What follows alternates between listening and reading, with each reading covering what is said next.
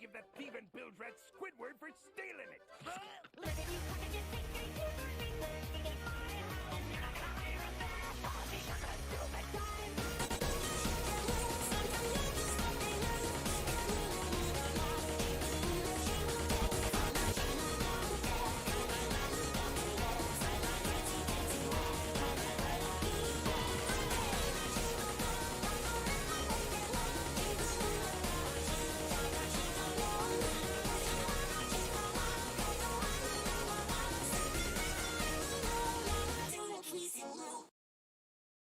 Ray Parker Jr. Here we go with Ghostbusters.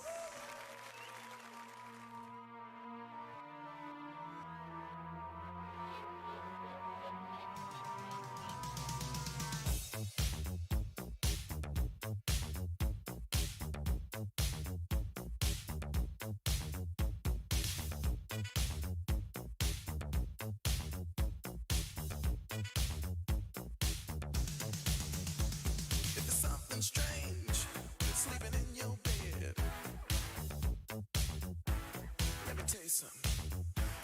If there's something weird, sleeping in your bed. Oh, let me tell you something. Bustin' makes me feel good.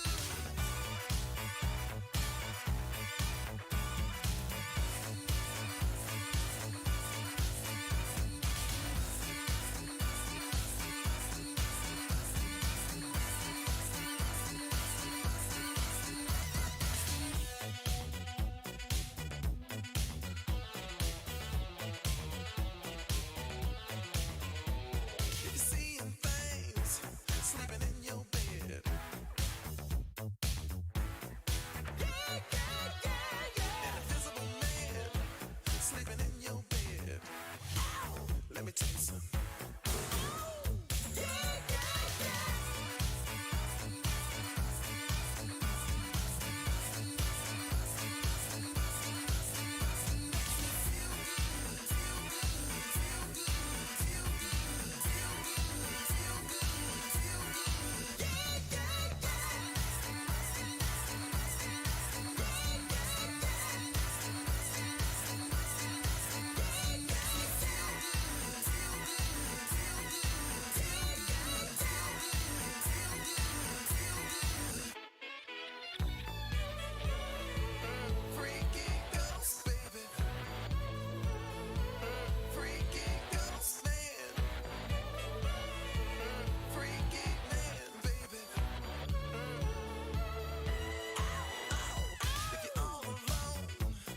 Sleep in your bed. Oh. Let me tell you something. Sleeping makes me feel good. I ain't afraid of no sleep.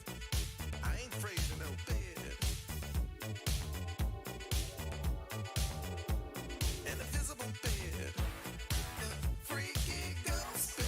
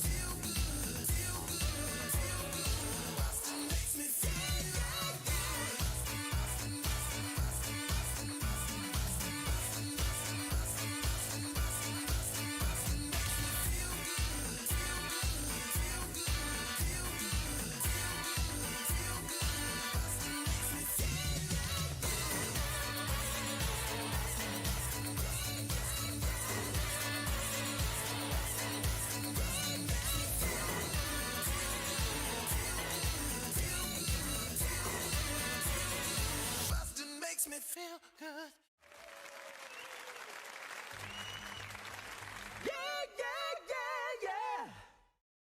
All right, welcome. Yo, hold on. Don't play music. I'm not ready for music. Now I'm ready for music. How are you guys doing? It's been a day. It's actually been a week, but it's been a day. Also, just a funky little fact. I fucking didn't realize this until like right before the stream. We've got a fucking viewing stream tomorrow. What the heck? What the hell? I didn't even notice.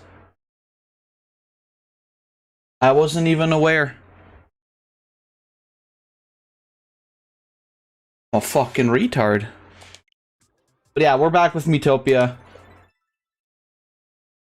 I'm happy. I want to see how far we can actually, like, take this shit today. I don't think we're gonna beat it. I feel like there's no way. But, you know.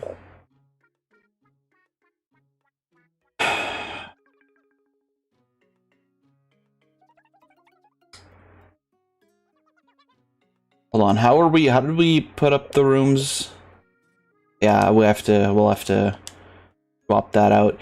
I guess who's like the next highest? Is it Liquid Sliggy? Oh, whatever. I'll be in the Hunt's room, and then Sack and Beppo can become friends. Yeah. That's good. That oughta do it. Play B-side dad battle from Jesus, what's it called? Friday Night Funkin' B-side mod.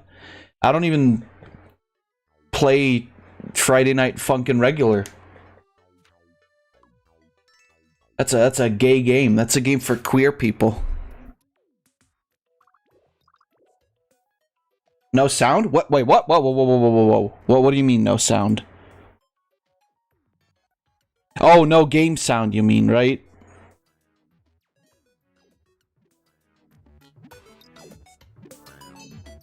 Is that better?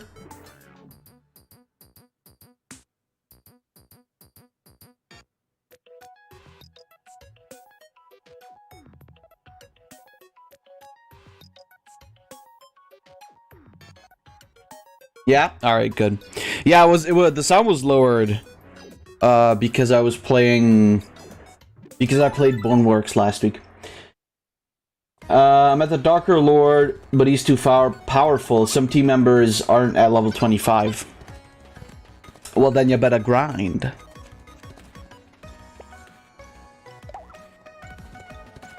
It's time to grind, baby.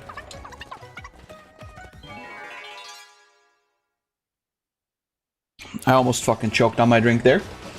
So yeah, yesterday I was at a coworker's birthday party, and it was a lot of fun. I got maybe drunk, perhaps, perchance. Yes. It was pretty sick. We played poker. None of us, like, literally, there was only one person out of this, like, group of, like, 6 people who knew how to play poker. And he basically taught us how to play. And we figured it out after a while, but then, like, by the end of it, everybody was so drunk that we just fucking kept, like, stealing each other's, like, poker chips and shit. It was like, we like, the guy whose house we were at, one of my coworkers went like, "Hey, can you open the window behind you?" And when the dude turned around, the guy, like, stole, like, half of his fucking chips, and he didn't even notice. It was hilarious. Sometimes it's nice to get drunk.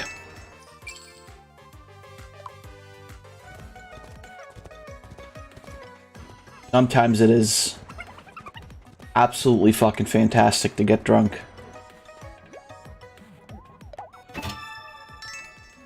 Within reason, of course. I had, like, I don't even fucking, what was it?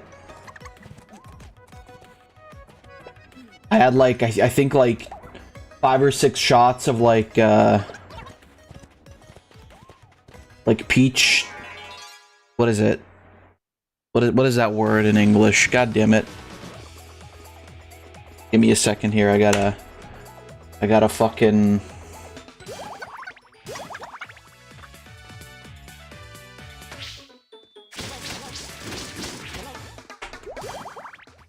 Come on, what is that?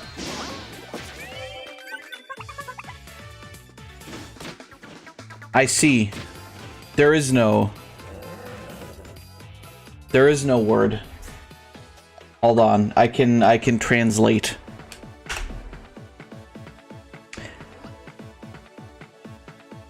Apparently it was apricot brandy. Fair enough. Hey, welcome, Lore. Yeah, I'd like 5 or 6 shots of like apricot brandy, and then like a bunch of those. I don't think you guys have ever seen these, but they're just like little vodka shots with like a shitload of sugar in them.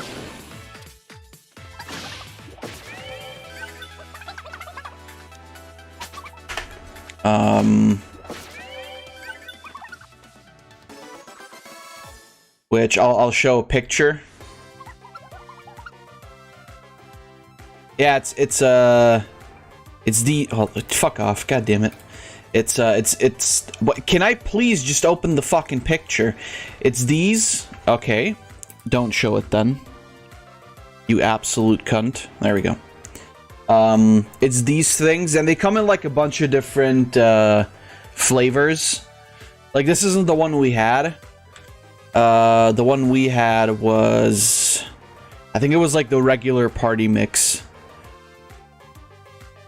But like basically they're like these little like mixed drinks, right?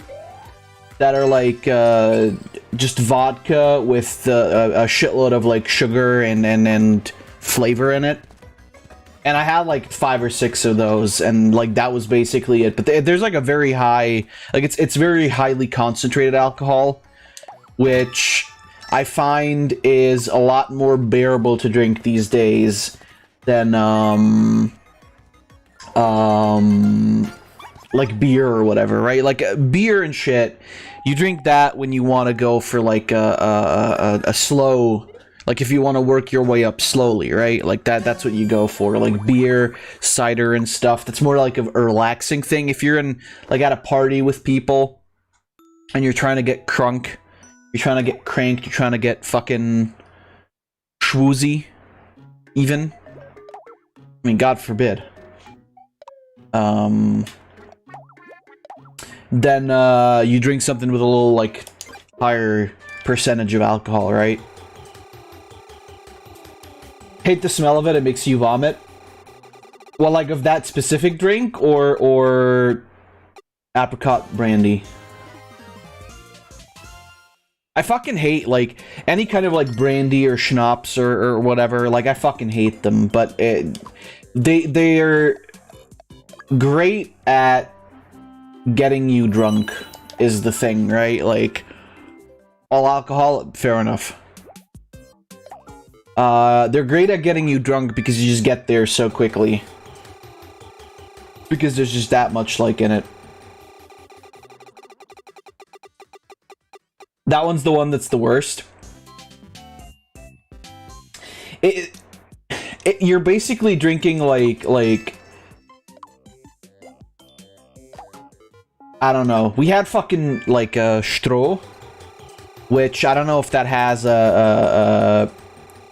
an English name, but it's basically it's just a drink that is like has an alcohol content of like 80%. And then it's got like a little bit of apricot flavor in there somewhere. We had that as well, but nobody dared open that because that shit was fucking... That's like, okay, listen, let's not go insane here. Somebody's gonna die. Or go blind, or both. I've learned my lessons with like high percentage alcohol though. Like, I've had a few lessons of life where I just fucking went ham with like high percentage shit, right? Didn't really take into account that I had limits What, like, concerning that, right? It was not pretty. It's the kind of blackout drunk where your friends think you're actually fucking dead. Like, you're drunk to the point where you're not moving, you're not, like, giving any signs of life. I've witnessed people like that, and then I've also been there. As the drunk person in that moment, you really don't realize, because time kind of just goes away. Like, time sort of ceases being a concept when you're that drunk. But it isn't fun for you afterwards, and it isn't fun for anyone, like, involved at the moment. Because they're fucking scared you might die. And frankly, you might, because that's, like, I remember downing massive amounts of Jägermeister, one after the other. Like, the little bottles, right? I remember downing so many of those. And the thing with Jägermeister is it's not even enjoyable to drink, right? Because there's no good flavor there. It just burns and is shit. But it gets you drunk quickly. Especially if you're like me and you just fucking, like, chug everything. Just, like, one swiggity, one swig, and bottle's gotta be empty. But yeah, I've learned my limits. Through extensive trial and error, if you will. After the 50 rum, 50 half rum, half coke, I started to despise drinking. Yeah, anything with coke is dangerous because the sugar makes it all the more effective, right? Which is why, like, it's better to drink shit, like, on its own, even if it's high percentage. Like, drink it in, like, shots, right? Not mixed with anything. Than it is to drink, like, mixed stuff. Because the mixed stuff, depending on the amount of sugar, can destroy you more than, like, tequila shots or whatever, right? I remember the birthday party of a friend of mine from Business Academy. Because usually tequila shots you do with like a little bit of lime and some salt or whatever, right? Like, you don't usually just drink you don't usually just drink tequila shots like that, right? Like, that's, because tequila, again, it's not really that great of an alcohol. But at the birthday party of that friend of mine, we just did tequila shots after shots, and it's fucking, whew. It was a good buzz, and we were all, like, drunk really well, but then there were a few people who weren't as trained in drinking, I suppose. You gotta be careful, like, goddamn. You gotta be, alcohol is fun, but holy shit. Stuff can go wrong so quickly. Like, I remember having to escort people to the fucking, like, ambulance and shit. Like calling an ambulance and bringing them to the hospital. It's, whew. Dangerous territory for sure. We had 2 glasses of it already. The third was the 50-50 and almost probably killed you. Yeah, it's like, mixing 50-50 is never good, though. Like, usually you'd want to mix, like, I don't know, like 70-30. That's usually, like, a pretty good amount, right? Because then it's not, like, super much alcohol compared to the drink. But it's also not like you're just drinking Coke, right?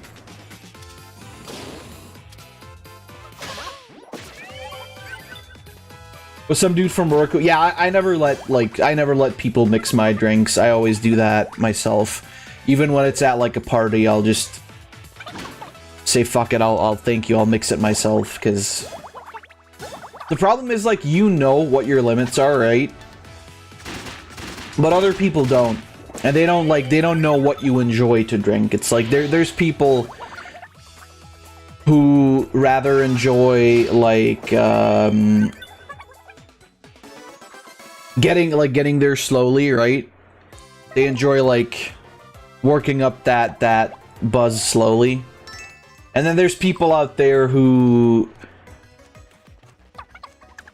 chug ethanol and hope they don't die. That's not me, really. Like, I mean, to me, it depends on the situation, right? Like I said, like, if it's like a birthday party or something, you know, I'll do, like, higher percentage stuff. If it's just to, like, relax or to sit back, like, watching a movie or something, or, like, just hanging out with people, right? Then I'll usually just go for, like, beer or cider. Well, not beer, but cider, mostly.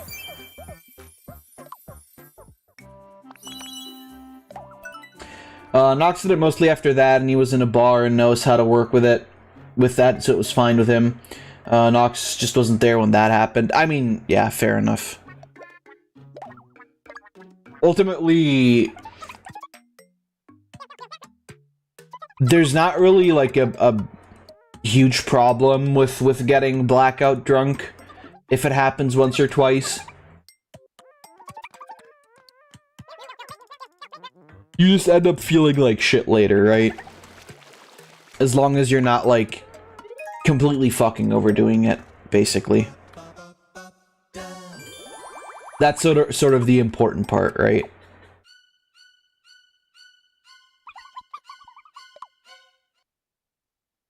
There's nothing wrong with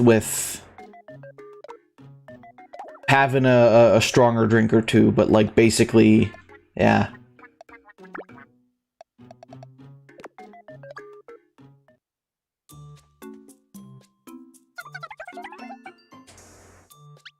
I mean, I will say, I don't know, what will I say? It's not a good feeling knowing, like thinking back that, like, being blackout drunk is fucking insane, right? It's like so much shit happens, and to me, like, that's kind of the worst part, because usually when I go to parties or whatever, I go there mostly for the experience rather than just to get fucking drunk, because I can just as well get shit-faced at home, right? Like, I don't necessarily need to go to, like, a party to do that.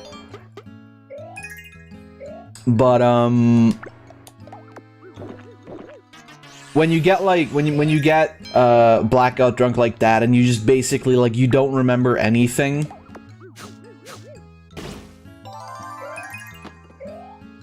it kinda, I shouldn't have given that to Floof. It kinda sucks ass, because then you don't even remember, like, what happened at the party or whatever, right? Which sucks. Like, that's not necessarily a great thing. I think that's shitty about getting blackout drunk, but other than that, I suppose it's fun enough once or twice. Like I said, in the moment. Afterwards, it's not fun. Next day, you'll feel like shit.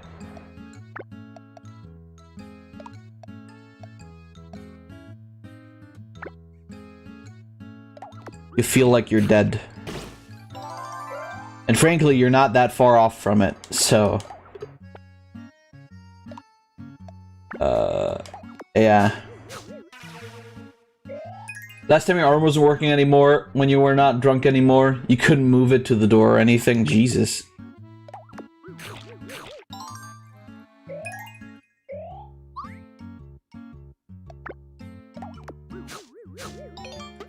But yeah, you know, I barely ever get drunk these days, and like really, really drunk.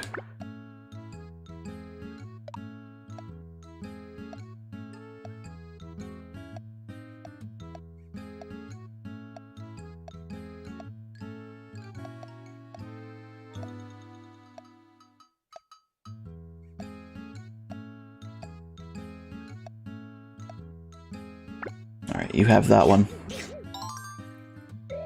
Doesn't matter.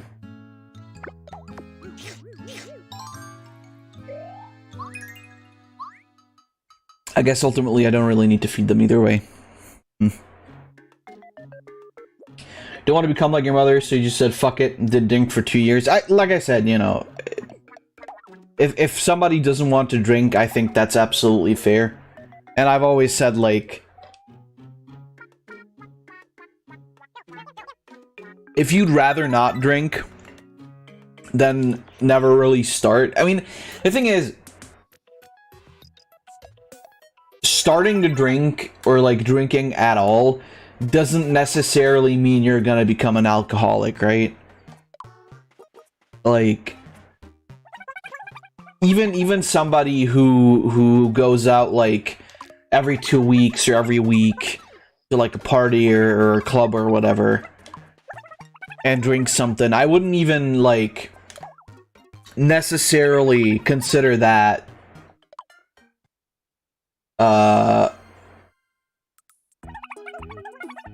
like an alcoholic, right? But yeah, I mean, that's Tidor.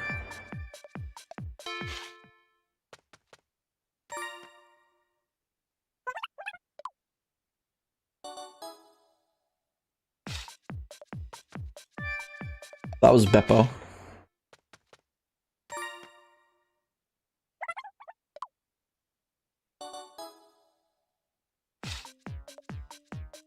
It was just fucking Tidor again. Fucking titless. I do like my Coke while meetings. Mostly because you realize that you actually get uncomfortable and scared when people are drunk. Yeah, I mean, yeah. That's kind of normal. If you don't know the group... Like, I've never really gone out with groups that I didn't know at all. Because... I think it's stupid to, like, go out drinking with people that you don't know. It's like, there's nothing wrong with, like, having a couple... Oh, even if you know them? Alright, fair enough. Fair enough.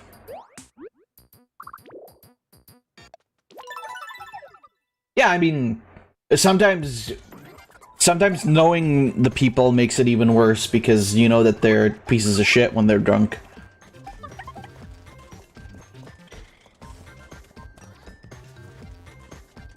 But yeah, for me it's like... I'm usually fine. Like, I'm not the kind of person who gets, like... I guess belligerent drunk, or like aggressive when I'm drunk or whatever, right? Like,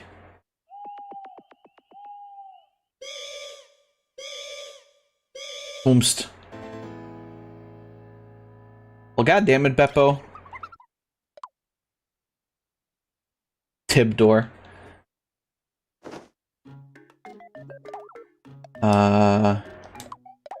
Yeah, I mean, like I said, it was just fun, right?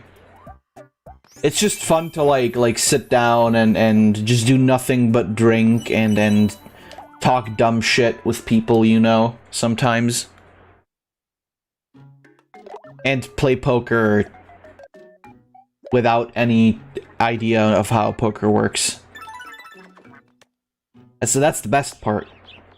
It's funny though, because the drunker we got, the more we kind of understood the game, which was very bizarre because how does that work?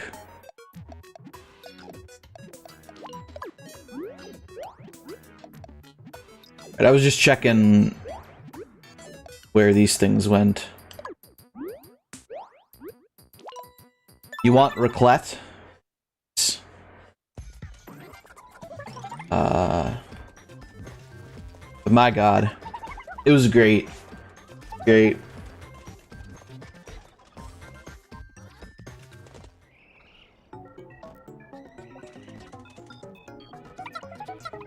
So is this the hamburger? I don't see any ham. Whatever. Chow time.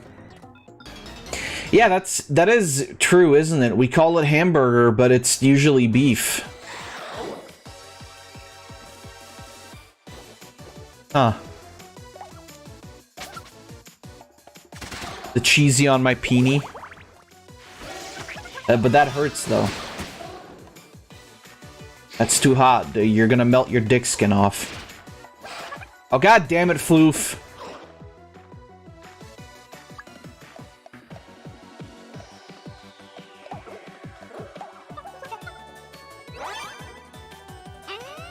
Burger would also be nice. Well, instead of eating the burger has eaten you, Floof, so...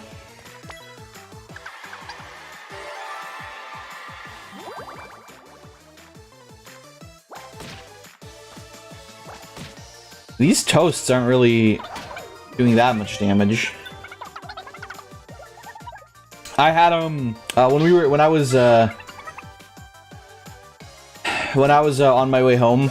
I stopped by a place to grab a burrito, and that was the fucking tastiest burrito I'd ever had. I was surprised, like, this is so fucking good.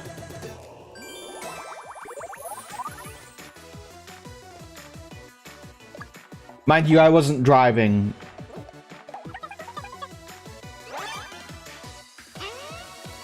I just had a Mexican place on, like, the route back home.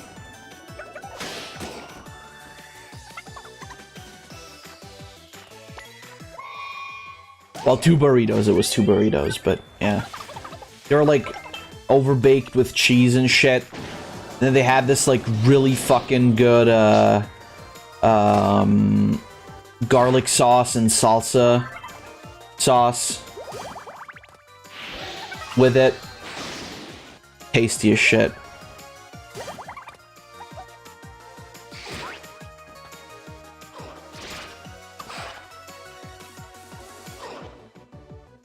Is this why Sack doesn't like burgers?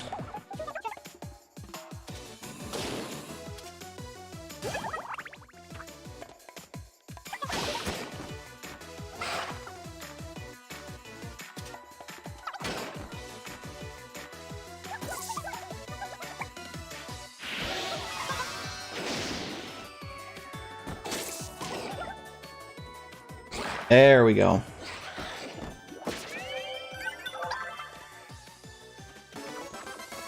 For me burger.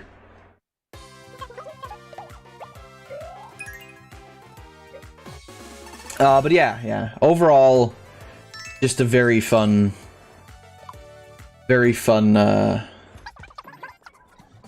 experience. Who'd have thought? We were almost meals for the hamburger. Shouldn't have got my hopes up. Well, best not to dwell on it. Here, a little thank you present.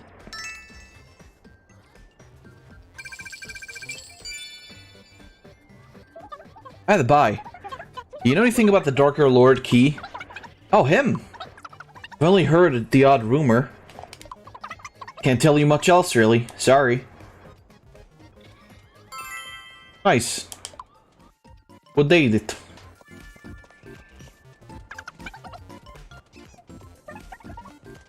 But yeah. What are you guys up to?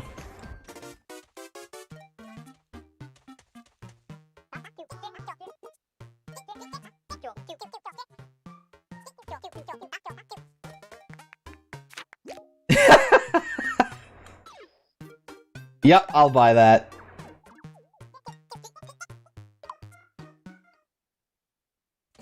I'll buy that picture of Floof being vored.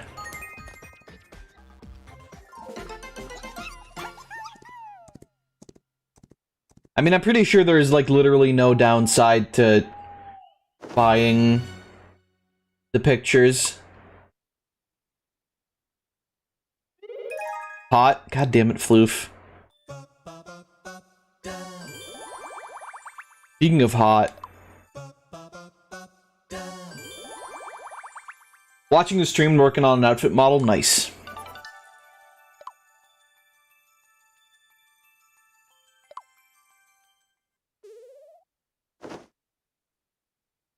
Nice. I love that Knuts is basically like completely naked except for the tank covering his cock. You want to order food? Well, then order food.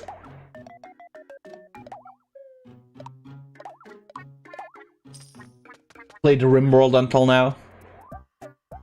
Nice. From what I read, apparently the, because RimWorld reminded me of Steam, apparently the high-end version, so like the best version of, the Steam Deck is shipping in April next year. So, you have food at home? Well, then eat the food that you've got at home. Which would you like? Down the hatch.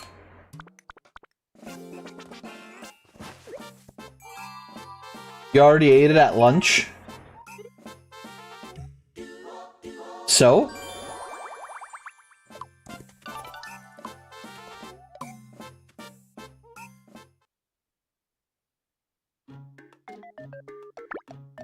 Burger? Well then, fucking order a burger. God damn it, Floof.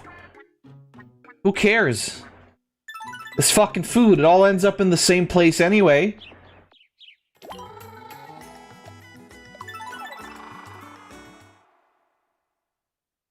Hamburger, cheeseburger, Big Mac Whopper. Hamburger, cheeseburger, Big Mac Whopper.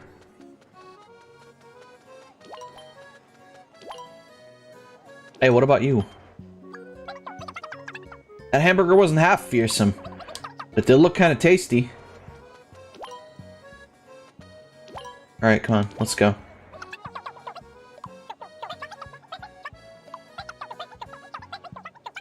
Alright, the abominable snowman.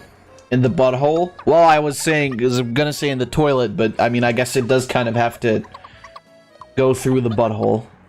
So, yeah. Sure.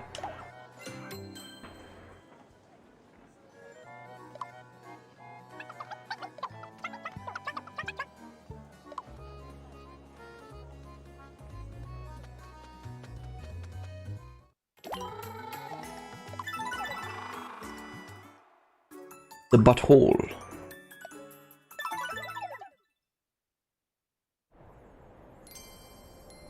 Can you eat with your butthole? I mean, there's a South Park episode like that. Where they eat through their buttholes and shit through their mouths, so I suppose. If you tried hard enough, maybe.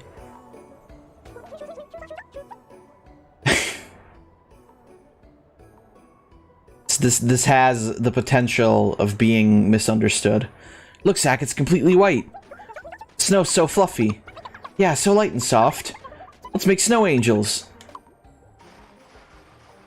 We're gonna talk about the South Park episode? Well, why not? I feel like that's one of those episodes that everybody knows. Just because of how ridiculously fucking gross it is, right? It's like the one where they're basically like replicating the human centipede.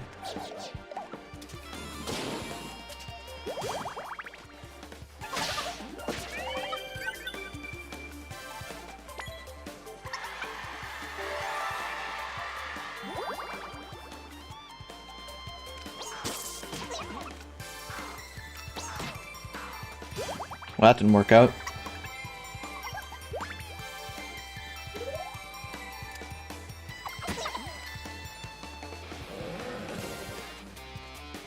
I haven't watched South Park in ages, frankly. And I don't really care to either.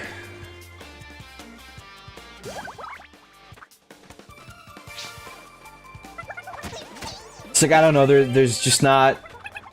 Still not that much for me to watch. I gotta be honest with you, like... I just finished season 3 of Attack on Titan. That was pretty fun.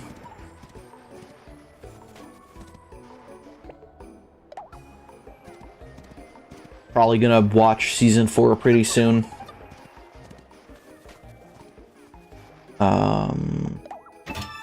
Yeah. That's it. Obviously still watching Tropical Rouge.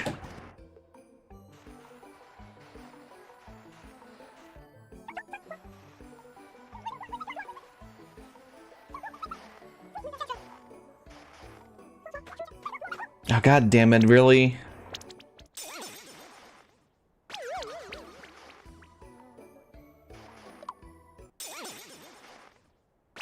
Didn't even give me the opportunity to do anything against it. I suppose it was bound to happen. Because that always happens.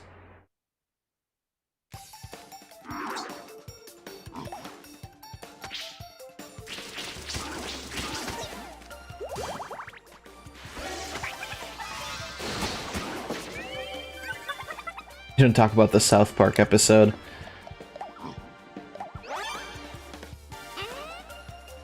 God damn it.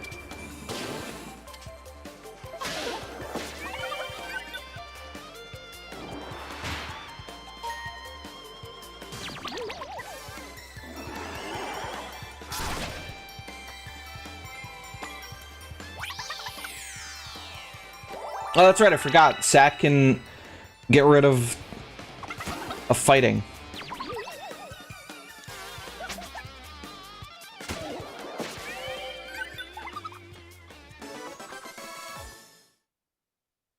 I think Sack, like... I think Sack can do that, and then I believe Tidor also has the possibility of doing that. Because of his cool personality.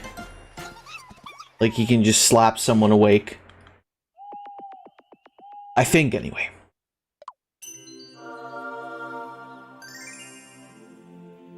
Damn. So many HP sprinkles, what the hell?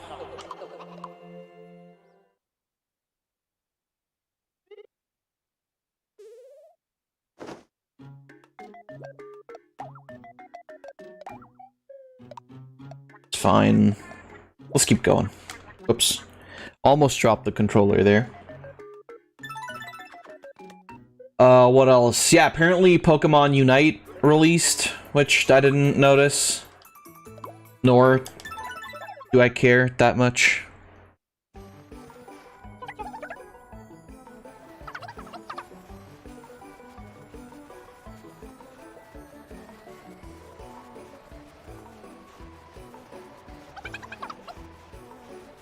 Apparently there's some info / rumors going around about Dead Space being remade.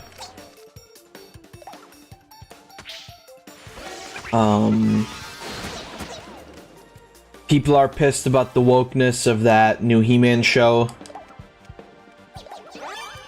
Which, again, I care very much about.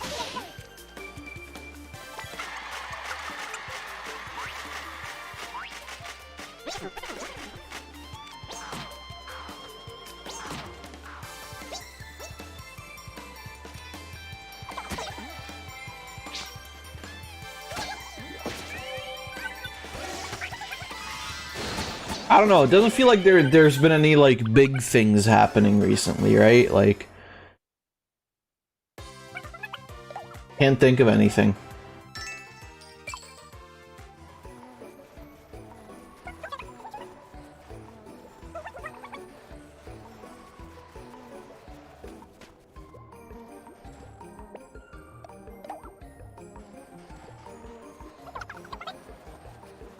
It's like, yeah, I don't know. It's like there's, like, not been anything, like, super big at all.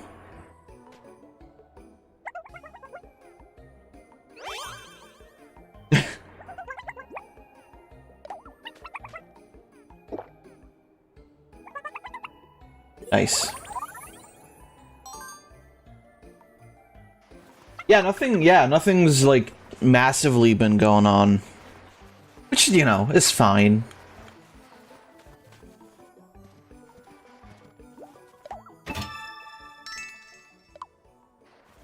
One thing that happened, Darman released another anti-hater video.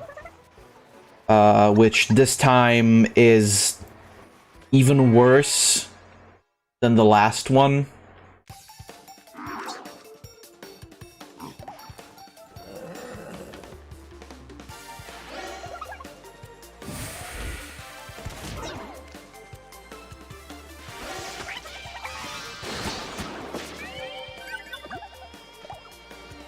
But, yeah.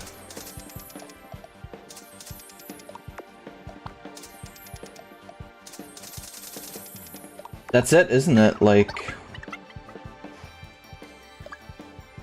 Oops.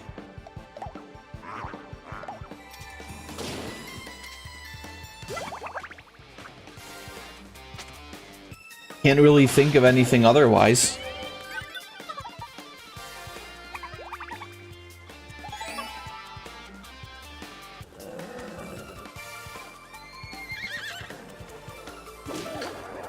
I mean, ultimately, yeah, like I said, it's fine. I haven't gotten any, like, indication or anything that, I have to pay for my Steam Deck just yet, so I'm assuming that I'm not gonna have to pay for it until, like, December or something. Maybe even later. Because they did, in the beginning, say that they're gonna be shipping them out in December, but then that turned into Q1 of 2022, and then that turned into even later.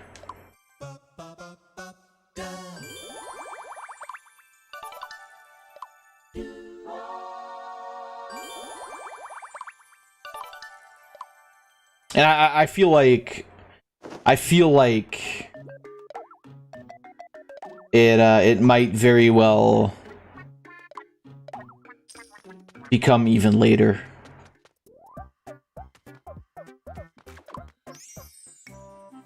Because there's like a big,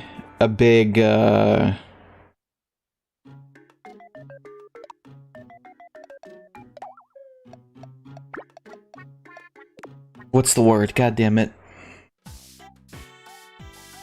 There's a big demand for the Steam Deck.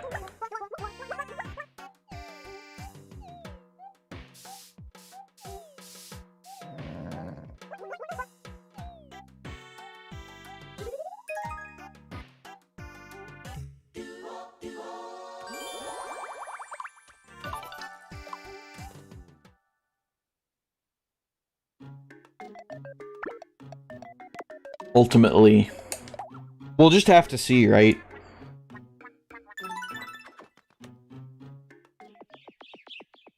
We'll just have to see.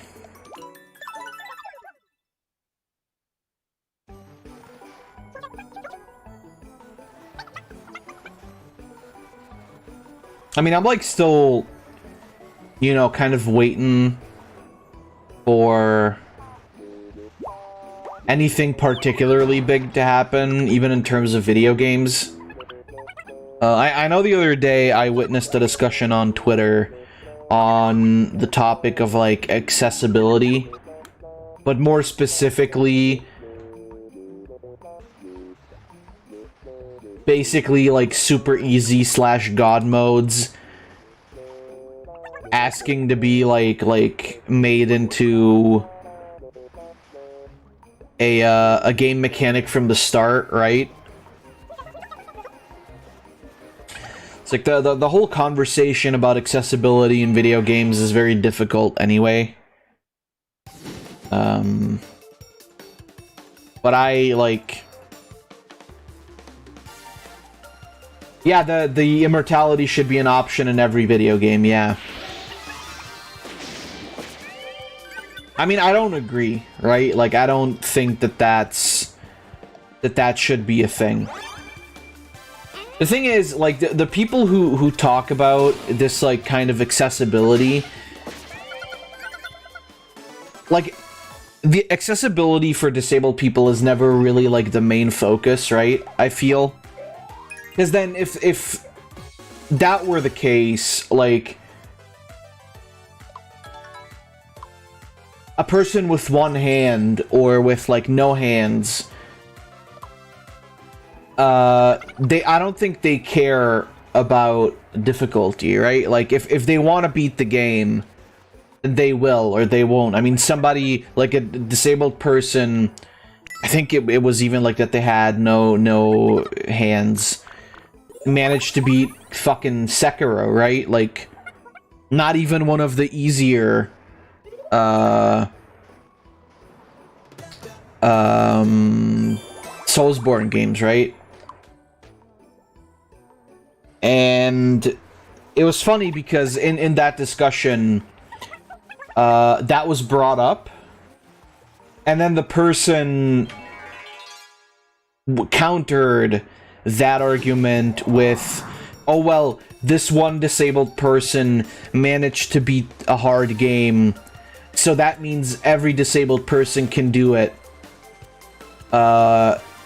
if they try hard enough. And they were saying this in like a or writing this, I should say, in a sarcastic tone, when, like, I mean, yeah, that's true, isn't it?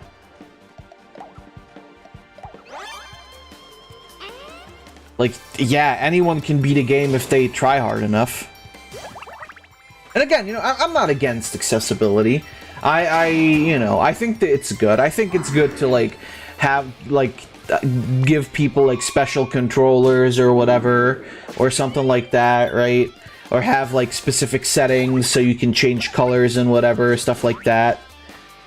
I think it's fine to accommodate for disabled people. I just think nobody's winning anything out of it if you just add, like, an immortality / god mode right from the start, right? It's like, it basically, there's then incentive to not play the game at all, because if I'm not playing the game for the gameplay's sake, / if I'm not playing the game for the sake of a challenge or whatever, then I don't need to play video games. Right? It's like, there's a whole discussion in general recently about how, is it okay to play video games on easy mode? And sure, it is. You can play games on easy mode. Nobody cares, but then you can't act like you didn't play a fucking game on easy mode. Because there's a lot of people who talk about how, like, oh, it should be normalized. We need to normalize, like, playing video games on easy mode. You can play a game on, like, if it's a single player game that you play on your own, you can play that on any fucking difficulty you want, but then the problem is that the average person doesn't write an article on the game. And if you're not gonna write, like, if you're gonna write an article and you're not gonna play on, like, at least the standard difficulty it takes to fucking play a video game, then don't play that video game. Just play something else. I don't want to read an article by someone who needs to dumb the game down to be able to beat it so that they can shit out some retarded article, right? Like, that's in itself, that's already basically, like, just kind of showing how little effort you're, like, ready to put into your article about video games. Like, if you don't want to beat a game the way it's intended, if you just want to get through it super quick and whatever, then I can already tell, like, you really don't care about the game itself, you just care about shitting out an article so people click on your website the first and you get more money. Fuck you.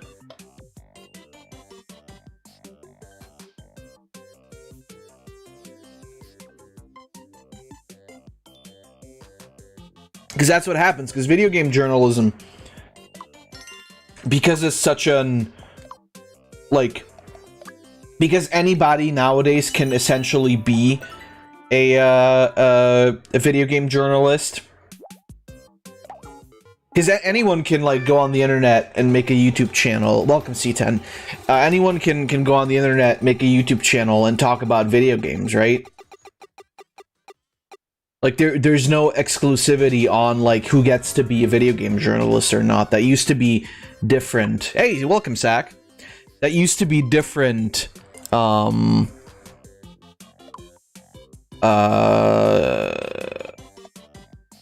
Back in the day, right, where like YouTube wasn't as normalized and YouTube channels weren't like as much of a thing. You took a nap? Hell yeah. Which, you know, which is why like nowadays these websites, they want to get through like Kotaku or whatever, or like what other, there's a bunch of other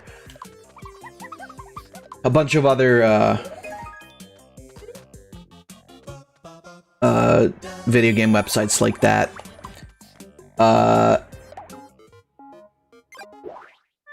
They're all like basically racing each other to see who can shit out the article about the game first, because they know then like people will click on that first and they'll get the most clicks, meaning they'll get the most revenue. But then the game itself essentially becomes like secondary, right? Like that stops being important.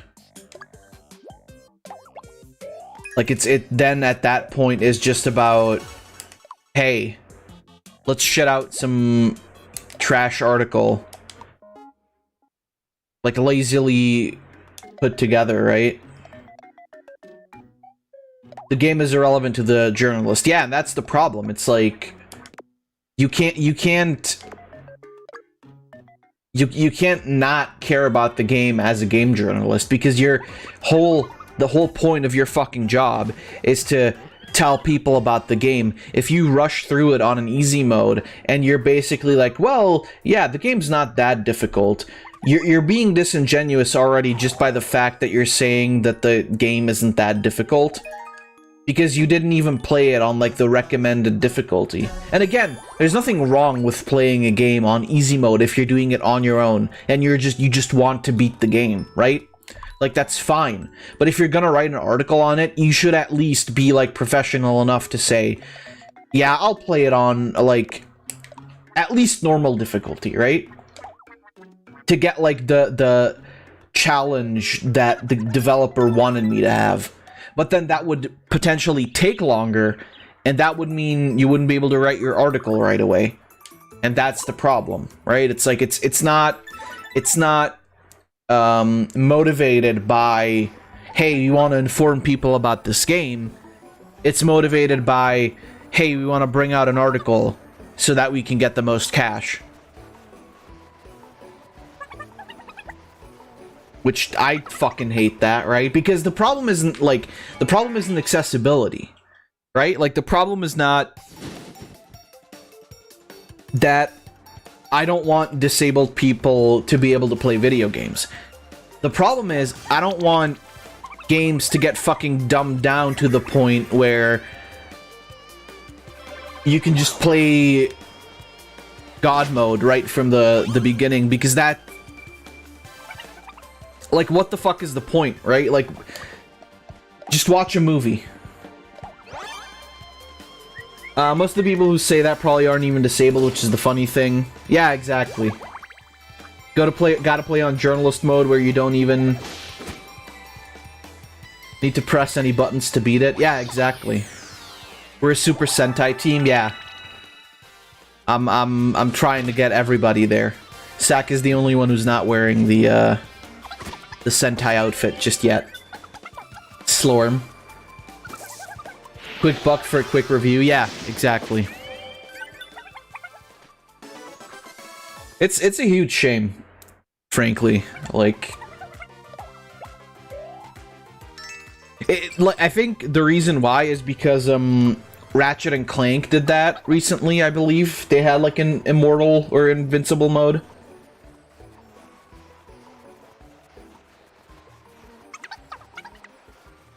But it's like, the thing is, like,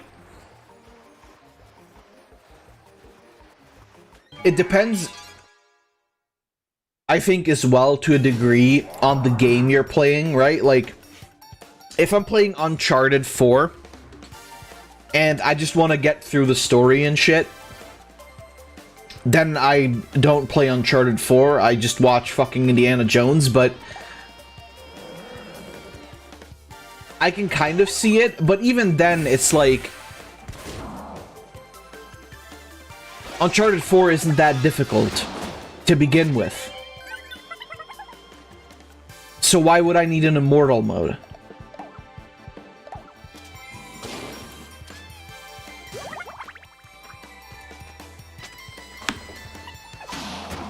It's really just the fact that, like, people have kind of come to a point where everybody will argue that the newest game is the Dark Souls of its genre, because there's even, like, slightly any kind of challenge involved, right?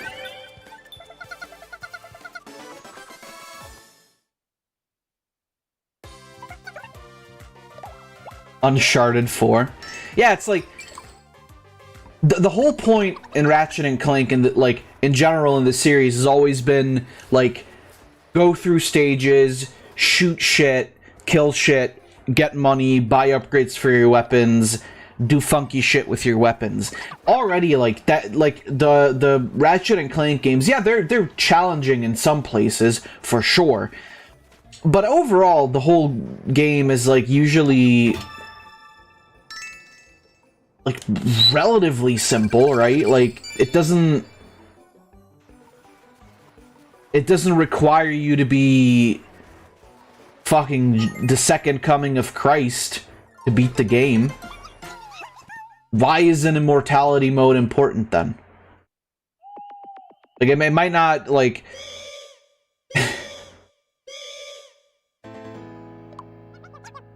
like, sure, somebody who's disabled might find it harder to beat it, but even then, it's like... Ratchet and Clank isn't that difficult. If you were to make the... Even if you were to make the argument, though, that, like... something like Dark Souls is too difficult for a disabled person. Like, just don't play Dark Souls then. Just play something else. Not every game is for everybody. There's nothing wrong with not playing a game because it's too difficult for you. I don't know. It feels like people just assume that it's important to, like, for everybody to play every game. When, like, no. Like, if you can't play a certain game, don't play that game. Nothing wrong with it. And if you want to play it you'll play it anyway, right? Like, even if it's difficult. I was fucking shit at Dark Souls when I first started out playing it, but I enjoyed myself. Well, not so much enjoyed myself as just wanted to see some more of it. Because, to be fair, like, the people who get, like, remastered edition nowadays, they're much better off than us losers who had to play fucking Prepare to Die edition on, like, PC even. Even on any of the other consoles, Prepare to Die edition was shit. Back in my day, we played Dark Souls at fucking 5 FPS. We entered Blight Town, the fucking game would crash. We had to spend like a day downloading and installing DS Fix just so we could play the goddamn game on PC. And then we couldn't even save because you needed Windows Live for the CD version. And that got discontinued.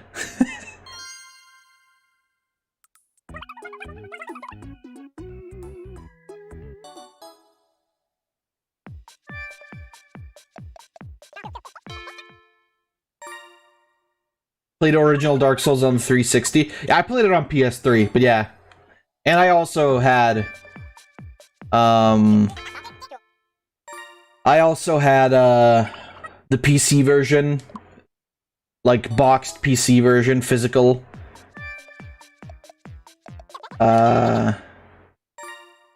That like still says like Windows Live on the very top of it.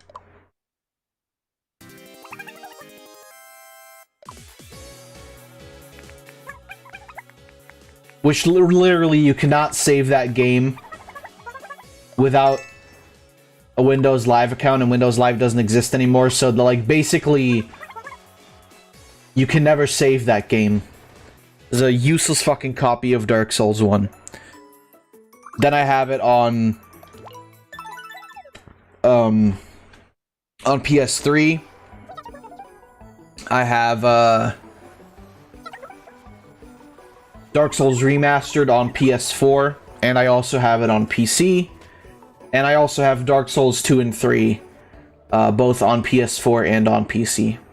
Actually, never mind. No, I have Dark Souls 2 also on PS3. If I ever had an Xbox, I potentially would have even bought Dark Souls 1 and 2 for Xbox 360, and then maybe 3 for... Yeah. I, of course, also have Bloodborne on PS4, but that doesn't exist on any of the other platforms, so... And I bought Sekiro twice. Once on PS4, once on PC. So yeah, FromSoft has all of my money. I don't know, I don't mind rebuying games on PC. If it's something I know I'm gonna enjoy, I don't care. I'm fine with paying... I'm not fine with paying $60 again.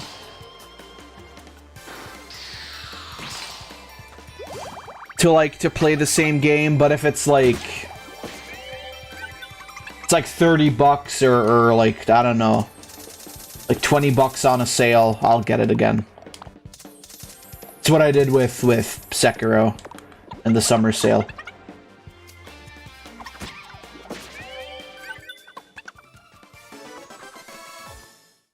Ultimately, it's just about like better playability and, you know,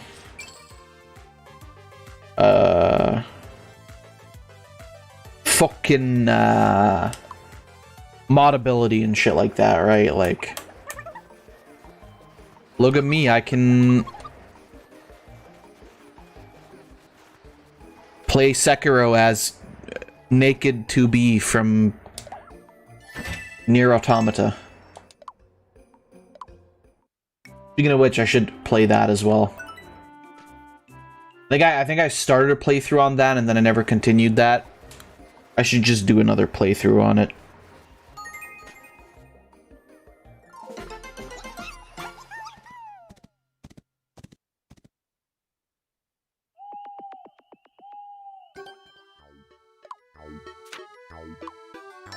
Oh, look, it's Bayonetta. But where are her legs? Speaking of Smash characters, are there any news on when that fucking Nicktoons Smash game is coming out?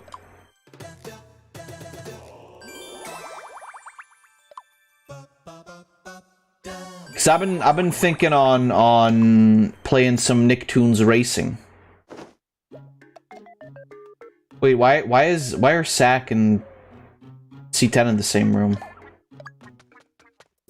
Well, whatever.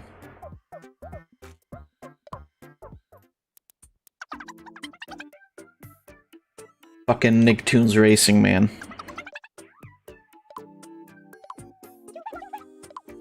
The saddest part, by the way, the saddest part about fucking having played through all versions of, or all currently available versions of Crash Team Racing is that I can never play Crash Team Racing on stream again. What the fuck?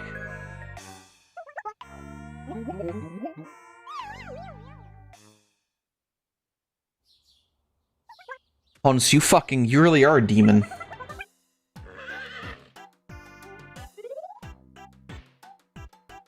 Everything I found says Nick All-Star Brawl is scheduled for A. I see. Oh, a Q3 2021 release. Yeah, so fall. Alright, yeah, I mean, fair enough. That's okay.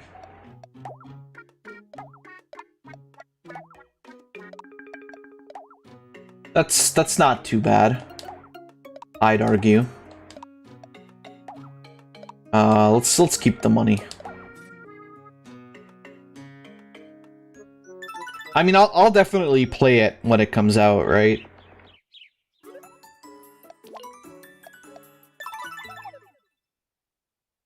I'm gonna kick people's shit in as SpongeBob. Can't wait.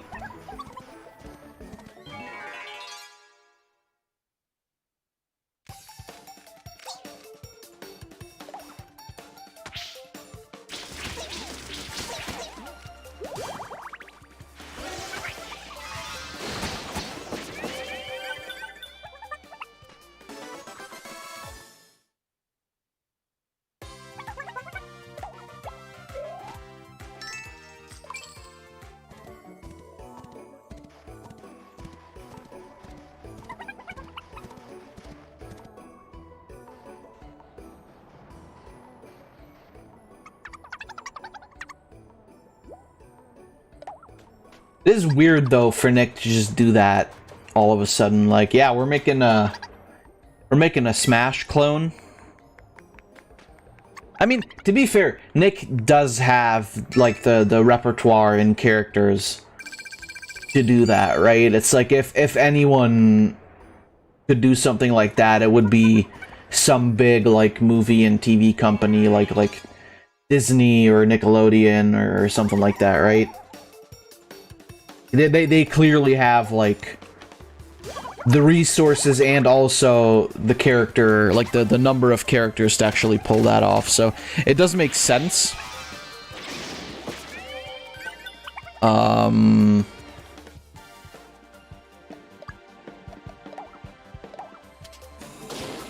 it's still a surprising thing, right? Like, okay. Fucking Nick Smash, sure, why not? I mean, there have been, like, plenty of, like, Nicktoons games, right? Like, there's been... I don't fucking know. Like, Nicktoons Racing, they were, like, basketball... No, that was Cartoon Network, wasn't it? The basketball thing. I know, yeah, there was a Cartoon Network racing game as well, though. And then Nicktoons usually had stuff like, which also I need to play on stream, the fucking Nicktoons Unite, the first one, where it's Danny Phantom, Jimmy Neutron, SpongeBob, and Timmy Turner. I played like a few other ones of those as well, like here and there, but none of them I remember being as fun as the first Nicktoons Unite.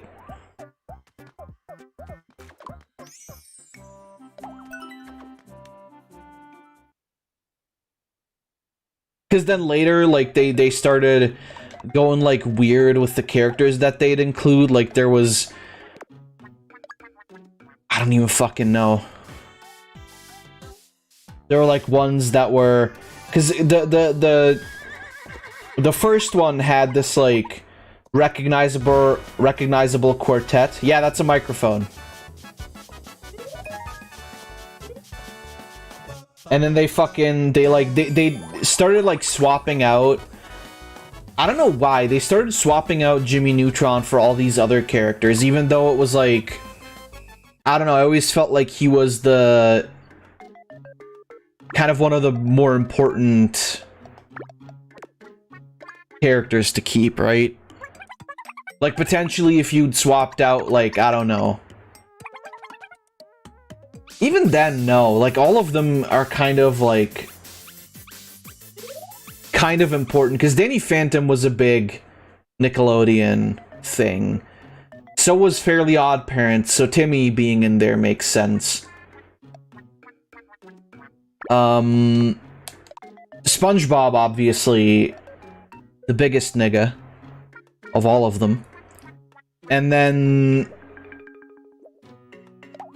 like, Danny Phantom as well. No, I already said Danny Phantom. And then Jimmy Neutron as well, sorry. And then they swapped him, like, they swapped out Jimmy for, I think in that Volcano Island one, they didn't even, like, he was in there, but he wasn't playable, I think. Something like that.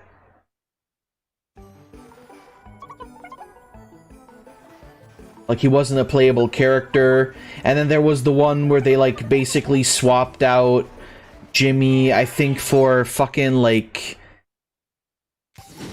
Tak from Tak and the Juju Boys.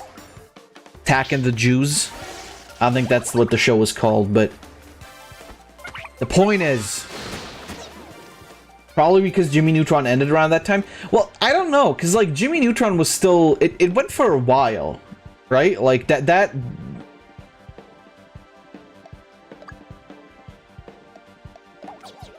I don't know, and that show was, like, remembered by people as well. Like, everybody's heard, even if they haven't seen Jimmy Neutron, they've heard of Jimmy Neutron, right? But, like,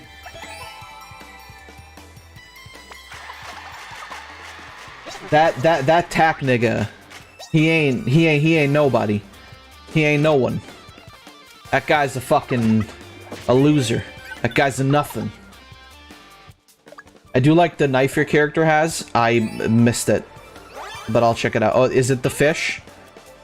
Better not be the fucking fish. Attacking the Power of Juju. Yeah, that's the full name. I remember seeing the show and thinking it wasn't bad. This was like years back already, though. However, I don't think it was as, like, memorable as Jimmy Neutron.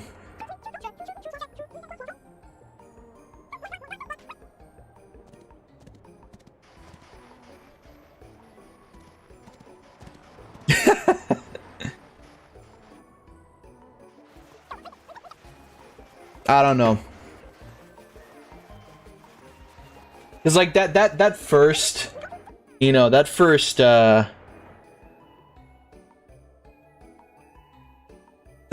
game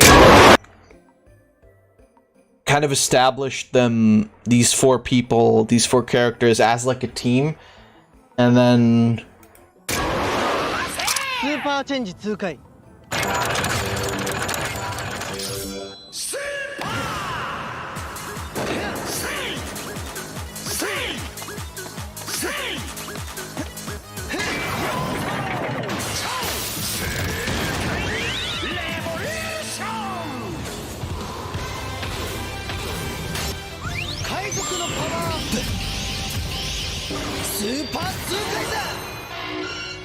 what in the fuck?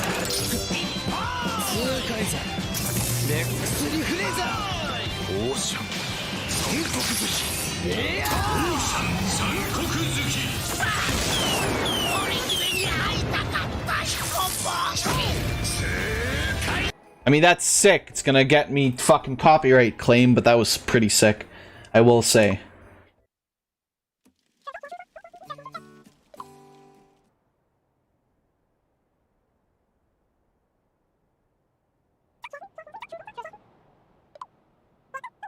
Look, a shooting star. Hell yeah.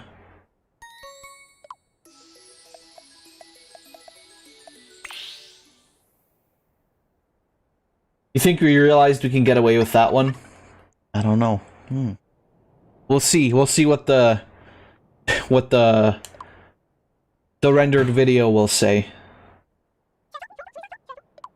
I mean, usually it doesn't fucking matter anyway, right? Like, usually even if there's some copyrighted bullshit in there, it'll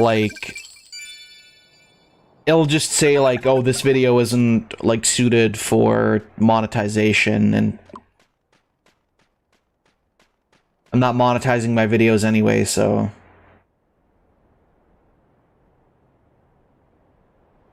who giveth a shit?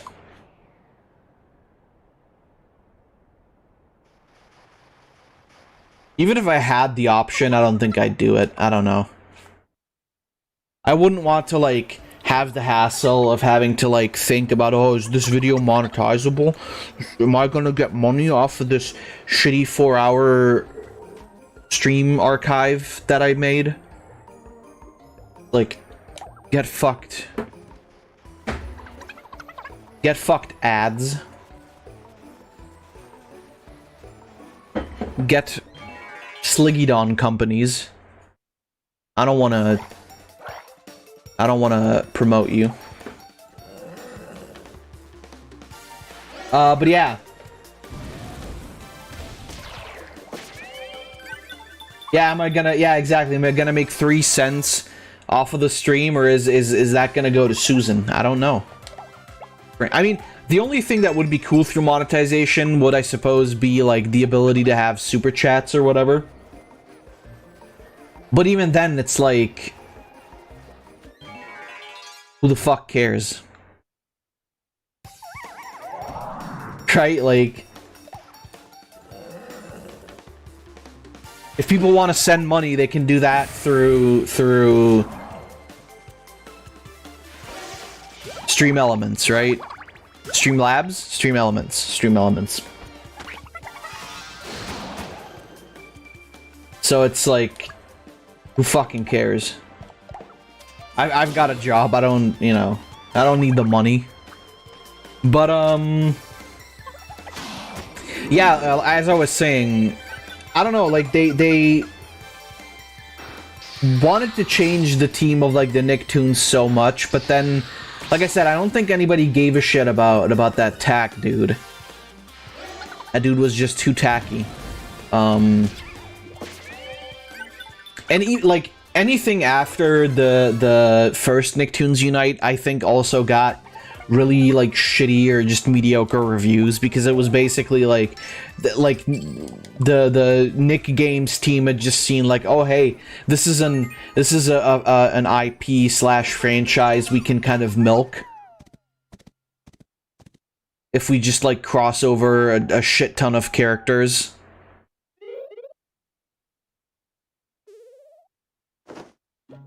And I mean, fucking worked, I guess. For a while.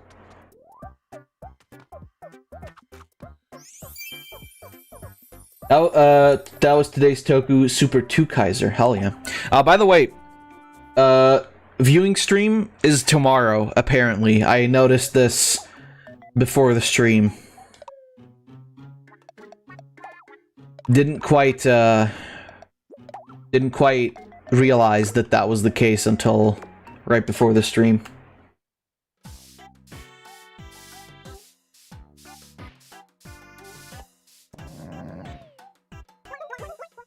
Boy, but we nice. It would be nice if a big horse butt got in the way. What?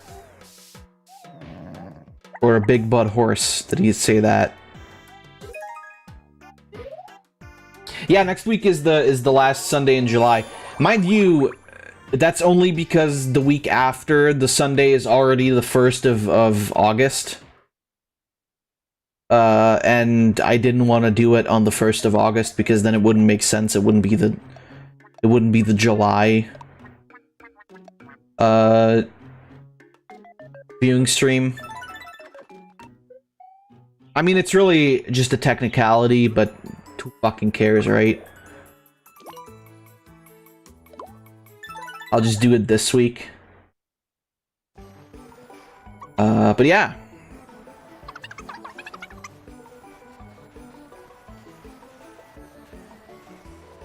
Yeah, I definitely gotta play that first Nicktoons Unite game, though. I'm pretty sure I never actually beat that. I always got to, like, because I played it on the PS2. I always got to the last, like, the Jimmy Neutron world, but then the game, like, the disc was scratched or something, and it would, like, always end up crashing, and I could never actually get to the end of the game.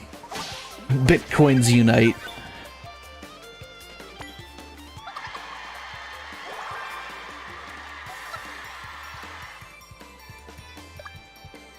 I mean, yeah, you know, if you think about it,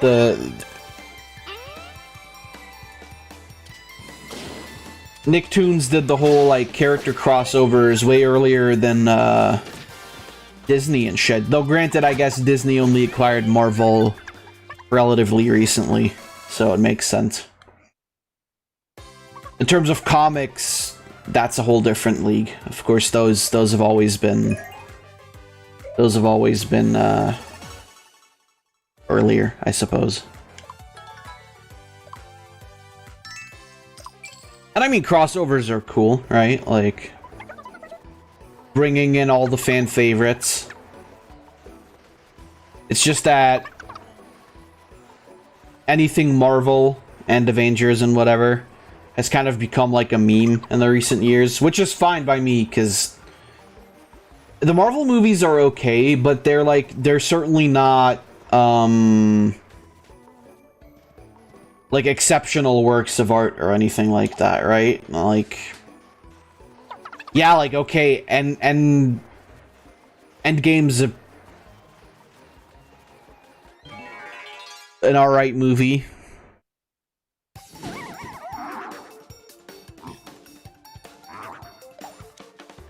Endgame's an okay movie. Fucking the one before that.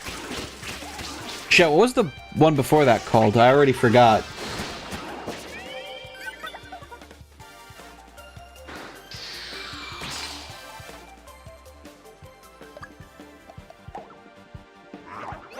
Infinity War. There we go.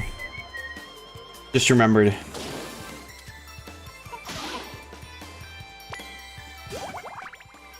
Yeah, Infinity War. They're very overhyped. They're absolutely overhyped. That's from someone who likes superhero stuff and comic books and all that. Well, the thing is, like, they, at the very least, like, sort of gave an end to the MCU, except that they didn't, because they're still doing fucking MCU shit. It's like the TV shows like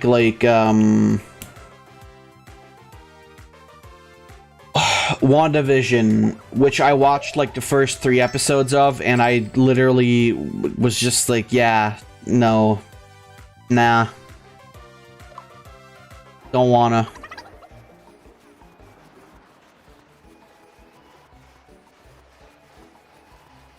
They're fucking Falcon and the Winter Soldier. That's still going, or has been still going. They're doing some Loki shit now. Yeah, the Black Widow movie, exactly. It's like, yeah, okay. WandaVision, I literally could not stomach to, like, past, like, the 3rd episode. It, like, they were laying it on so thick that it was basically, like, not really real. Like, no fucking subtlety at all. And I don't know, like, the premise of oh, it's like a cute little, like, 50s, 60s sitcom. Isn't that adorable? It's like, that didn't really... It didn't do much for me.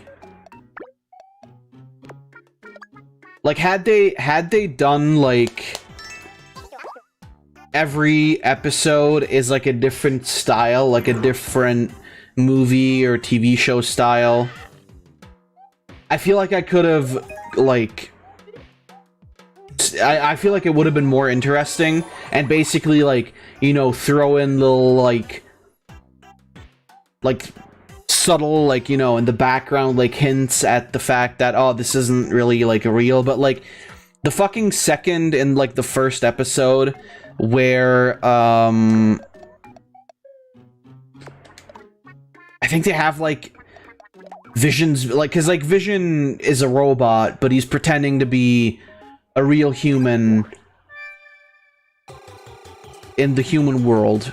Riveting, I know. And then Wanda, you know, she's fucking Scarlet Witch, so she's pretending to be a normal woman and stuff. But then basically they have Vision's boss over, and his wife for a dinner, and the boss ends up like choking on like a piece of meat or something of the dinner, and like the wife says some shit, and then she just like starts like really creepily saying shit like stop, oh stop, stop, stop over and over again. And it's like it's so like immediately obvious that yeah, okay, there's some shit going on here that's not supposed to be like that. Or there's the scene where they fucking like the second or third episode, I don't know, I don't care. Like there's like I think it's like black and white, right? The episodes, they're in black and white, but then there's like like a red little like toy helicopter is flying past, and it lands in like the bushes in the front yard of Scarlet Witch or whatever, or like Scarlet Bitch, am I right? And it's like, oh, and it says like, oh, it says Stark on it. Whoa, was that like, well, that's well, who's that? Stark? What the fuck is Stark? Is that from the real world?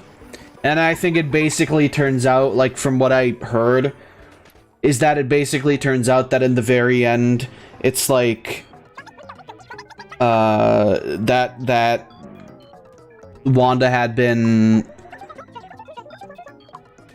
like brainwashing an entire city to believe that they were in like this 50s sitcom to, I guess, cope with the fact that Vision had fucking gotten game ended in Infinity War. Jon Stark, Game of Thrones crossover. Yeah, sure. Bring in Game of Thrones, that'll make people happy. Because that show is just loved by so many now, isn't it?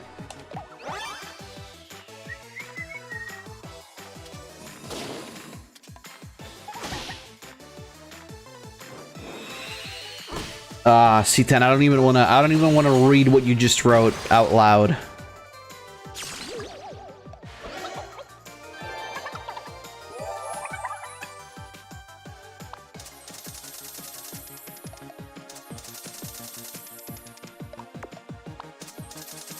They just caught up to how I always felt about the show.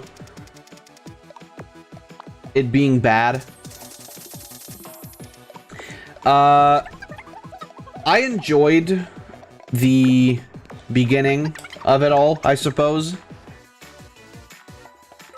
But I don't know. It's like Game of Thrones is like, even going back to it, it's just like, yeah, everybody fucking dies, and then he introduces these new characters, and it's like who gives a shit? And it's all like, I don't know, it's like, it's so weirdly edgy, right? Like, I get it, it's medieval times and whatnot, and there's a lot of fucking and killing and shit going on, but it's like, I don't know. It always felt like a bit too modern, right? It's like when I say that, I mean with like characters like what is fucking Peter Dinklage's character? I forgot his name. The Dwarf Man.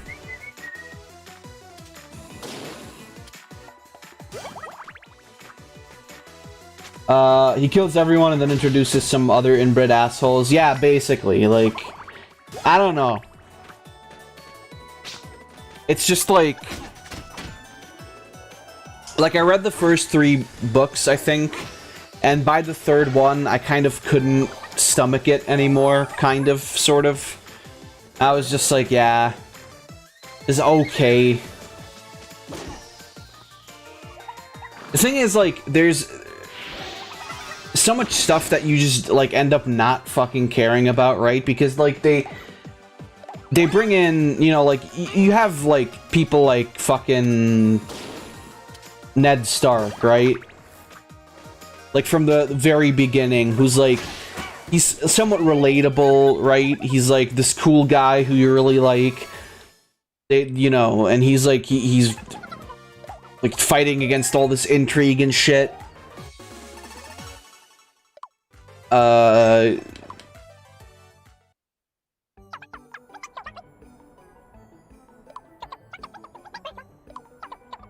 And like you root for him, and it's like, oh, he's like more and more like realizing the truth and whatever, and it's like a fight against time, and then he ends up like even getting hurt and stuff, and it's like it's really cool in that regard. And then once Ned Stark dies, it just stops being interesting to me in a way, which I know happens like in the first fucking book or whatever. Like, just really early on in the story, but it's like, after that point, I just have, like, no, I don't know, none of the other characters ever interested me as much as Ned Stark. Wonder if they're using WandaVision to lead into a House of M event? I don't know. Great picture. I'll take it.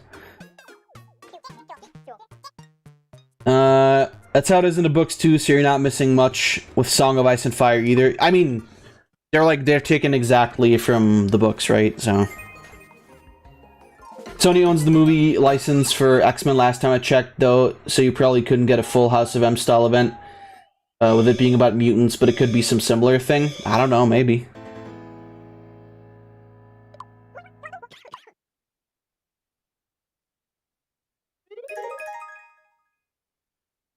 I mean, Sony still owns Spider-Man, right? Does Sony still own Spider-Man? Yes, I think so.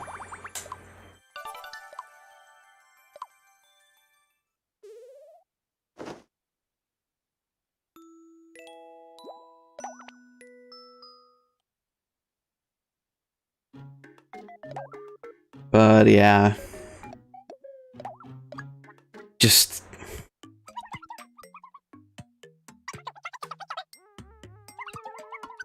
it's just not many, like, interesting superhero movies, really. Like, the last superhero thing that I remember being entertaining was, Invincible, right?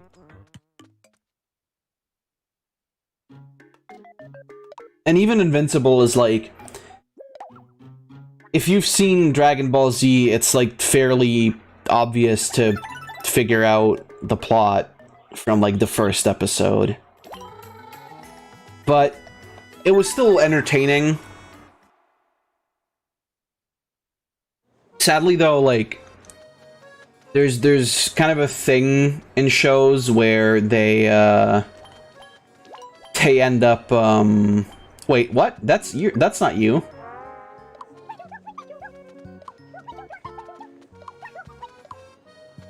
That's a different chef. Whatever, let's go with that other guy. Well, actually, if that's story, then we'll just go with this dude.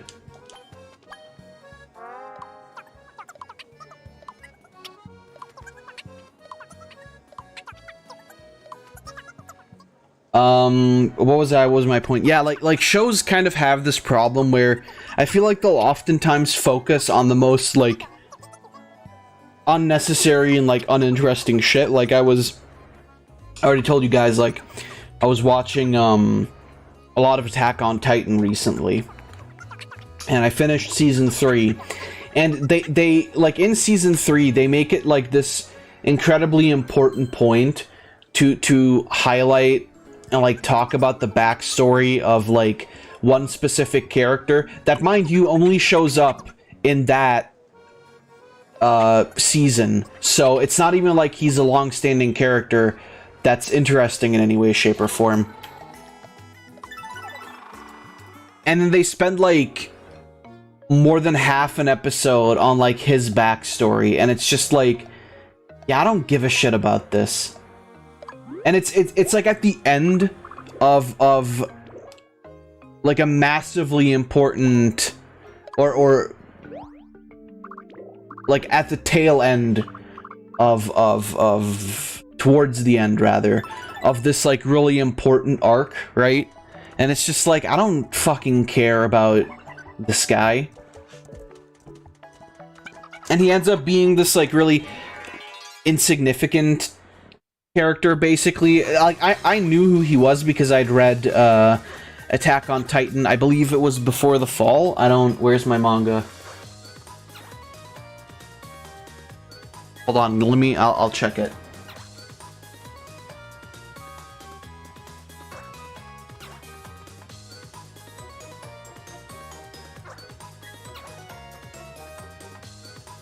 Okay, no. It was Attack on Titan No Regrets. Attack on Titan No Regrets is what it was, which is like the backstory of Levi. And that's why I knew who he was. No regret, yeah. Attack on Titan ended a while ago. The manga did, yes. The anime, I believe, is still going. I don't know. The end of season 3 is basically them, like, finally moving past the walls and getting off the island that they're all trapped on. Spoilers, I know, but fuck you. And they basically learn, like, they finally get to the basement. And that's the thing, it was like, they were, like, getting closer and closer to figuring out, like, getting closer to the point where they're going back to fix the wall and get to the basement. To Aaron's basement to see what his dad had hidden away. And then they throw in this, like, episode of just fucking Kenny Ackerman's, like, backstory. Like, we're supposed to care about that dude. And then basically Attack on Titan No Regrets is... I'm not even sure if that's actually, like, an official story, to be completely honest with you. I think it is, though.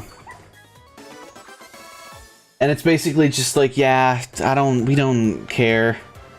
This guy's a faggot. Spoilers, they attack Titans, probably. The funny part is that, like, the name Attack on Titan isn't really, like, it doesn't... Because the title in Japanese, Shingeki no Kyojin, is like, a reference to the name of the Titan that Eren has. Like, you know, like, there's the Colossal Titan, and then there's the Armored Titan, and then there's the Female Titan, and then Eren's Titan is the Attack Titan. And in Japanese, it's literally the Shingeki no Kyojin, but you can't really, like, you can't name a show the Attack Titan. I mean, you could, but it wouldn't be very subtle.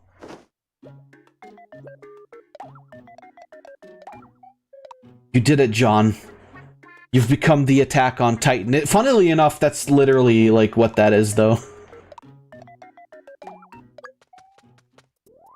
You finally become the Attack on Titan.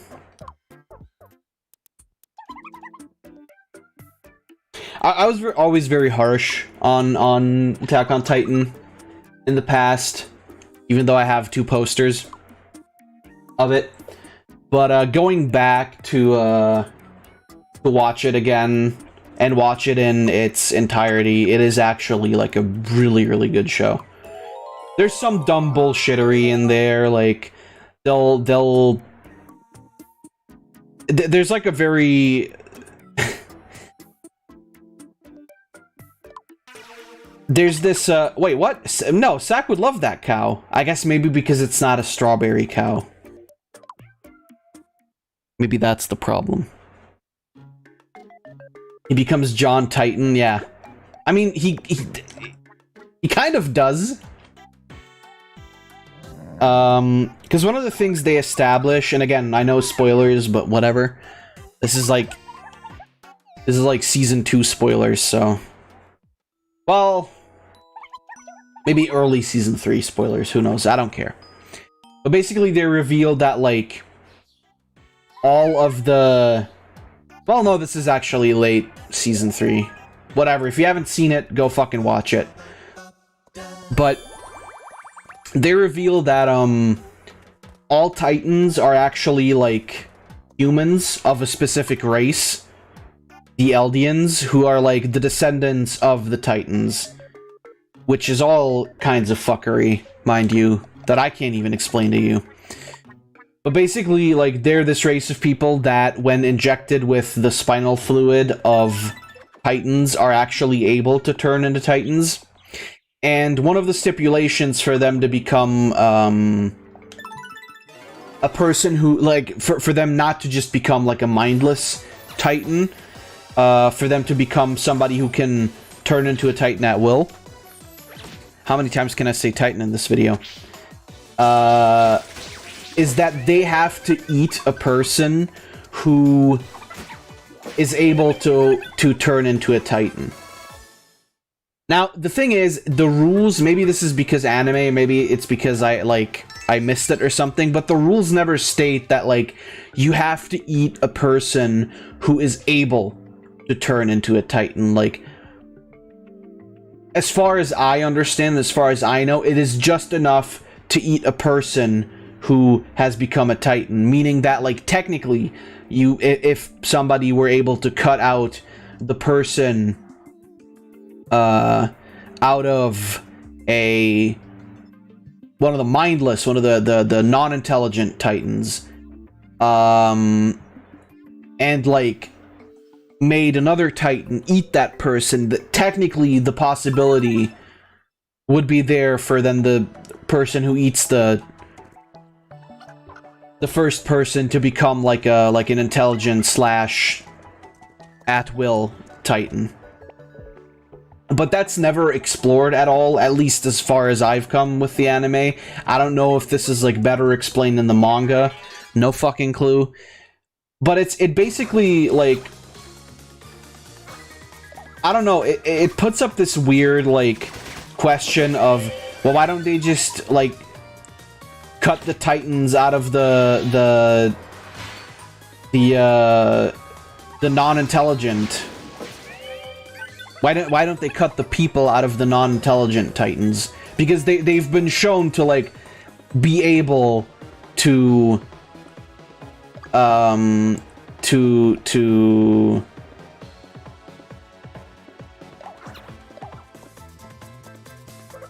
capture, like, the smaller Titans.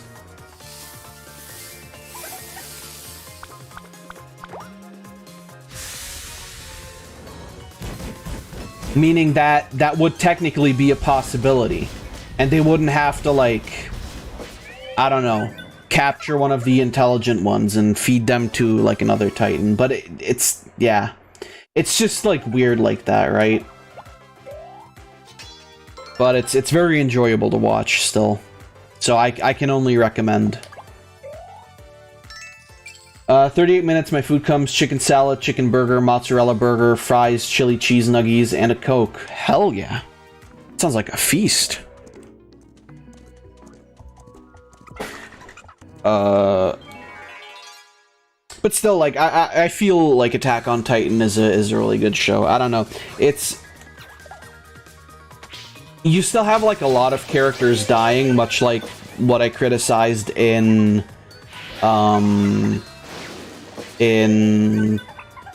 Game of Thrones, but it's usually characters that are, like, somewhat secondary. Like, none of your main characters really die, which is fine by me. Like,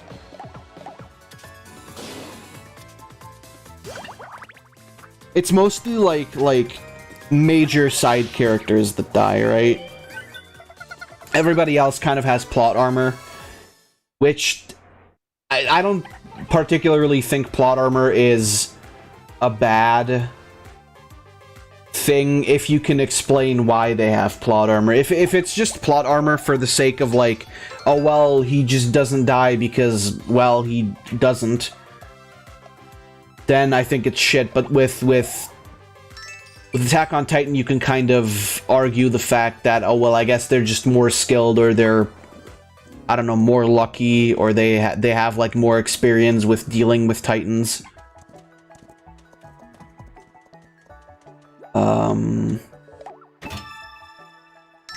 But yeah, I mean, like I said, it is a very fun, well, I don't know if fun is the right word, but it is a very entertaining show. So, yeah, I used to be a lot harsher on it. I was like, I had watched, like, basically, like, right up to the point before the female Titan shows up. And I kind of wrote it off as, like, well, I don't care about it that much. I'm not gonna, like, watch the whole season, which was a mistake. For sure, but, yeah.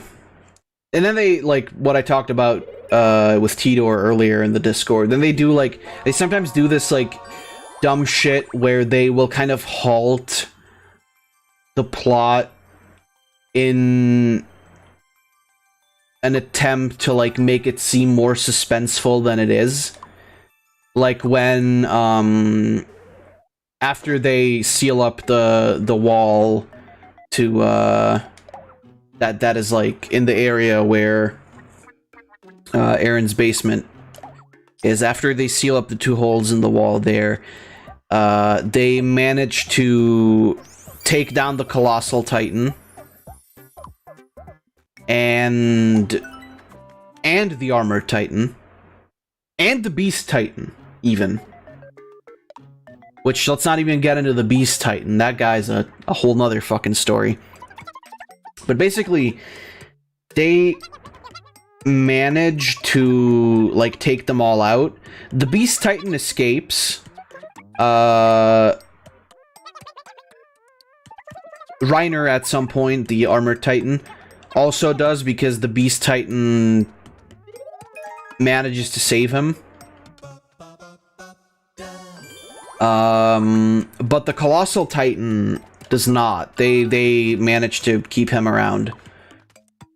And Levi's been given by Lenny Ackerman, which is, like, literally the only, like, I'm 99% sure literally the only reason Kenny Ackerman was in the story at all was just to have, like, an excuse for why Levi could get his hands on a vial of Titan spinal fluid. And basically Levi, so basically the way it happens is Armin, who is the best friend of Eren, for those of you who don't know, he basically ends up, like, completely burnt to a fucking crisp, but he's still alive, like, barely hanging on. And the Titan spinal fluid has the ability to turn people into a Titan, but they'll be turned into, like, a mindless Titan. And so the only way to, as I've explained earlier again, the only way to make a person become, like, Titan at will is by having them eat a person who is already a Titan at will, or is already, like, a Titan at all. Basically, they have to eat the human. And not a human, not any human. They have to eat the human who's, like, turned into a Titan. And then they inherit their powers and their memories and everything.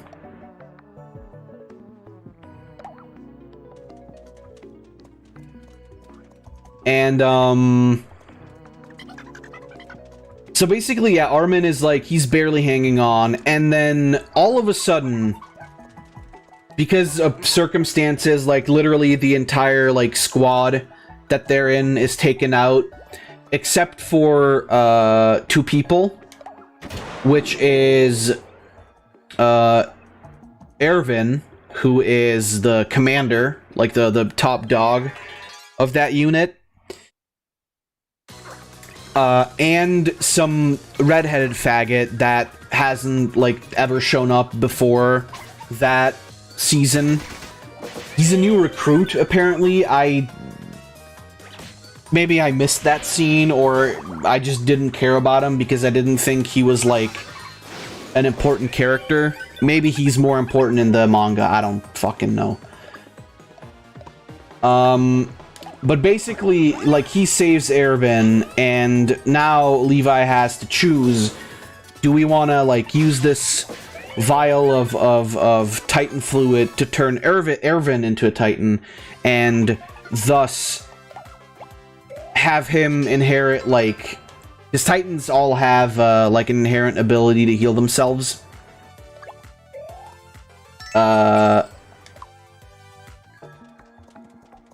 Or am I gonna give it to, like, you know, like Erwin, and give him the power of the Titan, make him be alive? Or are we gonna give it to Armin? And the Levi basically is, like, he's dead set on reviving or saving Erwin, which I get, but at the same time,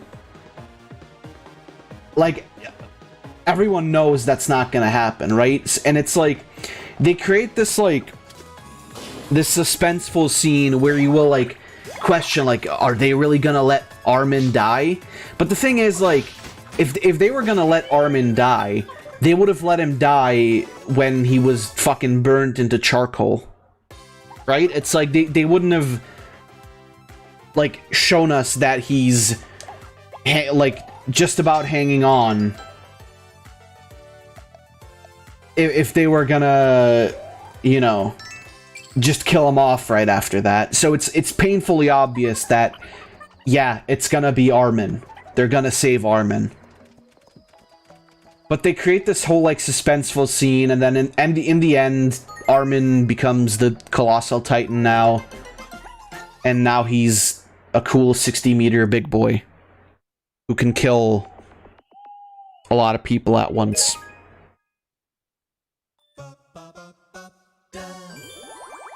Which, like I said, yeah, Jimmy Redshirt, exactly. It's literally like Jimmy Redshirt has arrived. It's like, and he talks like he has this connection to Erwin, right? He's like, he's making arguments for why they should save him. But it's like this character is a literal who. Like, nobody cares about this guy. Nobody knows who he is, and it's like,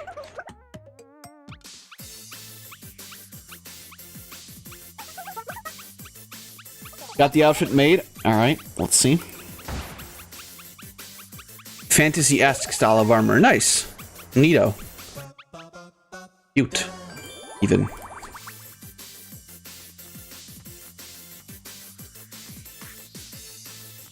Go.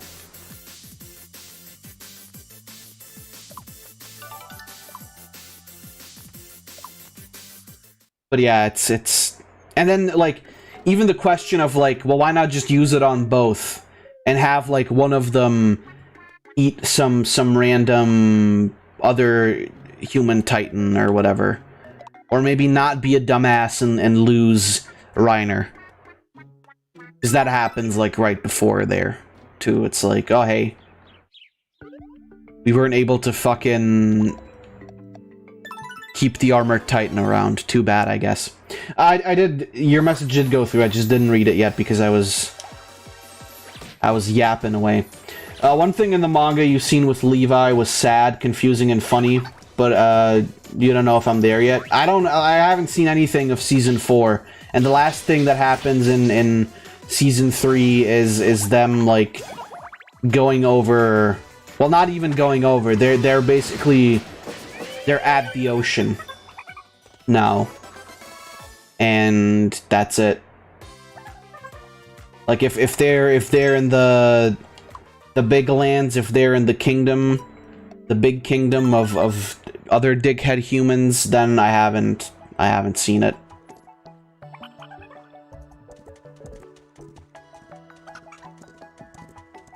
All I've seen is a panel of Armin looking pretty PTSD'd about the fact that he just fucking murdered a bunch of human beings. Which, I mean, to be fair, they were assholes because they literally just fucking... They literally just turn, like... Is that the race that Eren and, like, the entire people of, like, who live within the walls belong to are the Eldians. And they're, like... They're the ones who can, like, turn into Titans. And... They're basically, like...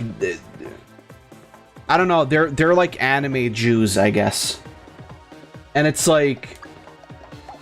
Those other humans, they fucking keep them in, like, gated... Like, a gated center of the, like, part of the town, and then... Whenever they commit a crime or whatever... Or whenever they find out that they're, like, rebelling against the regime or some shit... They just fucking send them off to that island... Turn them into Titans, and just, like, chuck them off a cliff and go, like, yep, you're gonna be a Titan now, so go fuck around, run through the desert until you get to some walls, and then attack on Titan. Attack those boys living in the walls.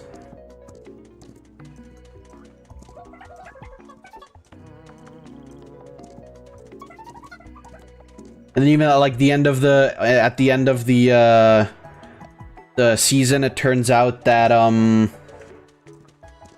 the Titan that in the very beginning of the series eats Eren's mother is the first wife of Eren's father.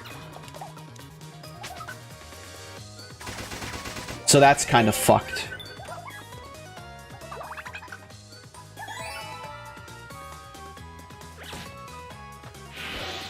And it's basically revealed that the guy who's, like, in the Beast Titan is, like, Eren's half-brother, I guess.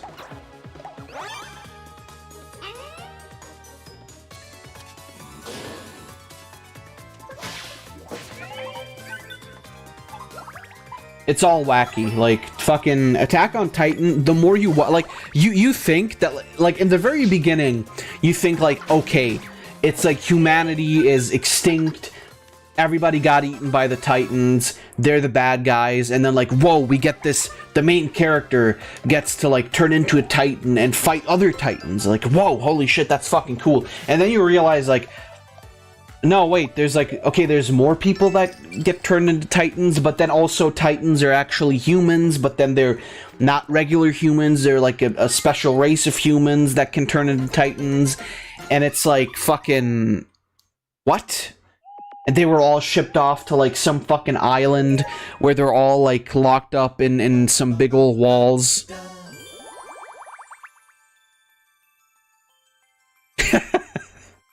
Oh, hell yeah.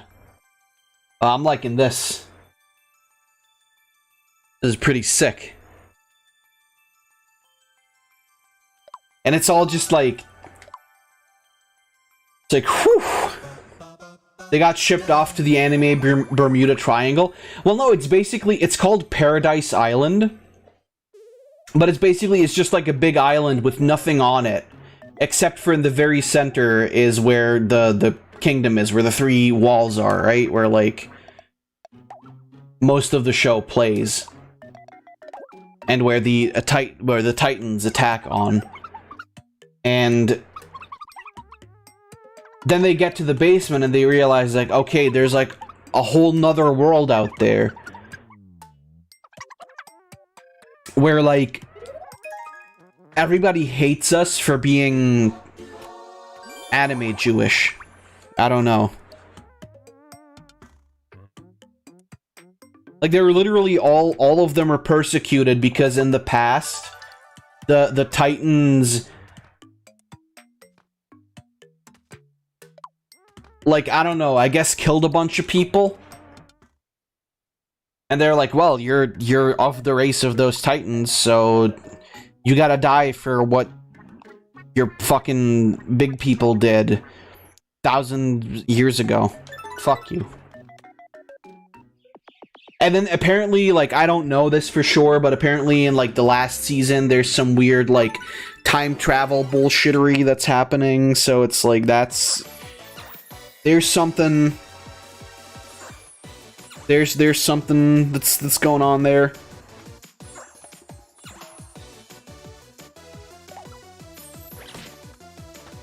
It's like time loop bullshittery. I don't even know about that though yet. It's like, what the fuck, man? It's like, just calm down for a second. Like, at the very beginning, it's just like this story about, okay, it's humanity against this massive race of monsters that we can't beat. Because they're just that strong and they eat humanity, they eat humans like they're fucking chocolate bars. And it's like, okay, well, this is difficult to, like, fight against. And then it just becomes this, like, weird... Like, yeah. Technically, everybody here can become a Titan. And then there's, like, the fucking... The 9... Like... original Titans that are all, like, special, and then there's the one, like, the founding Titan who has the most power of them all, that can control all the other Titans and can, like, erase and rearrange and create memories and brainwash people and shit. It's like, fucking, what? It's like, calm down, man. It's whack, yo.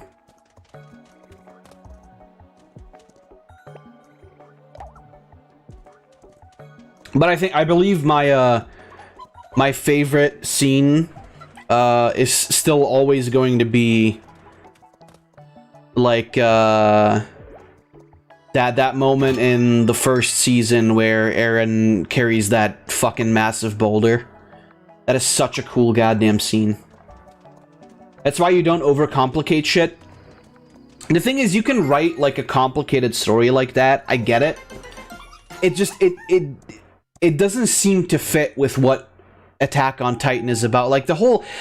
I can, like, grasp the whole, like, race of people who can turn into, Titans and whatever. Right, like, okay, I can get that, but then, like, once we get to, like, time travel bullshit, it's like, I don't know if this is...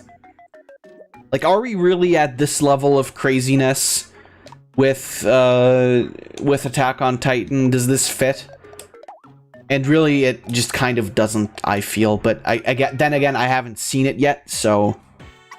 I don't know. I have heard that, like, basically...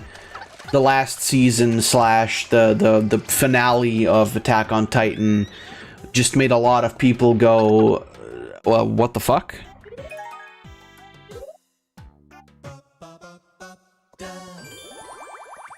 But, I will just have to see for myself, I suppose.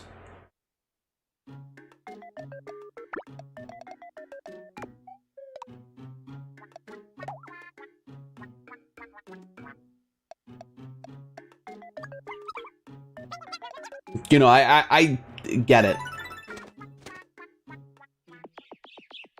Read the manga, I guess. I mean, the anime has a 4th season, I just haven't watched it yet.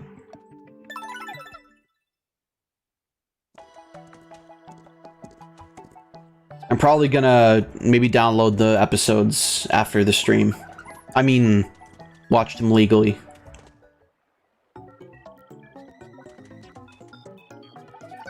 Oh, nice. Floof got sick right before the boss battle. Hell yeah.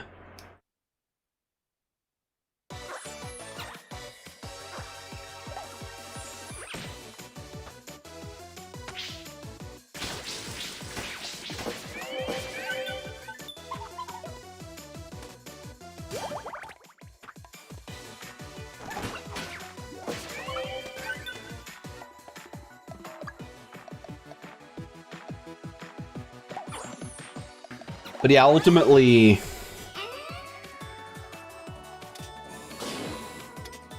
I mean, at this point, I really just want to see how it ends, right? Like...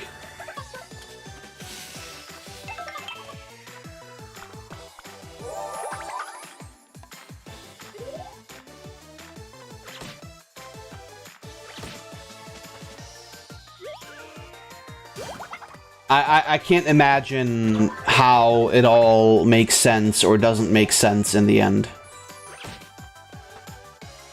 I mean, I can imagine that it wouldn't make sense, but I don't know how he's like trying to make sense of it all. Granted, I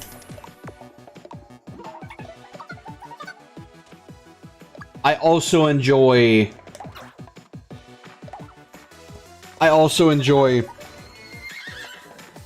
Attack on Titan very much for the animation, because the animation is top notch, and also the soundtrack. The soundtrack is fucking insanely good. It's Hiroyuki Sawano, I believe is the name, who is just absolutely fantastic. With like it literally, it is the perfect soundtrack for a show like this. I'm always baffled. Yeah, Sawano is absolutely god, yeah.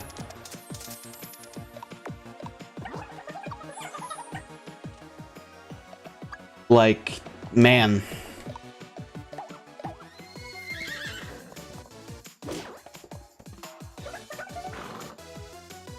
How does he do it? I don't know. But it's great.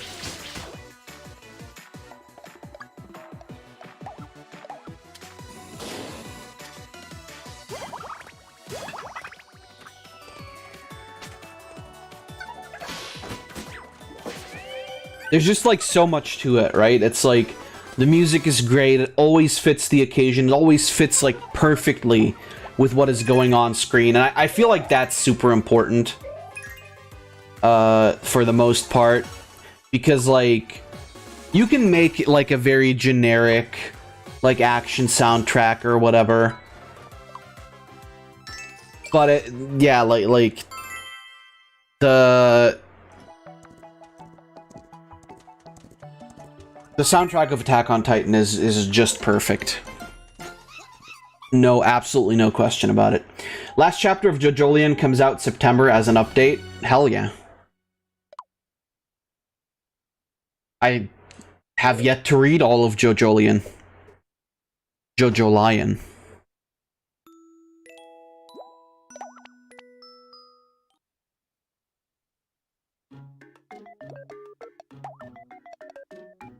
JoJolion.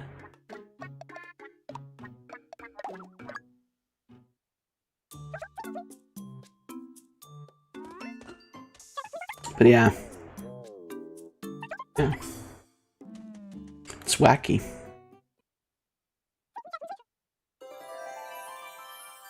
Fuck.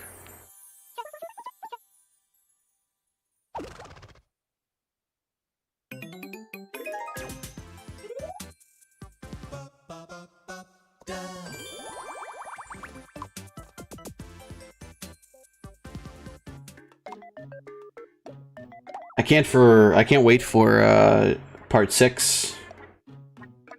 Right? Part 6 gonna be pretty fun as an anime, I'm sure.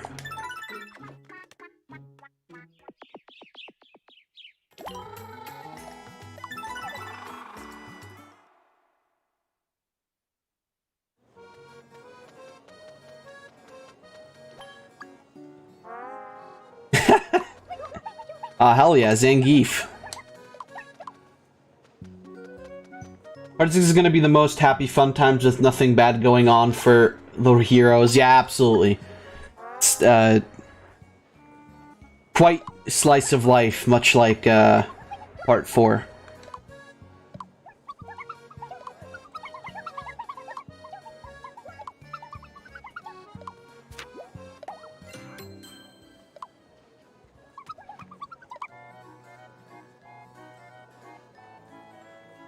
Ranking the most thirsted over characters. Why is Sans there?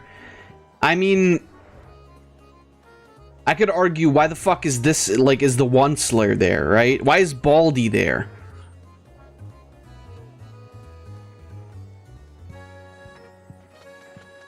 The thing about Sans is even if you...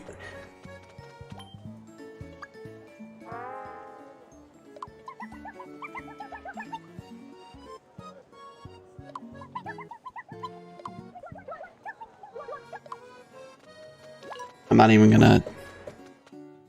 Why is Nagito there or Waluigi? I mean, I can get Nagito. Waluigi even, if I really wrap my mind around it.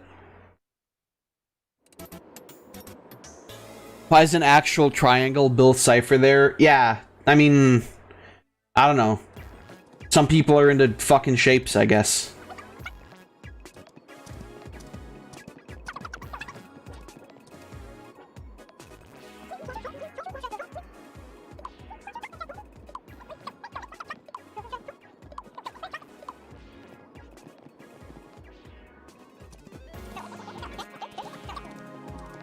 People are just insane.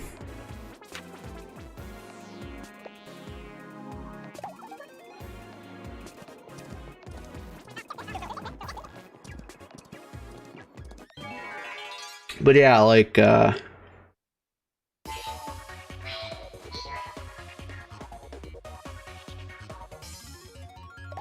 I'm curious, like, if, like, what's gonna happen after part 8.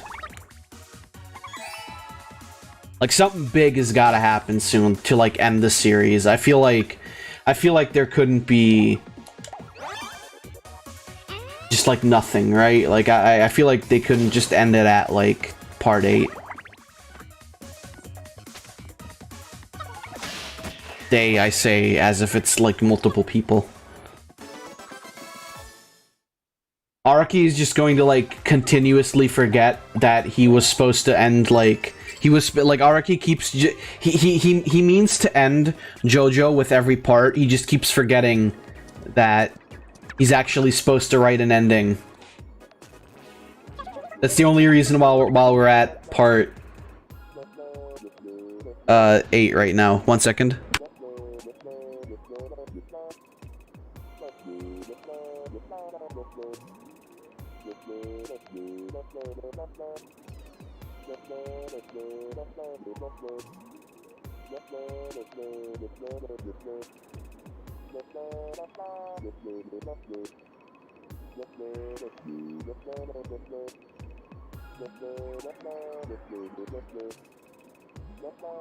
There we go. I'm back. Am I actually back? Yes. Let's see. Well, one of 3 things. A, Araki retires. B, part 9. Or C, Araki decides to make something else. I mean, yeah. Alright, C10, what's your war cry? If you don't say it, I'm gonna write cunt.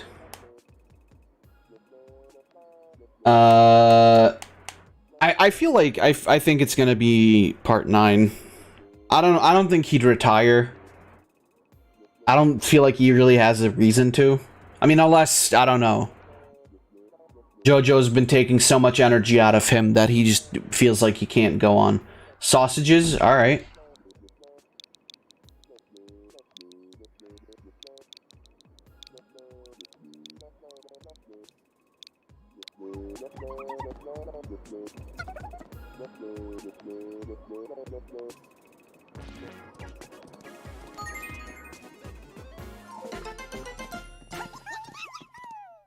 He literally stated that he's ending part 8 now because he just wants Josuke to be happy. Well, yeah, that's because he's gappy. He's supposed to be happy.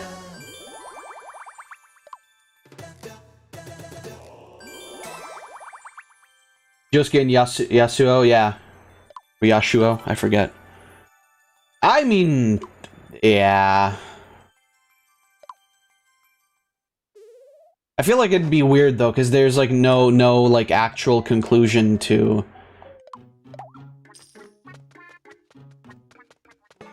like the whole saga, if that were the case.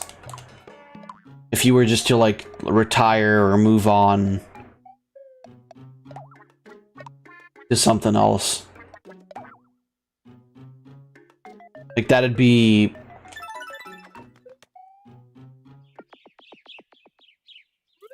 I don't know.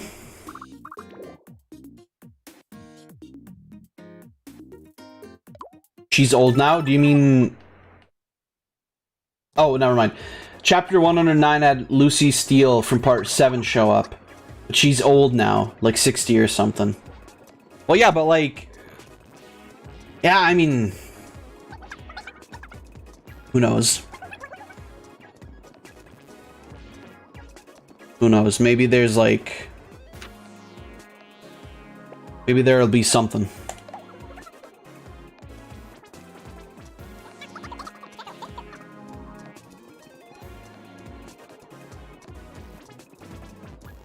They'll restore the old timeline.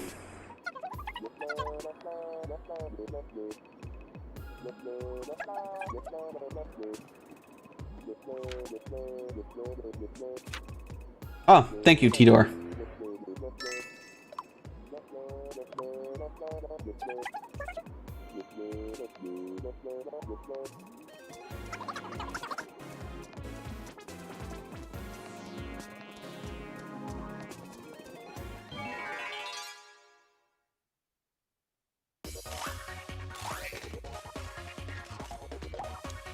Dio shows up and says, "I'm the real final villain again." That's chapter 110. Be careful. Be careful with what you wish for. Or what you call forth, rather, I should say. Because I wouldn't put it past Araki to just ass-pull Dio out once again. It's like, yes, we have specific final boss for part 8, but how about what about Dio? What about Dio? Here, take Dio. It's like, okay. I suppose it's Dio again.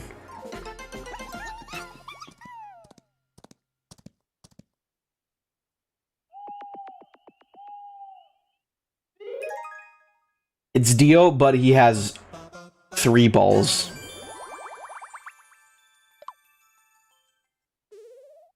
It's Dio, but he has 5 balls, and,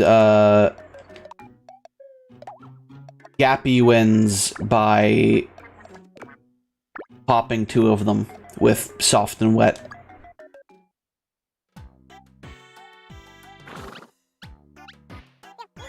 Dio, again, would be a better final boss than what Part 8 did get, because his stand just kind of sucked. Oh, you mean, like, the one where he can turn into, like, other people or whatever?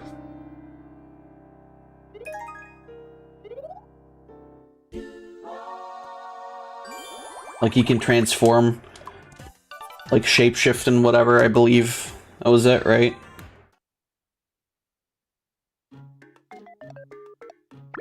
I don't know, it's like, whenever shapeshifting is in, like, a story, I feel like they never...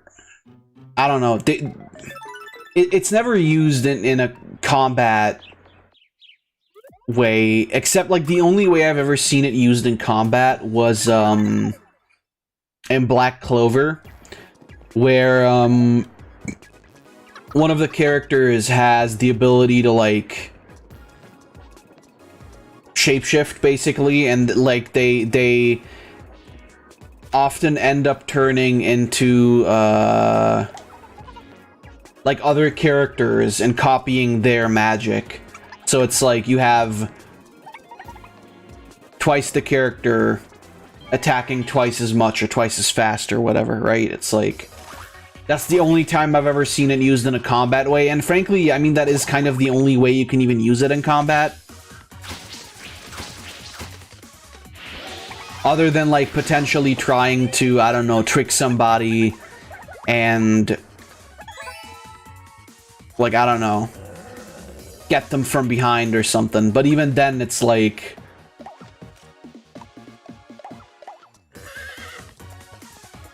JoJo characters sort of have this innate ability to just bullshit their way around mind games like that. You can disguise as a human, and those who search for his true self get misfortune and calamity upon them.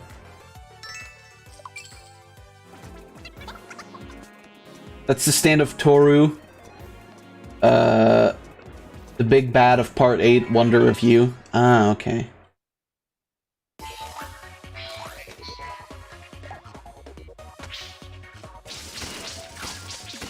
I mean, I guess it's more of an elaborate ability, in a way.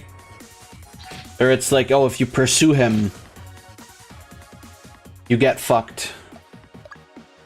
Hey, nice. Full of his food now. Hell yeah.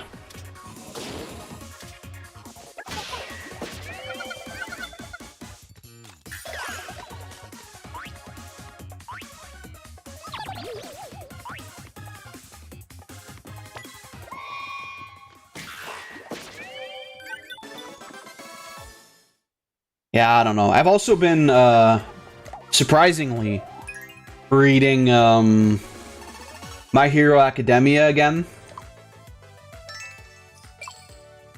My Hero Macadamia. And, yeah, it's just... This is, like, after... Currently where I am is after the... Spoilers, by the way, but this is already, like, a lot of months back. I'm at the point where the Villain League took over the Quirk Liberation Front, or whatever they're called.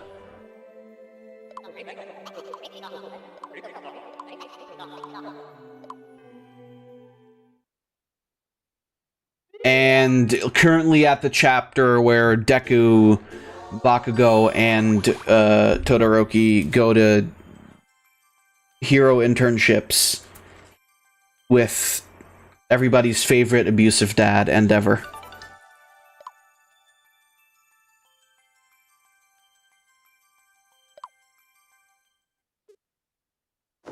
So, yeah. I don't know. It doesn't feel as cool. Like, this is also, like, shortly after it's revealed that Deku has all of the quirks. He's the original concept of Dio at the start of part 3. He just has all quirks of everybody. He has like 6 basically because of One for All, but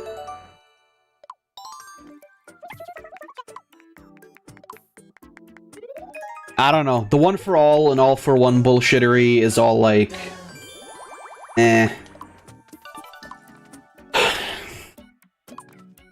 It's like you've basically turned this character who had to, like, struggle with a quirk that he was given that he didn't grow up with. And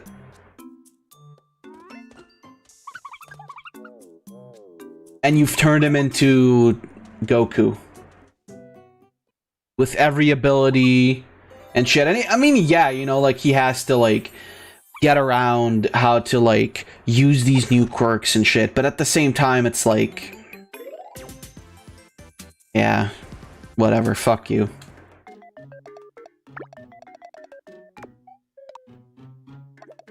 I don't know what the thought process behind giving Deku, like, 6 fucking quirks was, but... You effectively turn Deku from a kid at the right place, at the right time, and the right time.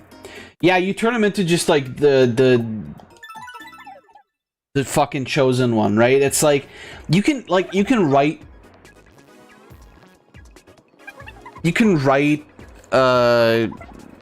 like chosen one stories and whatever. That's not like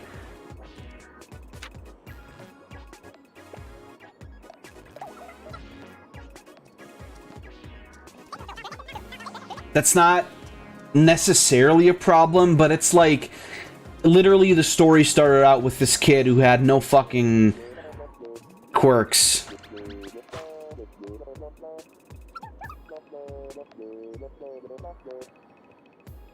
To, yeah, have all the powers.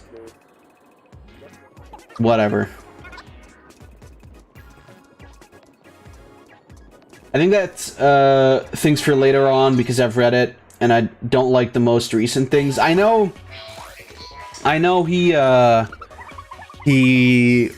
I've seen some like panels and comic pages or manga pages of him like apparently, I don't know, going super edgy right now for some fucking reason. I don't know why. I don't know the specifics of it. I'm gonna read up to it for sure because I want to know. That's kind of what like forced me back into reading. But like the whole like My Villain Academia arc, the whole like with Gigantomachia and the Quirk Liberation Front, that whole arc was shit. I don't know what the fuck the point of that was. That was so unnecessary, and I really didn't fucking care at all. Like Shigaraki or Tomura or whatever you want to call him is a faggot. I don't care about him. He's a dumbass. He shouldn't even have been like, he shouldn't be as big of a fucking deal as he is.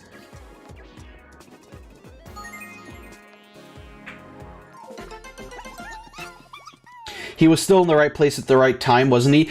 He was, but that's like, you sort of forget about that, because at this point, he's like, not fully mastered, like the base one for all, but he's like, basically, he's at this point, he's just literally like a chosen one of one for all, and I think that's like massive bullshit, because to be completely honest with you, it makes no fucking sense for him to be, like, this overpowered now, other than the fact that, oh, well, I guess he's a main character, so that's why he is. Other thing is, with how One for All is set to work now, essentially Deku, or at least people that are quirkless, are the only ones to properly be able to wield One for All. And with how quirkless people are becoming less and less, to the point everyone will have quirks. In the world of MHA, Deku is labeled by the Souls in One for All as the last wielder of One for All. So effectively, Mirio would have been fucked if he got One for All like he was supposed to. Well, yeah, because literally, One for All, like, what would One for All have done for Mirio? Nothing, basically. Yeah, like, he might have gotten, like, just a power boost from it, I suppose. Added to the fact that he already had his, like, going through the wall and shit.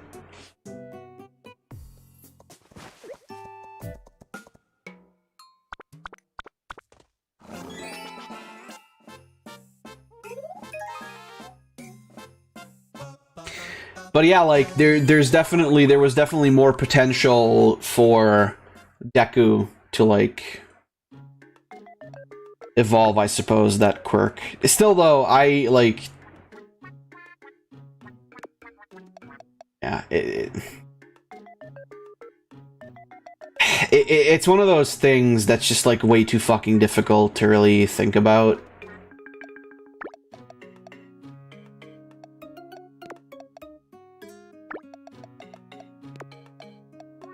Like, I personally thought that the idea was going to be that through some tomfuckery of quirk bullshit that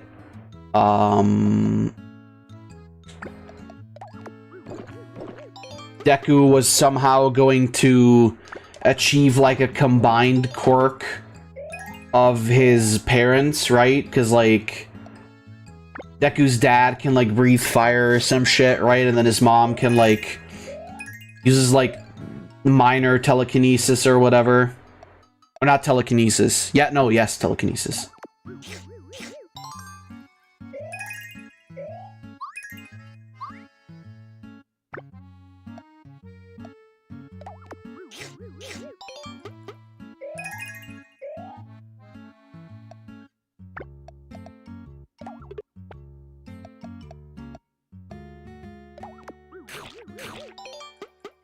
Like I had assumed like he would get that, and then in combination with like all for one, basically, well, one for all, sorry. Like in combination with that having one for all, and basically like just being able to have like a stronger version of his parents' quirk, or he would get something like pyrokinesis or some bullshit. It's like, I mean, it didn't happen, but that's what I assumed would have happened, and I feel like I would have been able to accept that much easier than, oh, my 6 quirks. I don't know, or my 7 quirks. It's like, I don't know, that's fucking... That's the same type of stand level of ass pull. It's like, hey, you had no fucking quirk. The quirk you have right now is already, like, somewhat overpowered. Because it literally belonged to the #1 hero. And you're extra, like, unbelievably strong, despite the fact that, like, you're only using, like, what, 20% of your quirk. You just have fucking 7 more, right? Chili cheese nuggets are self-made and they're fucking amazing. Hell yeah. Deku has more potential as a character without betting given superficial, arbitrary labels and stupid things placed upon him. Oh, without okay. He has more potential as a character who's, like, not given these arbitrary labels and, like, yeah, alright, I get it. Yeah, I agree. Because they make it a point to show that he's, like, super infatuated with all heroes, to the point where he's, like, he literally writes all of his friends and, like, all of the heroes he knows progress and, like, new techniques and shit. He writes all of that down and never uses it at all.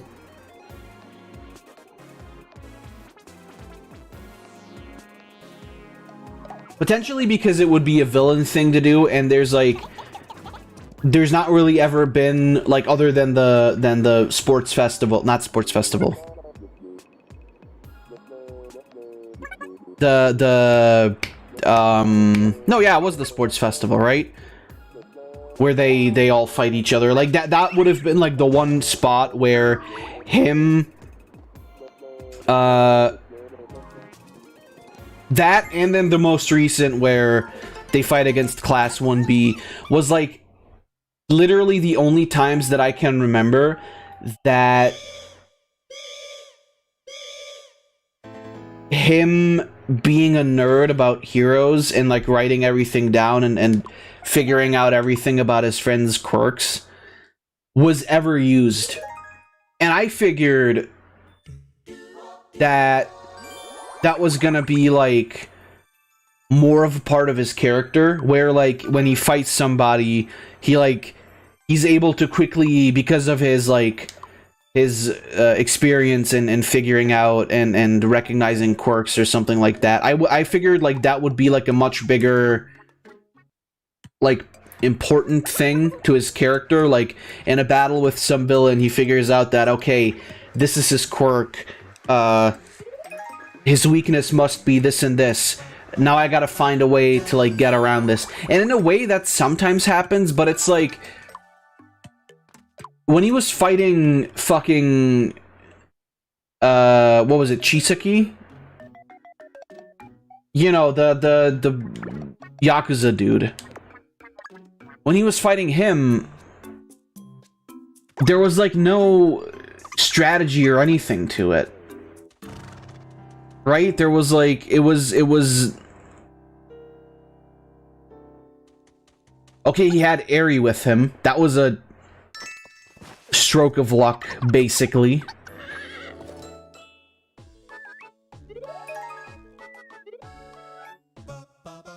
But it's never used in, like, a clever way, I feel. even in the most recent thing where they fight against the 1B class, it's like, yeah, they don't, like, he doesn't really do much with his knowledge of all those quirks, right? It's like, as for my thing about why Deku is edgy, in the most recent issue, it's because the villains have effectively taken over Japan, and he's constantly fighting with no breaks to sleep or eat. Right. You'd think Deku would do the same thing for villains. Yeah, exactly. Like, studying them, noting down what they can do. Exactly. But he doesn't, and I feel like that's, like, a wasted opportunity for a character who was, from the very beginning, established as someone who is, like, very into superheroes and very obsessed with superheroes. It's like, okay, you're not gonna use that at all? Like, I find that extremely weird.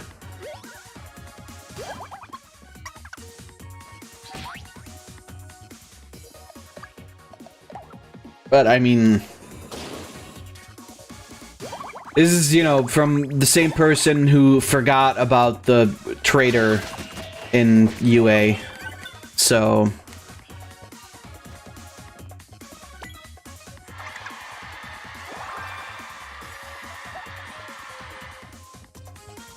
it's also, it doesn't really feel like it's a school anime anymore, right? Like, because that was like the whole point, sort of, that it was supposed to be like, oh, they're in hero school, but now it's basically just like, it's just turning into them just being heroes, right? Which is fine, that was gonna happen eventually. But I thought that they were gonna do more with it. John UA Trader, my favorite character, that will totally show up and do something. I mean, supposedly the author has been hinting more at the traitor thing. I don't know if that's gonna be ever revealed or anything, but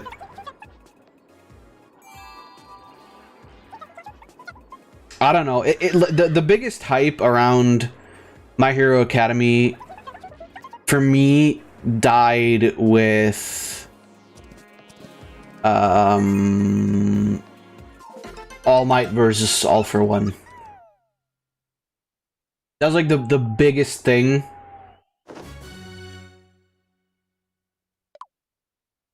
And at this point, it's just like, you can't live up to it, right? Because it was just that good.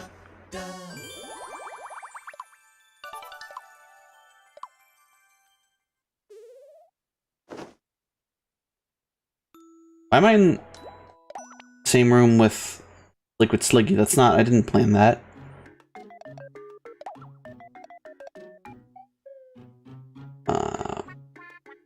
Well, I guess I can take them up to 20. That's fine.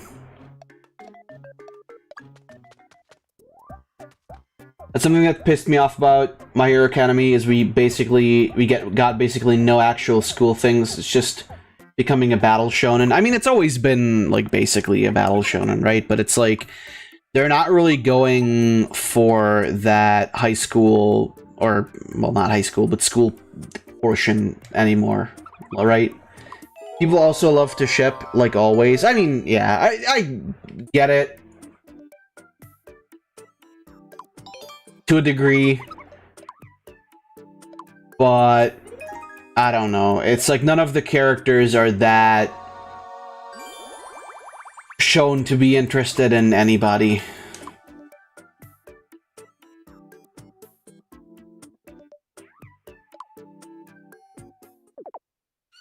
All Might should have died after the One for All fight.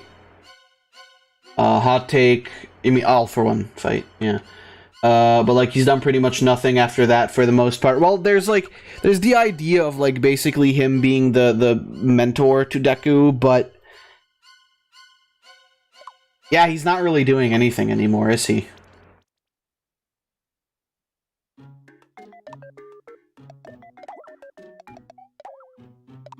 It's I It's just, I don't know. Like I said, it doesn't... It can't live... Like, at least the stuff that I've, like, seen so far does not live up to the all-for-one fight at all.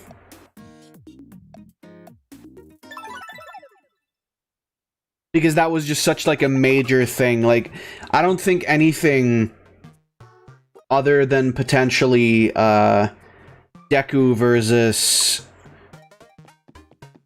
Shigaraki will be as good. And even then, it's like...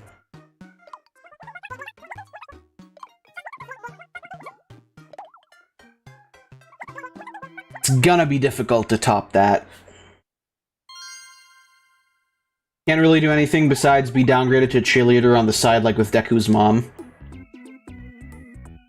Deku's mom is, I don't know, they keep bringing her back in, like, some scenes. But...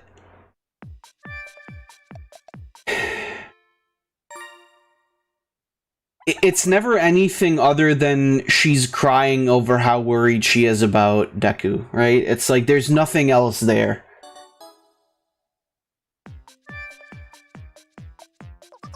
I wonder who it is. And it essentially ends up as just always like a couple filler pages, right?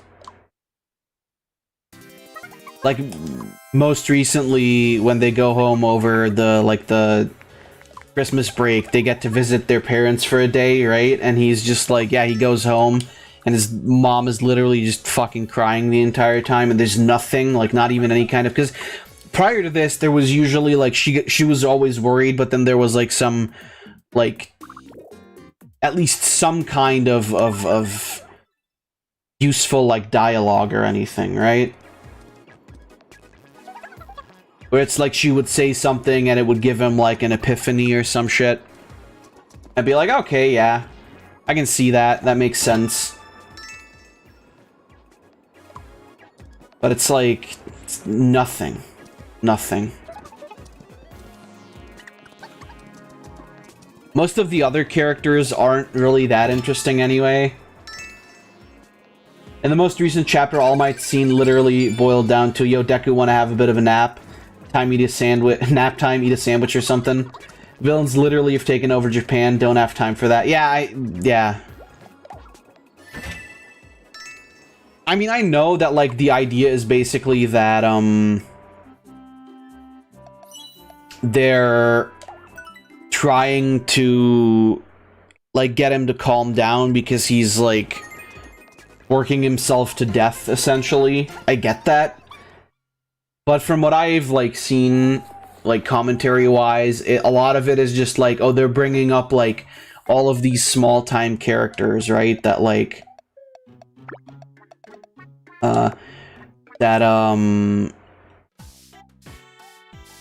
barely even interacted with Deku, and they're, like, all trying to talk to him. And I think it's going to boil down to basically, like... it's gonna be... probably Uraraka, who's gonna snap him out of it. Because she's like, I don't fucking know, gonna confess her love to him or some shit. Some corny stuff like that. You know. Aw, god damn it. Well, time to break up the Sentai team. I want to be the Guy Fury.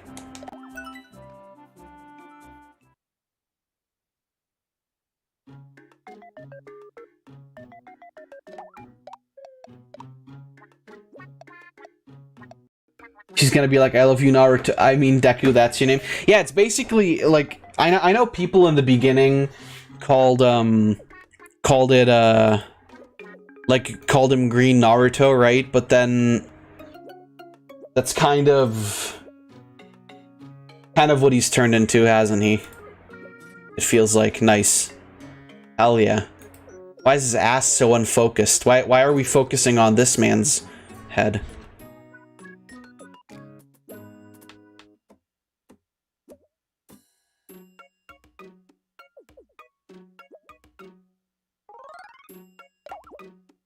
But yeah, I don't know. It's yeah. It started off as like such an enjoyable show. Like genuinely, I had a lot of fun watching it, and then recently it's just kind of been not that interesting.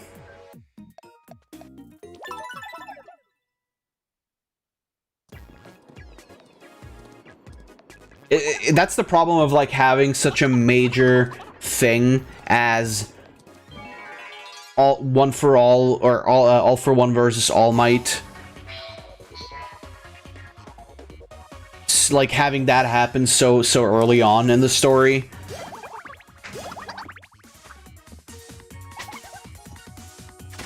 Because after that, it's like nothing's been at that level, right? It's like the what was it? The Culture Festival or whatever. The thing right after that with like Gentle and La Brava.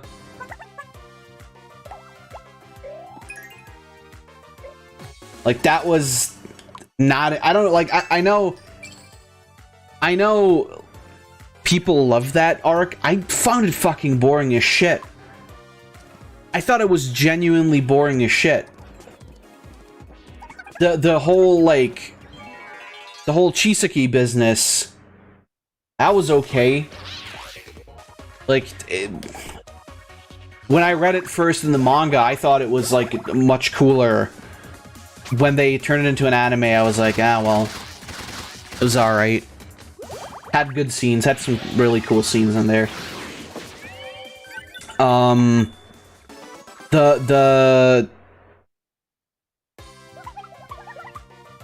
Like the Class 1A versus Class 1B thing, that was, to me, completely fucking useless. I don't know why. Like and then like the short little arc about the people doing the provisional licenses, having to retake their exams and whatever.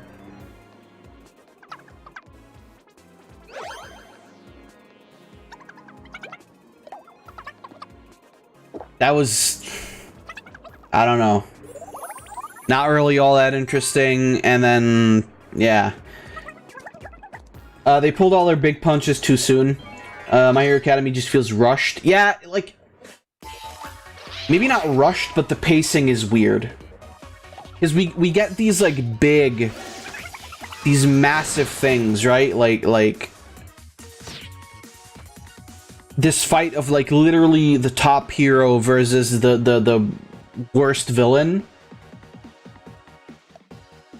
We get that in like, Season 3. And it's like, this is still relatively close to the beginning of the series. So I don't know if this is what we want, right? It's like, I don't know if this is a good idea to do.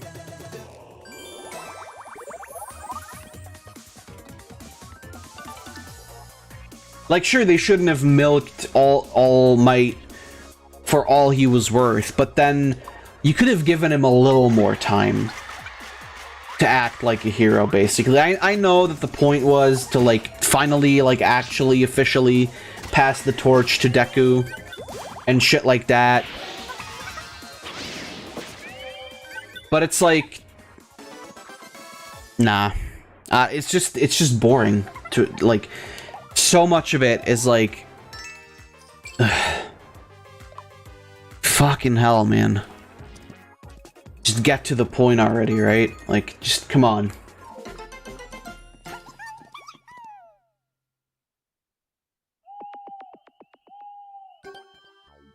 Like I said, the whole something like Invisible did with the pace. Invisible? You mean Invincible? Oh, whoops.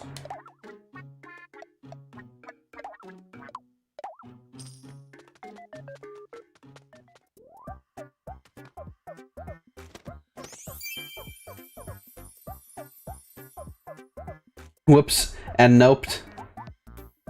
Yeah, Invincible's pace was pretty good. I will say. It was... Like, I never felt like shit was happening too fast, I don't think, if I remember correctly.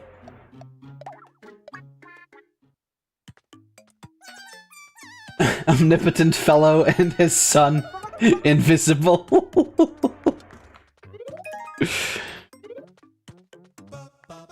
Yeah, it's I don't know. It's just they do this shit like My Hero Academy does this shit where something major will happen, and then shit was happening rather suddenly. Yeah, true. Yes, true. But it worked because that was sort of the part, like the point of it, right? Like the shock value of, oh shit, this stuff is happening now. And it shows that the character isn't fucking around as well, in a way. But my problem with My Hero Academy is just, they'll do this shit that I hate, where it's like, they'll have this major thing happen, and then they'll have this, like, weird, like, downtime arc. But they try to hype it up in the same way as, like, the big thing that just happened, right? Like, it's fine to have some downtime, it's fine to have some, like, lesser, cooler villain, whatever, right? It's fine to have, like, not something on the same level as All For One. Totally fine. Totally fine. But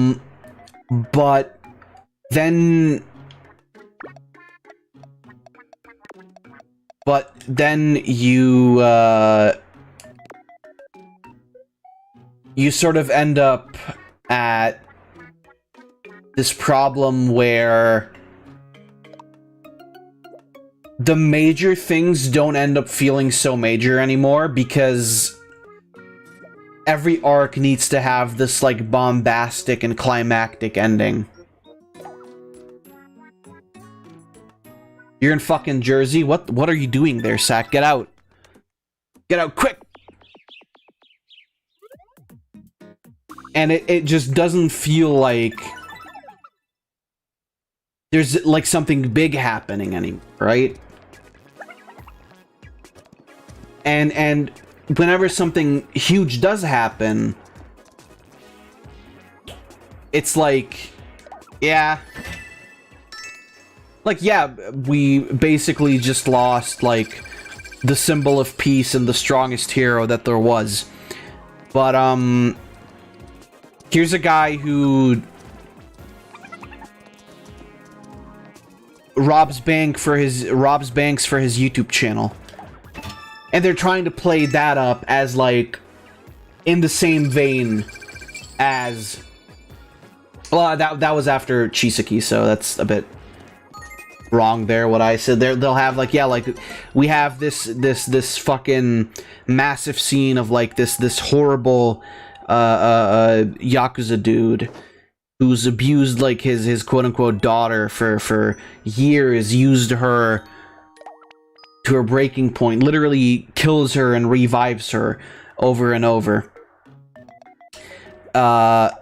just to get what he wants. And this is followed by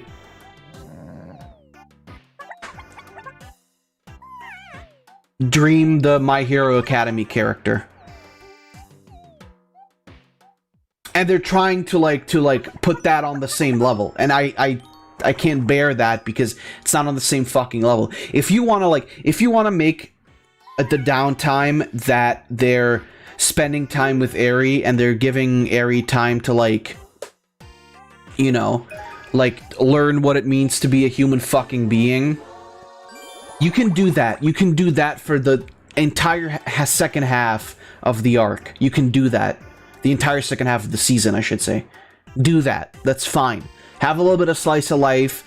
Have a little bit of a drama. A little bit of teaching a little girl how to feel and shit like that. Like, do that. Feel free to do that. But, like, don't pretend like this random ass dude who's never been mentioned up to this point can in any way, like, measure up to fucking Overhaul. One of the, like, the biggest things one of the most major things that's happened so far.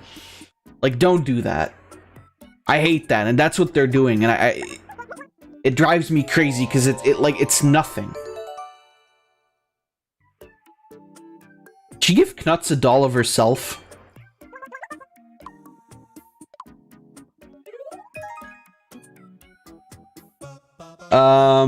Shit ton of heroes died and the villains have taken over, but who cares all that much? Yeah.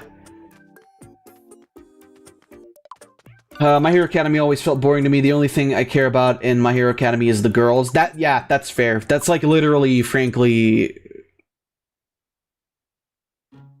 That's, the most, like, prominent and kind of... Well, not most important, but, like, basically, that's the most interesting thing about... about My Hero Academy is the women. But that's, you know, that's not supposed to be like that. You're supposed to be interested in the story. Don't get me wrong. Anime women are great, but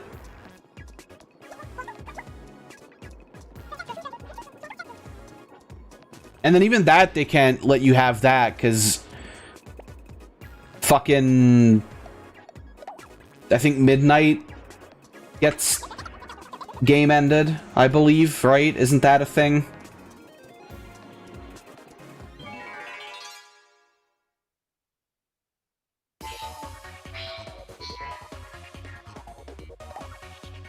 You don't watch anime, so you don't know what they're like. Sack, shut the fuck up. You watch Pretty Cure.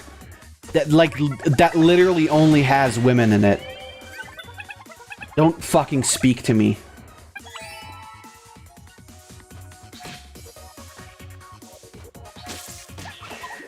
Midnight dies in the hero versus villain war. Yes, it's glossed over very quickly, though. So once again, the who cares moment.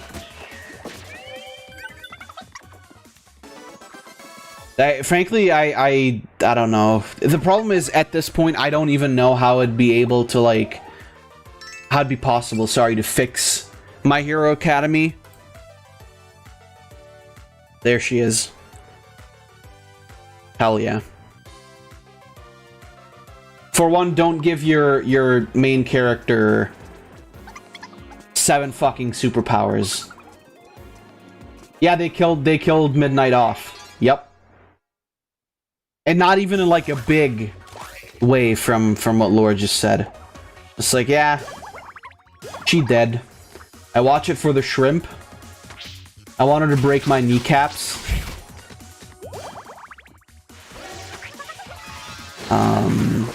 Yeah.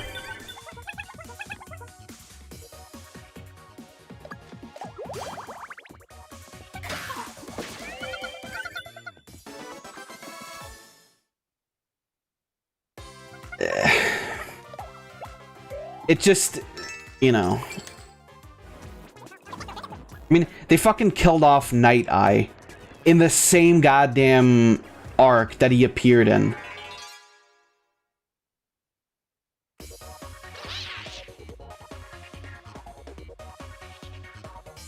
They just find her corpse. They don't show said corpse on screen, just show a broken mask.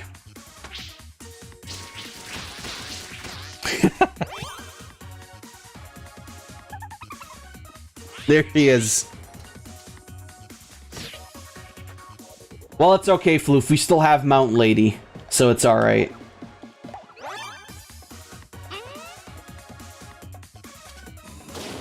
Dude, when are they gonna make a villain who has a MILF quirk? And he turns Deku's mom back into her hot self. And then she becomes a hero. She becomes the next Midnight.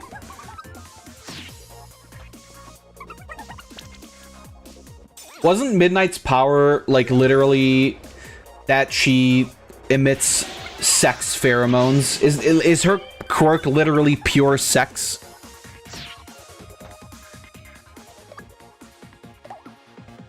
That might not be true. That might be bullshit. I don't.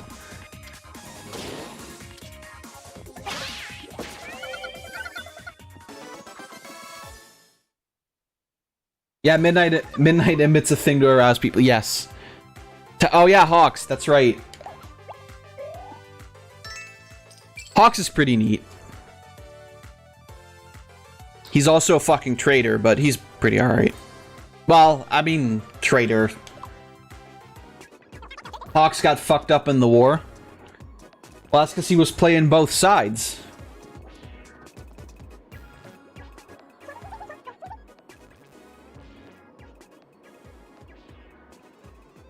You know, I had a feeling that Floof would like Hawks.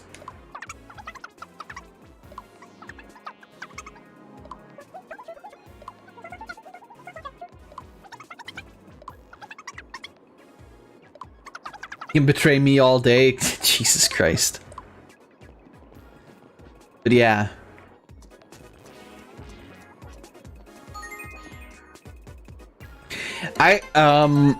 What I find fascinating is the obsession people have with Toga.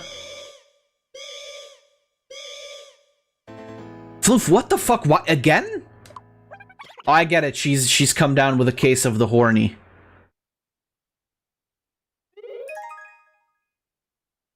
The eyes do it for you and the beard too. Yeah, fair enough. That's like I said, that's why I figured.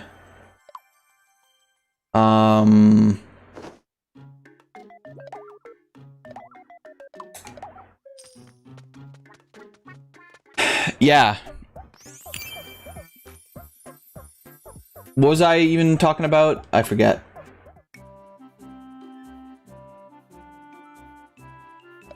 Toga is like a fucking Zorura from Pokemans. I personally... I don't know why people go crazy about her. Like, even from a yandere standpoint, she's...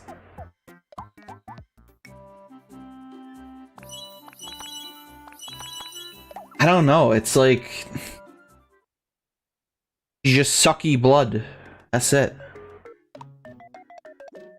Not that interesting.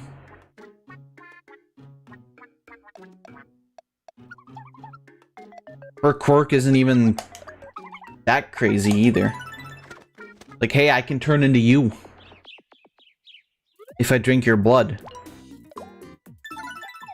And then also, apparently, she can use then, like, the quirks of people. Fuck her. She sucks blood, kin moment, probably a vampire kink, too. Yeah, that could be. That could be. Yeah, my favorite would have to be Froppy. Froppy's good.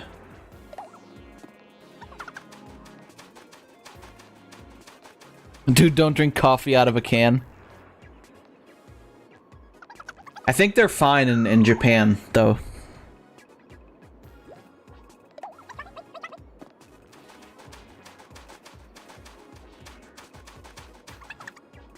Who else is there?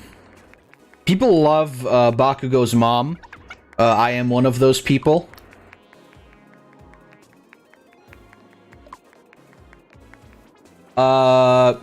People also like the Mushroom Girl. I think she's pretty neat too. And the Lizard Girl. She has fat tits.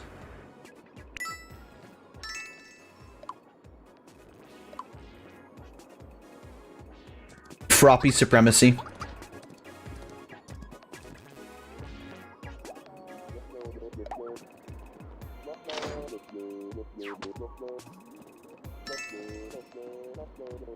I like Mushroom Girl. Yeah, I figured. Yeah, there she is. That's the one. Her power is that she can split up her body parts and send them flying anywhere. So you could carry around her pussy in your pocket.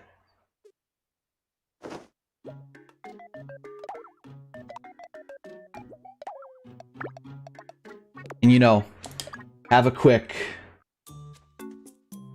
session if you wanted to.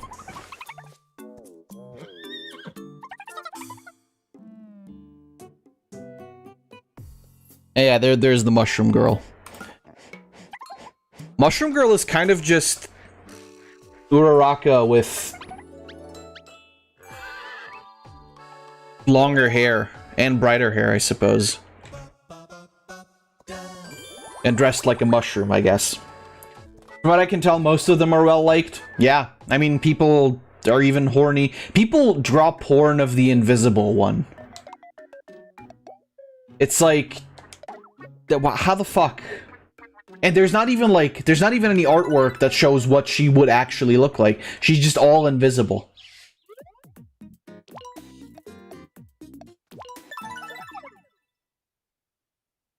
Rock if she took mushrooms. Fathom gay, who else would I like other than the frogs and the mushrooms?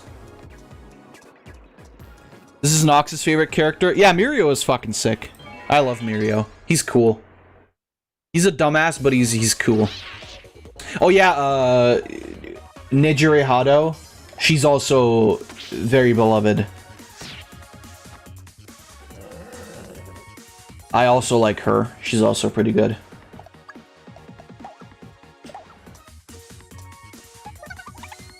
Obviously, people love Momo.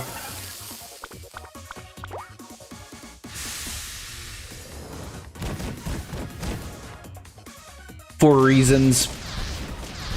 Yeah, like most of the female characters are just very well liked. They're good designs though overall. You want chicken nuggets? Alright, I'll eat them over.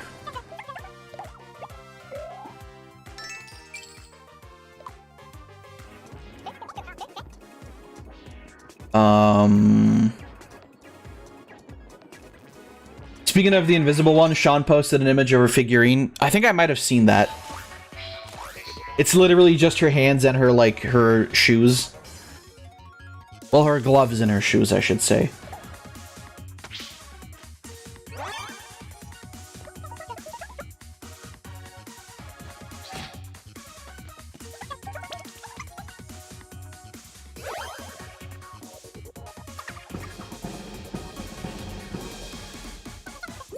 Some of the powers in My Hero Academia are, like, really weird, though. Because it's kind of it's the juxtaposition of, like, you have a guy who literally sweats explosive materials and can make massive explosions versus a guy with a tail. Oh yeah, right. That's right. Her the Vine. Well, her name is literally Vine. Well, her hero name is Vine. She's super religious, so she's probably not a lesbian, or if anything, she's closeted. But I believe not, because she's like super religious.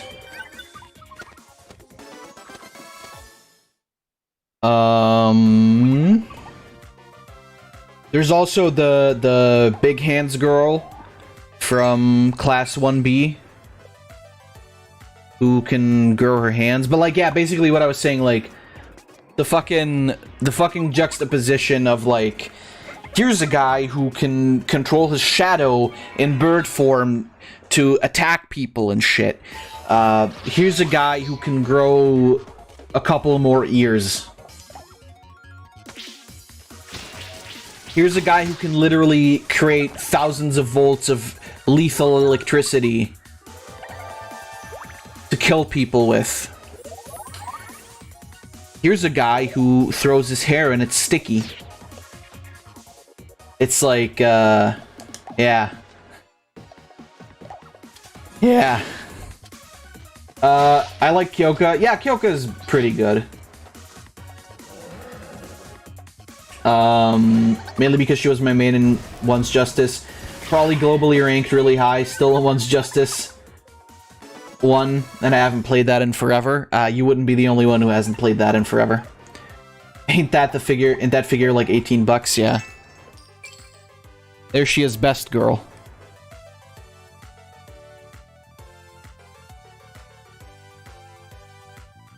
So I know how the implication with Invisible Girl is that she's only completely invisible when she's wearing nothing, but I think it's actually that, like, she has a suit, her super suit is, like, configured in a way that it also turns invisible, like it turns the fabric invisible. And that's the reason why you can only see her gloves and her shoes, rather than her just being naked. Yeah, there's so many of these, like, there's so many, Rule 63 artworks of these three. I mean, to be fair, Femme Bakugo, I mean, I'm not saying I wouldn't. Femme Deku, I mean, it just looks like Deku when Super Saiyan 3 here. You can't even see the tits that properly. And then I don't know if Todoroki would be like fucking a frozen fish or fucking a hot pocket. I'm not really like, I'm not trying to find out is what I'm trying to say. That bitch got a massive forehead. Who, you mean Kyoka or Invisible Girl? Anka gets into a brawl at Applebee's. Damn. Probably gonna get kicked out of Applebee's then.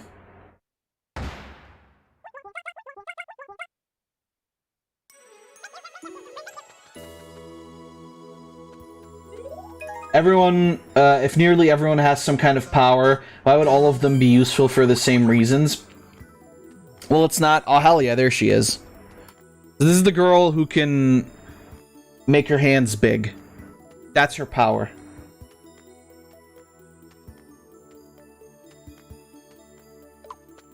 But it's like, the reason why I say that is like,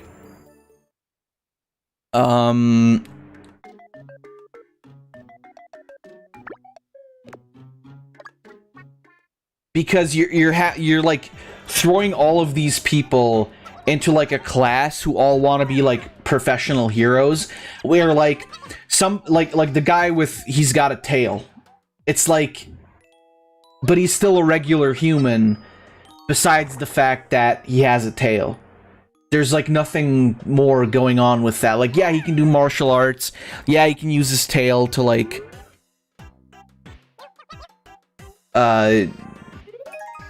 attack extra, but he's like just a regular dude. He could, like, if he can't hit you with his arms or his legs, slight chance that he can't hit you with his fucking tail either, right? So it's like, obviously something like being invisible is like more strategically useful, I will say. But it's like overall, I don't know, some of the powers feel unbalanced. But that's what happens when you have like a massive fucking like roster of characters, right? Let's see. What do we got? Her 3D model looks pretty cute though. I mean, this is a little weird, but that's because of the 3D model. And then there's the custom Kyoka that Laura used. Do I like Rolled or Anka more? I mean, I've seen more porn of Anka than I've seen of Rolled, so I guess I'd have to go with Anka. Divine bitch. Oh, okay. She's got a massive forehead. Really? Does she? Yeah, she's got a pretty big forehead. I'll agree.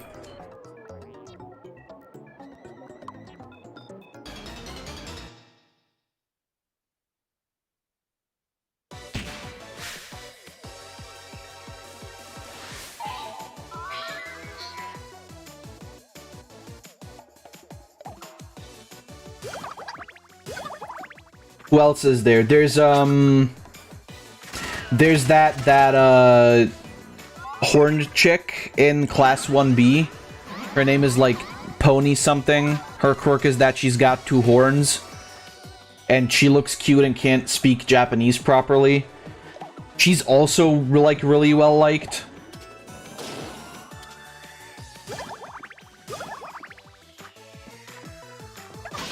Anka wants tuna fish and fights the Miis for one.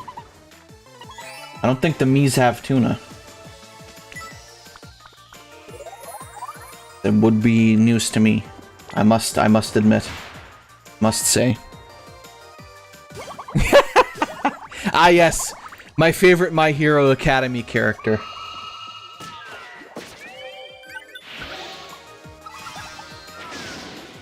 There's also that one MILF that can turn into a dragon. I forgot what her name is though. Have an Anka amiibo card? Oh hell yeah, aren't those rare?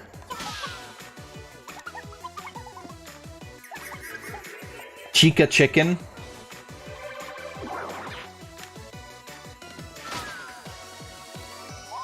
Yes, her, exactly.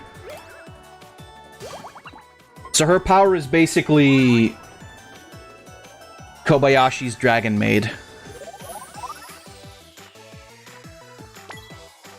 There's Bubble Girl, who worked under Night Eye. People like her. I like her. That's fucking cursed. I mean, people are into it, right?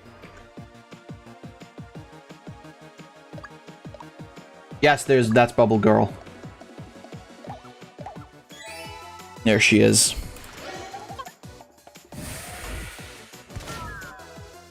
And then, of course, one of people's favorites is Miruko, the brown bunny chick.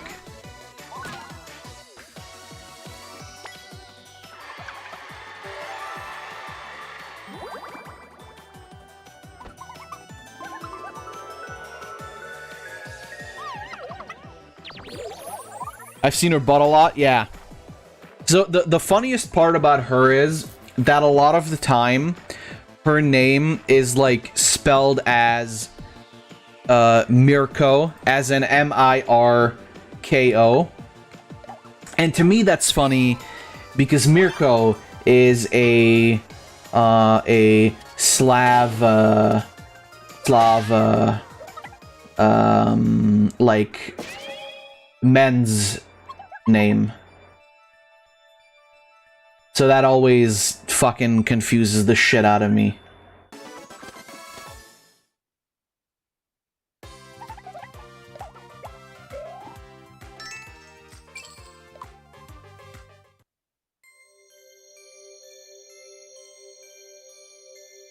You're confused. Well, you're not the only one.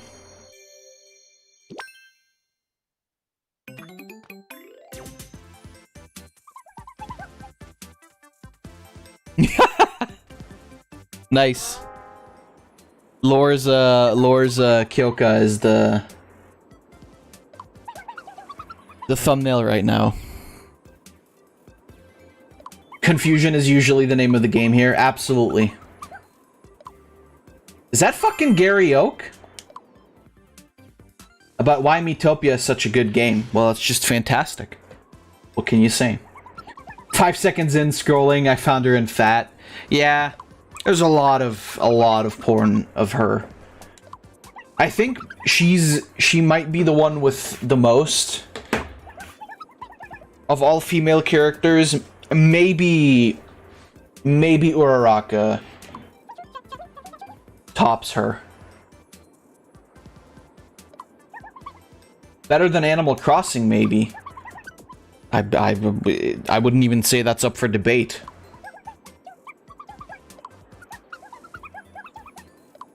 Clearly, I mean, Animal Crossing is fun, but Miitopia is, you know, it's a game for the ages. Miis speak Animalese. I think the Miis just communicate by making weird chirping noises. But yeah, I mean, probably. I'm trying to think if there's like any other like especially beloved characters.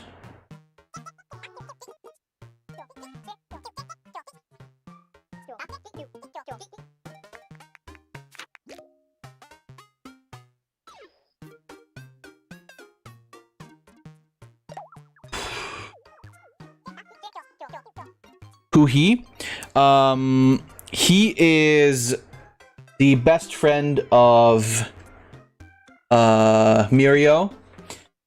He has the power to turn any part of his body into any animal that he's eaten. So basically, like, if he's eaten, like, takoyaki, for example, he can turn his arms into, like, tentacles. Or if he's eaten chicken, he can grow wings. Or if he's eaten, like, clams, he'll be able to, like, grow a shell or something. Is Anka the Egyptian cat? Yes, that's Anka. I like his quirk. Yeah, he's pretty cool. Check out Nejire Hado. She's also a pretty well-loved character.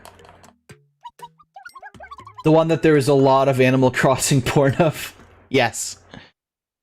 They usually draw... I mean, to be fair, they usually draw every Animal Crossing character with a fat ass. Yes, there she is. Her quirk is... rotation. And, like, springs, kind of.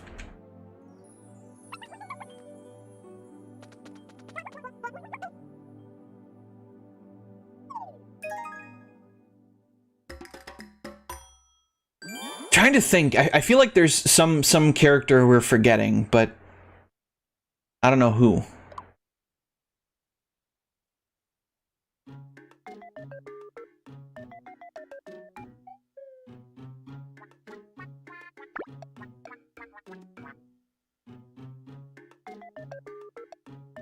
That's not correct.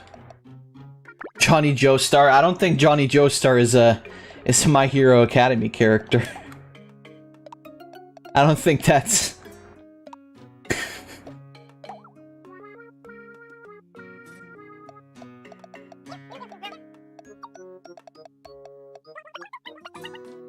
Yeah, any of the like the cat people characters, I forget like what any of them are called.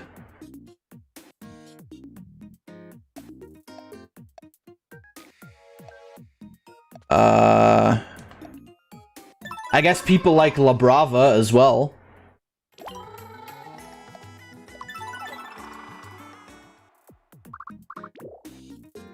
Crash the glass Wonka elevator into Anka House. Sure. This is the skyscraper. Darker Lord Key should be here. But...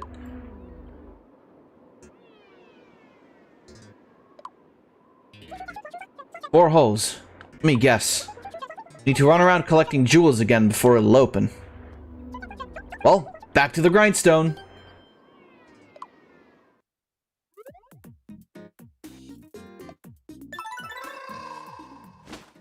There really is a lot to go around here still.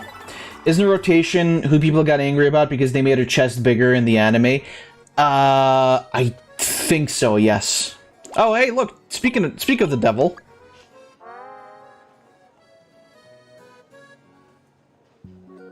Do I trust Tom Nook?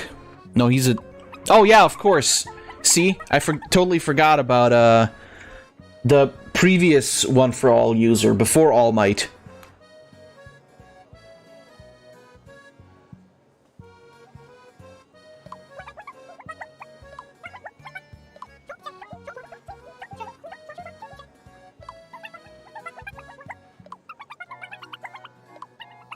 Yeah, I think they made her titties bigger in the anime. I mean, people will fucking, like,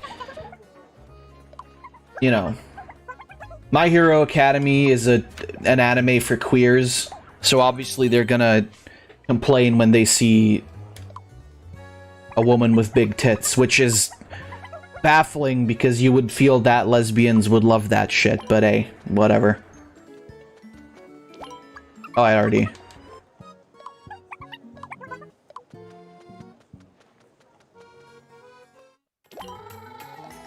Anyway, I can protect your roof from the glass elevator. Yeah, I mean, you know.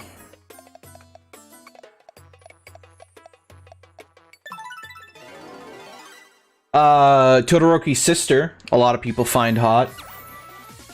I think she's okay. It's relatively basic.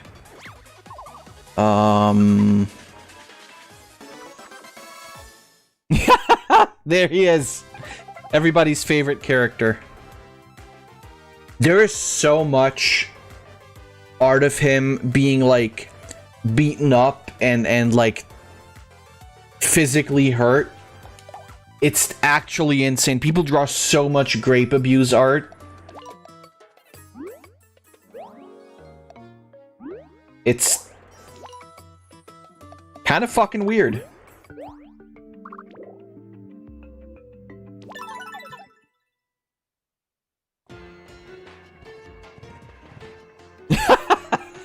I don't remember this guy. This must be the main character. What the fuck?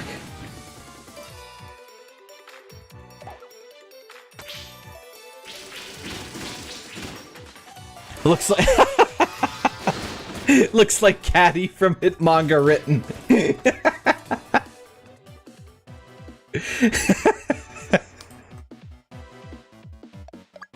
Oh fuck.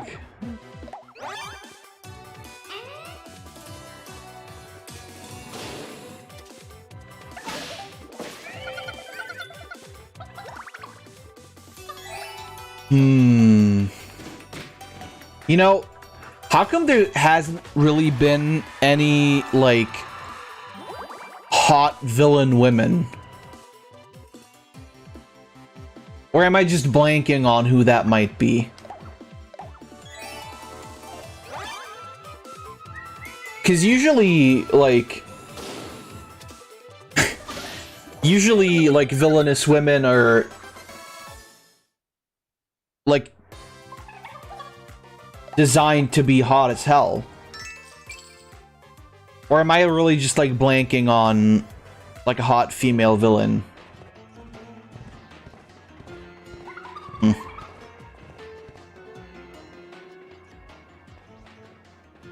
There's Mount Lady.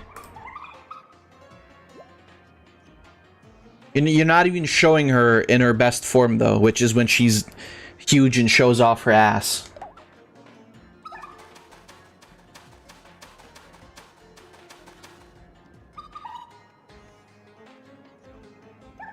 Which, I mean, based, but...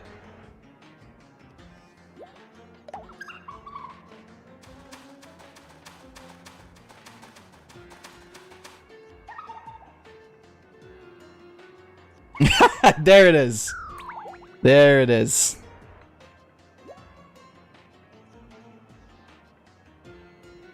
She literally always makes, like, ass puns whenever she does that as well. Which, again, based. Based.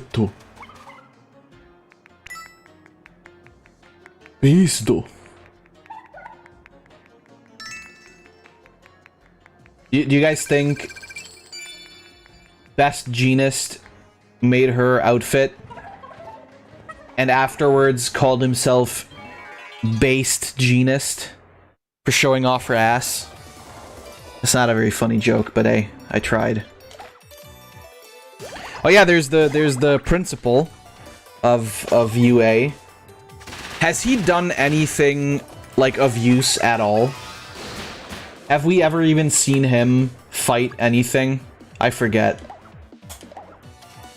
I bet his quirk is to turn into, like, a massive dude. and just beat the shit out of everybody. Second only to All Might. Is she a villain? I don't even know who the fuck that is. I've never seen this character. Who is this? Or is this the reporter chick? No, that's not her. I think. Who the fuck is that? Who the fuck is that?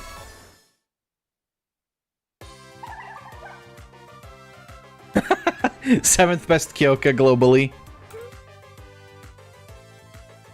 Hell yeah.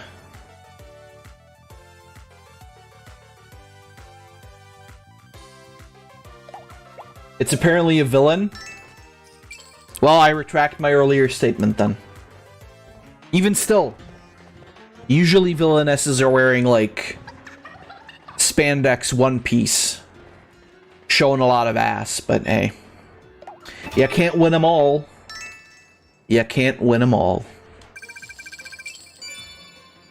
Mind you, though, for a show with as many, like, hot character designs as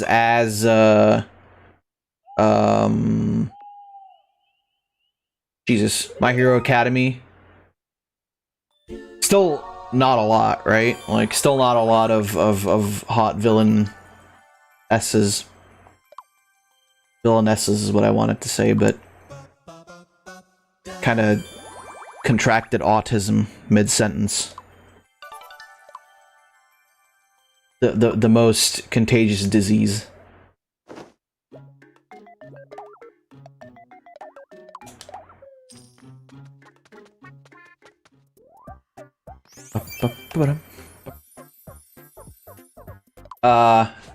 Now that I think about it, there are seemingly a lot of people who ship Eri, the 8-year-old, and Mirio as husband and wife. Unironically.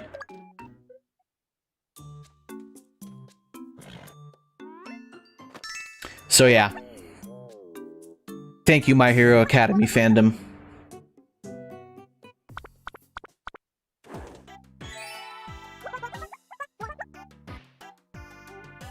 That's the biggest villain of them all, the fan base.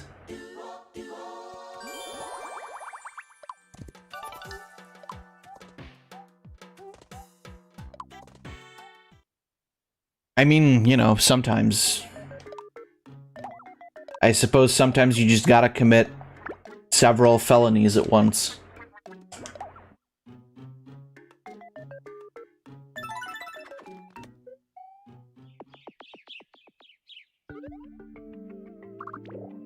Shipping, though, will forever, like, remain a mystery to me in some cases. Like, when people ship two characters that have had, like, just the most basic of interactions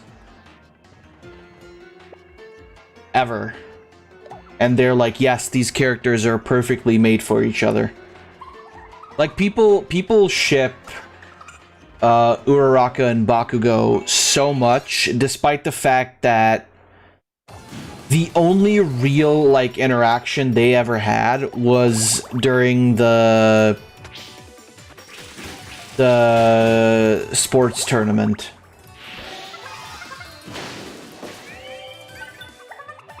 And even then, the interaction was just basically them insulting each other. Here's one villain you could like. Who's this now? What? I've never seen this person. Is this porn? Is this an OC? Is this a porn OC?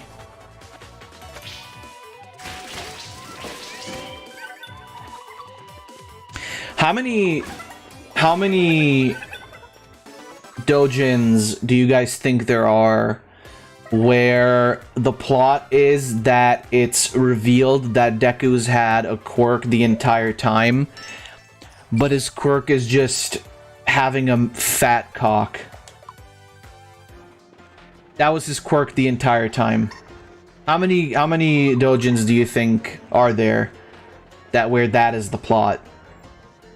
Because I think it might be in the millions. Might I point out, One's Justice 1 is super dead? It's an anime arena fighter. Ah, okay. She's an original villain from the My Hero Academia Clash Heroes battle. What the fuck is that? It's an arcade game. Nice. Only 85 people, 58 people playing. Jesus Christ.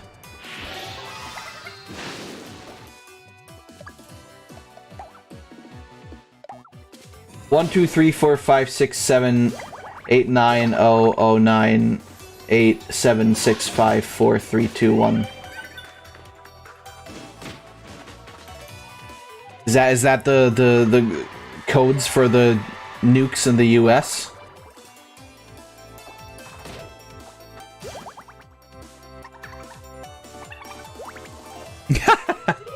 Oh yeah, him. Aoyama's cool. Aoyama is cool.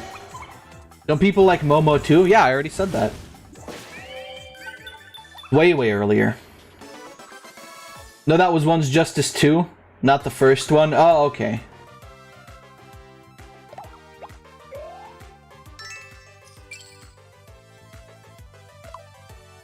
I mean, is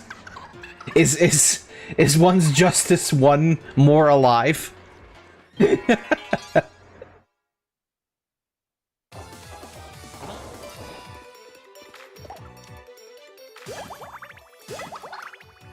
My Hero One's Justice 1 only has 6 active. Oh my god.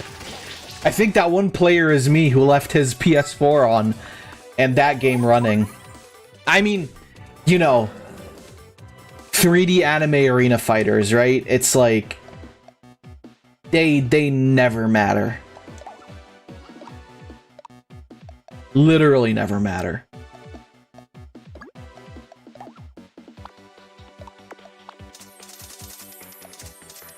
Like there's the Demon Slayer one is coming out pretty soon, and I am assuming that to like last maybe like 3 to 4, maybe like at max 5 months. I don't think it's gonna go much further than that.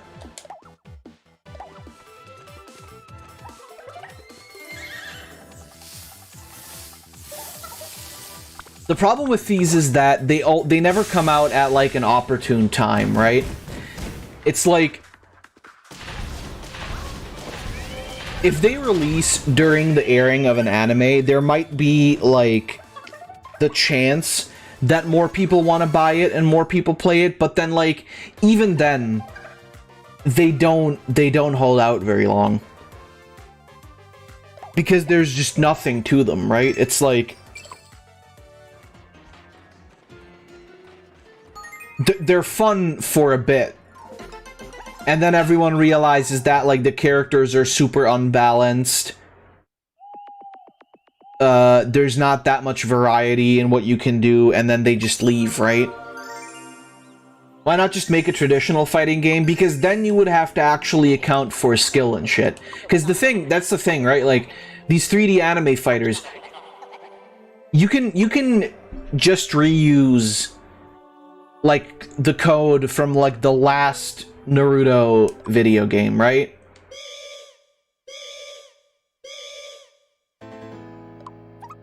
And then slap a new skin on it every single time. And people will buy it because people like the series and they're like, hey, I'd like to play a game about this anime series that I like, even if it's just like some fighting game. And then the people that buy them aren't really the competitive playing type, right? They're usually just like anime fans. They're usually just a fan of the anime and want to buy it because they want to play a video game about their favorite anime. Which, if My Hero Academy is your favorite anime, fucking God help you.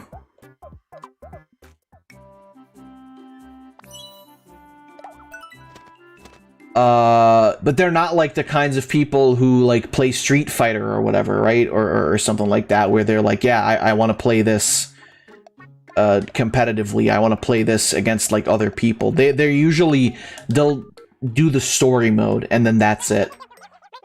And then maybe they'll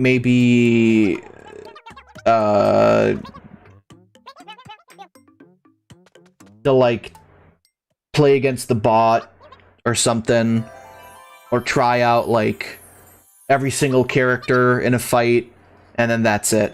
That's the max like use they get out of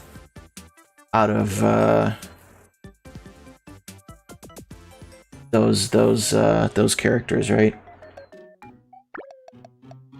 Or those games rather. I want a game like JoJo Heritage for the Future. Well, that's the thing, right? It's like with 2D fighters, like I said, you kind of have to account for actual combos and shit. Because that's the thing about these arena fighters. They're basically just like button mashing games. And then you fill up the meter and you go hit 2 buttons at the same time and use your special. Watch a cinematic play. Whereas like with, you know, with these 2D fighters, you have to like put in thoughts and effort of programming the different button combinations, stuff like that. And that requires way too much time for what is essentially just like a $50 to $60 cash grab that's gonna bring in money for a couple months.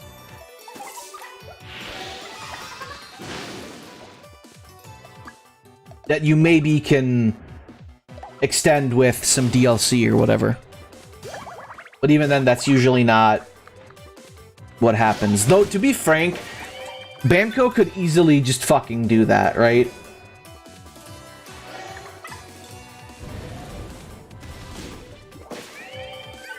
Bamco could very easily just release like a 2D, like specific anime fighting game. But they're too busy doing, I don't even know what. I already, the Bamco E3 was so terrible, I already forgot what it actually was. Completely repressed it. At least that game had a unique story. Naruto Ultimate Ninja Storm Series, I believe you mean, probably. I wouldn't know. Like Soul Calibur. Arena fighters can be fun, like Soul Calibur. Yeah, but like, look at how many people are playing Soul Calibur. Also not that many. At least not as much as like Street Fighter or Tekken. You're not wrong though. You're not wrong. Players also being assholes. I mean, you know, Todoroki players spamming their fucking super cool attacks that are fair and balanced. Good game design, thank you.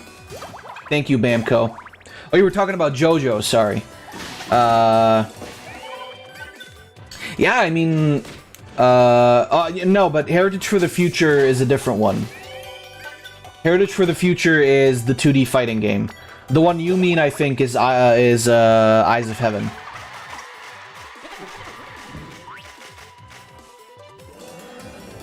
With like all the characters in there.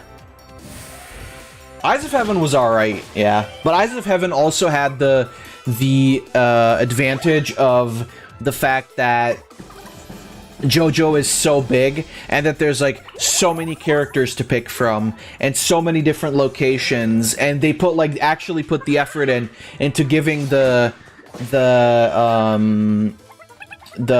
different locations like different specialties. Like when you're in Morio, you can sit down and have some fucking tea, or when you're in part 2 in that like the fucking spike trap place, you can actually like throw someone into the spikes and that damages them or shit like that. Or when you're in Dio's castle, you can actually make the fucking chandelier drop onto someone and stuff like that. That makes it pretty fun. But that was also like in All-Star Battle, for example, that 2D fighting game. Well, 3D 2D fighting game, but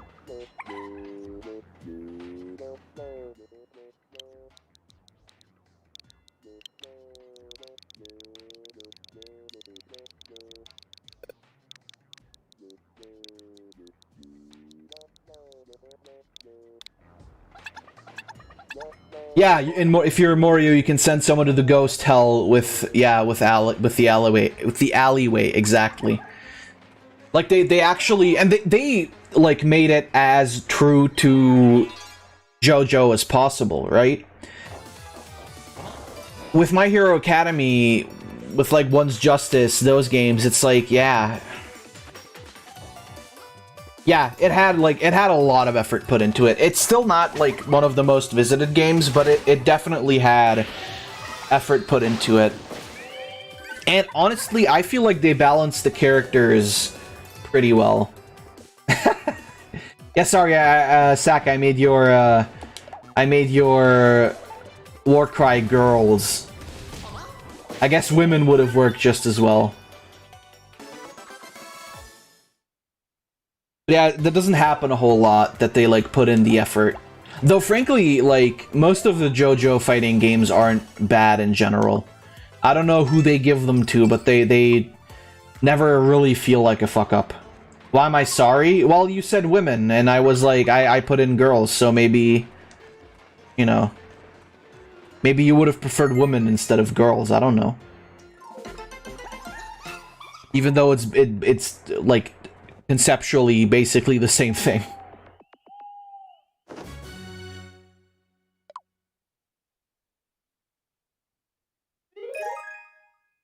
Heritage for... Oh yeah, that's right. Heritage for the Future was Capcom. That's true.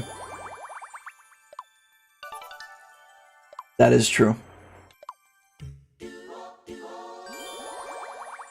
But still though, like... not bad games. All-Star Battle is super fun.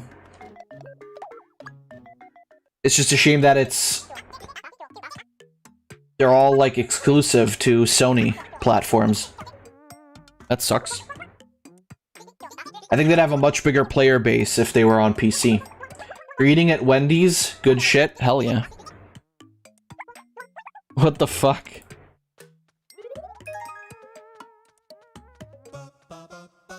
It's in my Rex for fucking weeks now.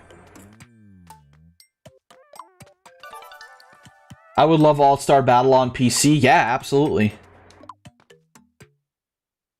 They could even update it with like a bunch of new characters and shit.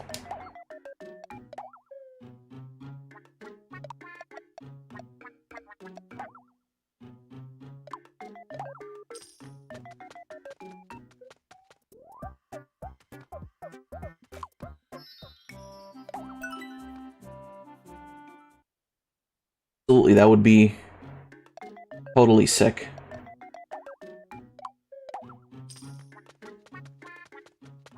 You've been putting that vid there?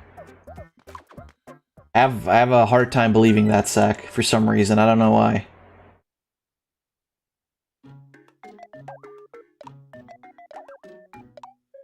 Something telling me that you're bullshitting.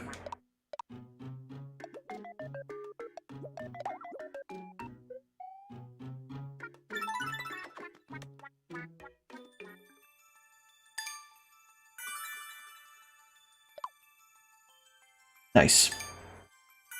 Oh, we've got 40 minutes left on stream. Would you look at that?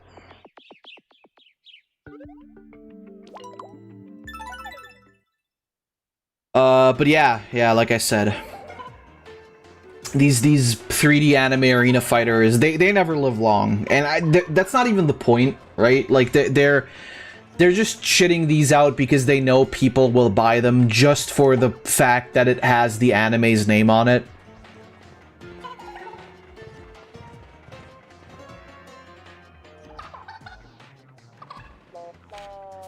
Why the fuck is Tidor putting bananas into everybody's pocket?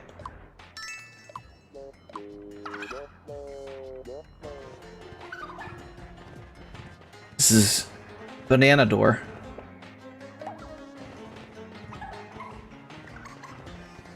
But yeah. Yeah.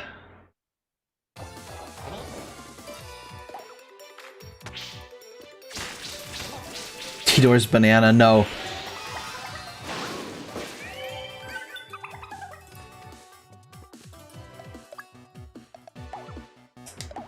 The thing is, I'm baffled about the the Demon Slayer video game anyway, because the manga already ended. Like, are they maybe waiting for like the movie to be released over here if it hasn't already? Are they waiting for like a season 2 or something?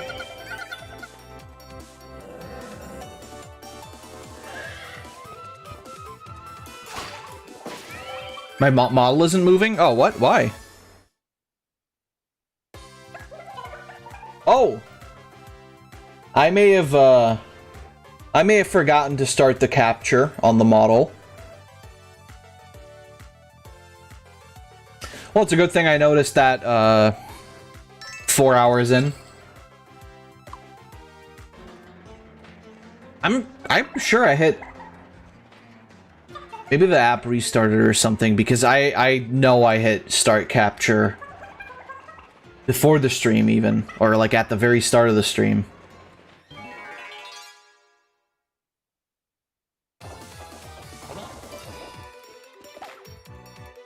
Must have been some shenanigans. Whatever.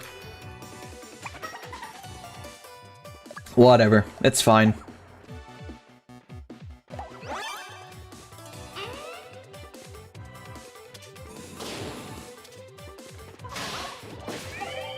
You didn't notice? I mean, fair enough. I couldn't notice. Because I'm looking at the game.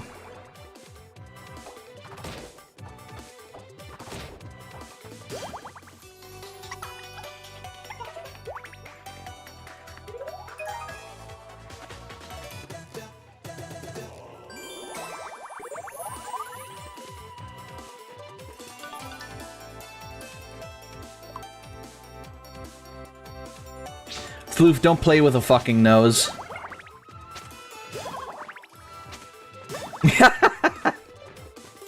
That poor fucking slab.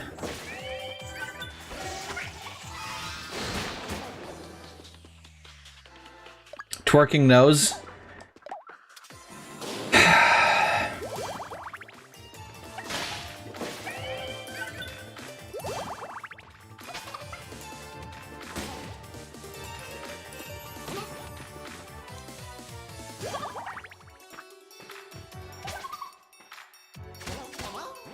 Eat the slab, eat the nose. Even if I could reply, I don't even know what I would say. Other than, don't forget, viewing stream tomorrow. That's not related, but, you know, just so you guys know.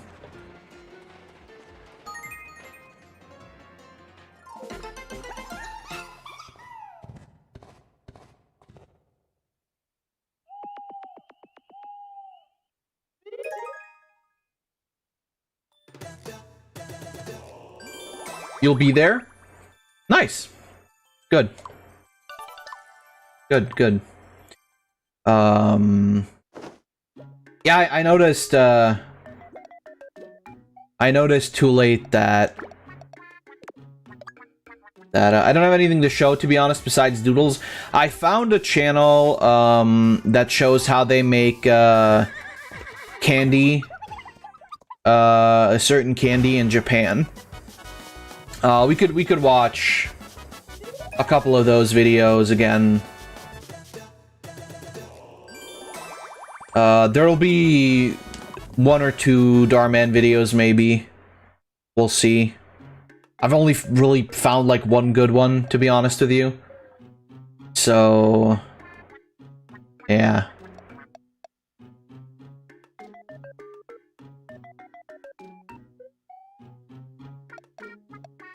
One too much. I mean, I suppose I can't argue with that.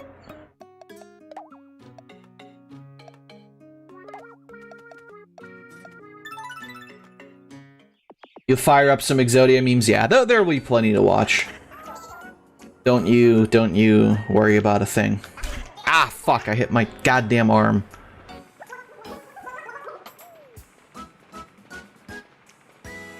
Stupid fucking piss, Mike. You can show your broken fridge again?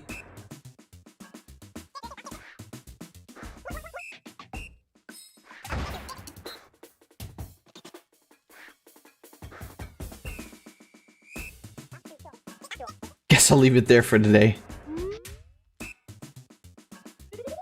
God damn it. I'll have to send them on another one. I want them to get to 20 so that I can swap out Tidor for Sliggy.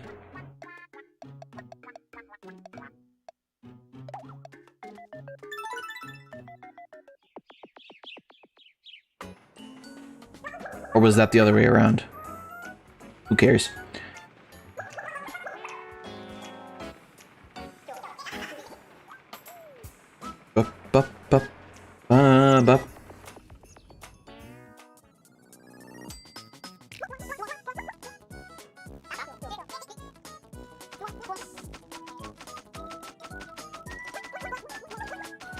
Hog.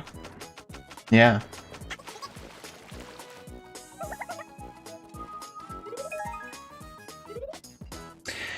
But yeah. Ultimately, like I said, I was surprised by the fact that it's already tomorrow, but then we also have like a full week of July still afterwards. It's just that next Sunday is oh no, Beppo would be next. No, let's go with, yeah. Let's go with Tidor.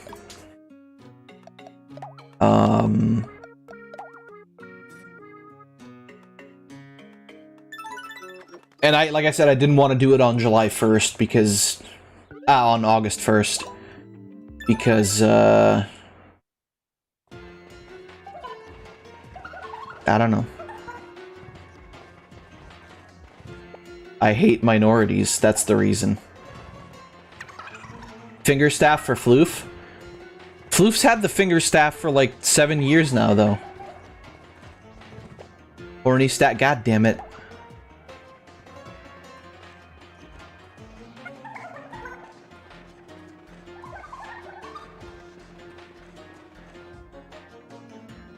By the way, I watched last week's Sunday's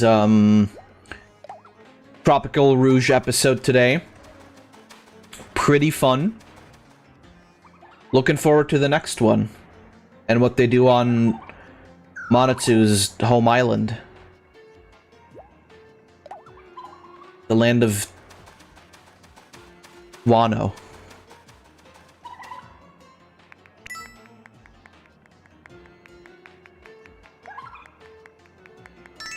Monotsu is just from a land of fucking samurai and fucking poor people and border controls. Hell yeah. Speaking of One Piece,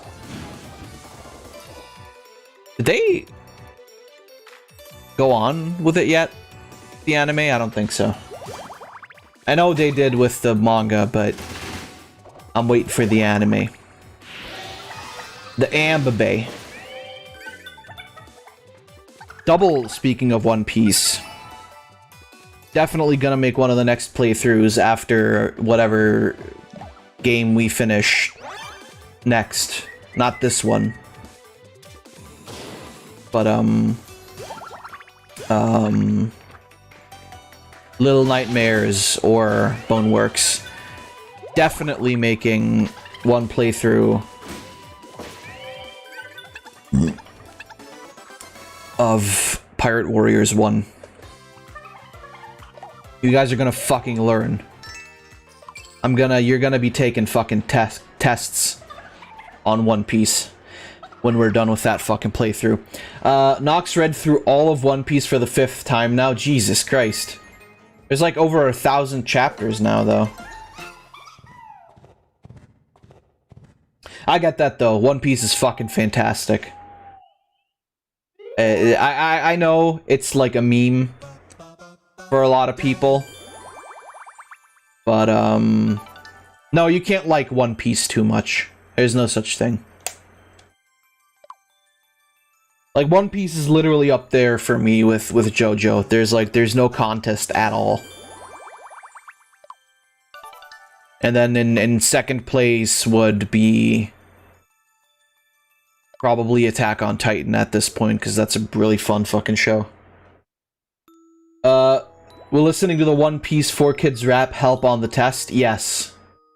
There will be questions like, what is Nami?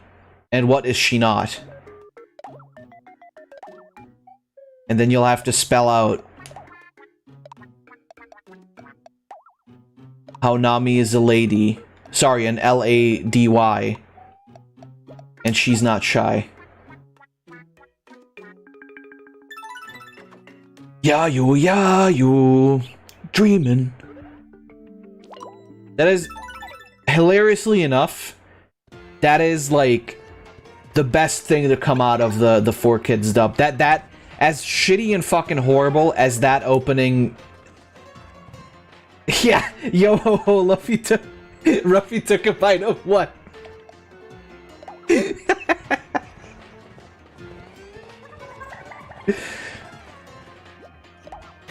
I can't believe that is like a literal line. Yo ho ho, he took a bite of gum gum.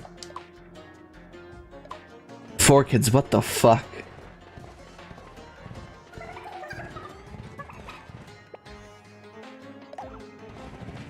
You don't know what the snails are, to be honest? They call people on phones. The snails are phones, yes. The transponder snails are...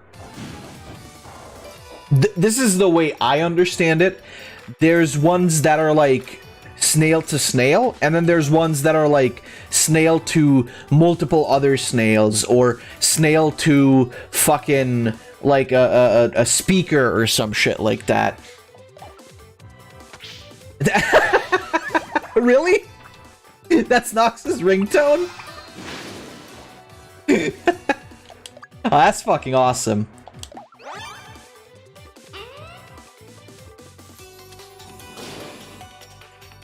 My ringtone is Trader's Requiem. Which the file is so loud that it fucking scares people whenever it actually does play and somebody calls me. Who gave Ruffy his signature hat? Sonic? Yes. I mean, I feel like Shanks is more like Knuckles. But maybe that's just the hair. Nox is just a One Piece Wikipedia. Yeah, I mean... Again, no fucking... No hate from me. One Piece is based. Oda has like, Ichiro Oda has literally found the perfect way of drawing women. And the fact that he owns it as much as he does is baffling.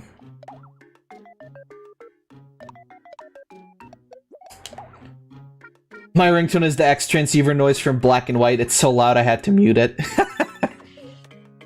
Oh yeah, that's right. I think you told me that when I played Black and White. Yeah.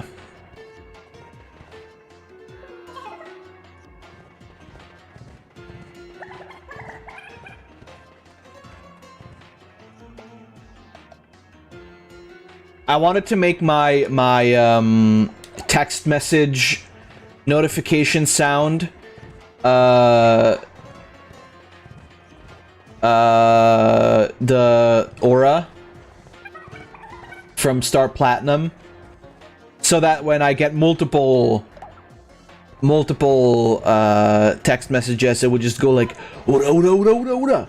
But that doesn't work. Ruffy wants to be the king of what exactly?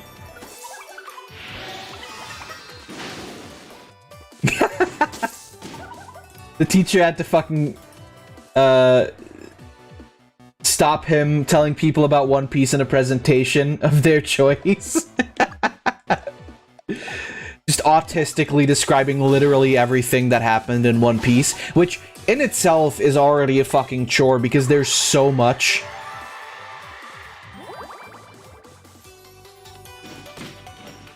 You have to take a break after telling people about when they burn the merry-go. Or the going merry, rather. Because it's such a fucking sad scene that it makes everybody cry. I can see that. I don't have a unique ringtone yet. Really? I thought, C10, I thought you would, like, pick some, like writer sound or something. Sitting here with my zero One Piece knowledge being confused. Once you get into One Piece, it's really not like... I think people are often scared off because One Piece is so big. But there really isn't, like, it's really easy to wrap your mind around it once you, like, get into it. Once you understand, like, just, like, the fundamentals of the world, you can understand everything. I jumped in at One Piece years back at the Impel Down arc, and only then, like, after watching that and the Paramount War arc did I go back and watch it from the very beginning. And even in, like, the Impel Down arc, I had, like, a basic understanding of how the world worked, and it was enough to, like, actually get through it. It's people, I know people are like thrown off by it, like I said, because it's so big and they think that there's a lot of lore, and there is, but it's not, like, complicated lore at all. Like, once you understand, like, really the basic rules of the world, like how devil fruits work, or what hockey is and whatever,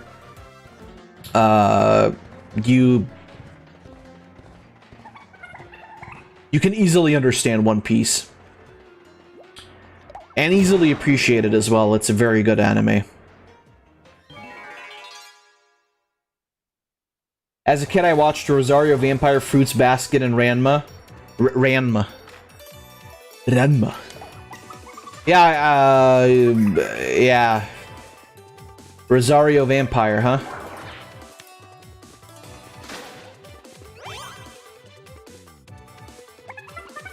I find it funny when people say that there's so much trash anime nowadays, but even back then, like, even old anime had, like, a lot of, like, terrible shit.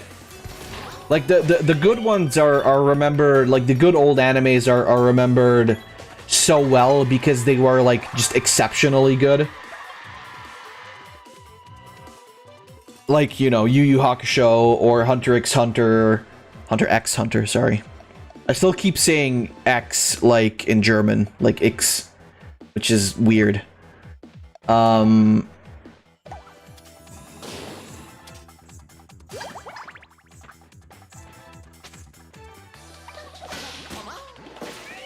don't even know what else. Obviously Dragon Ball, but, you know.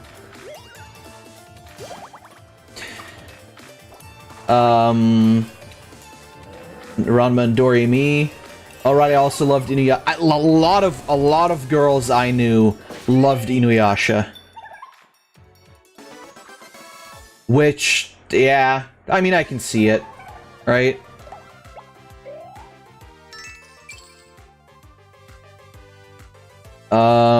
No wonder why I'm like this today. My male taste, of course, also women taste, came from Inuyasha, never mind. What was the boomerang chick? I don't remember.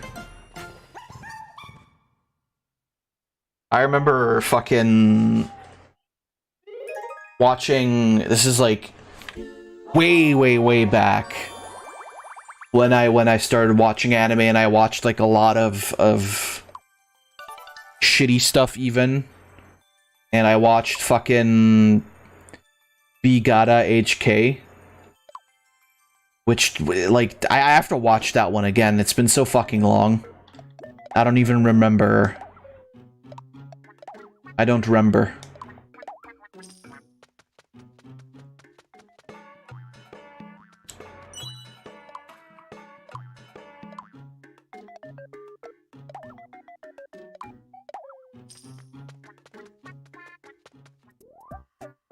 Hell yeah. I'm gonna try and buy the hero uniform for everybody.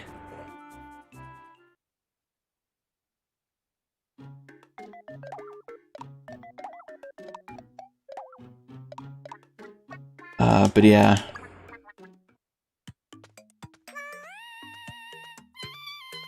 I don't remember, which means I forgore. Yes.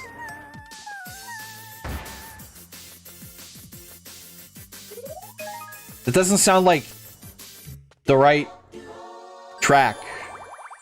Game.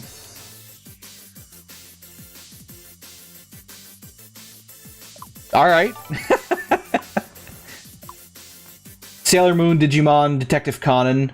That's what is that? That's case closed, or no? Is that called case closed? What the fuck is that called? And god damn it, what is that fucking called? And you piece of shit.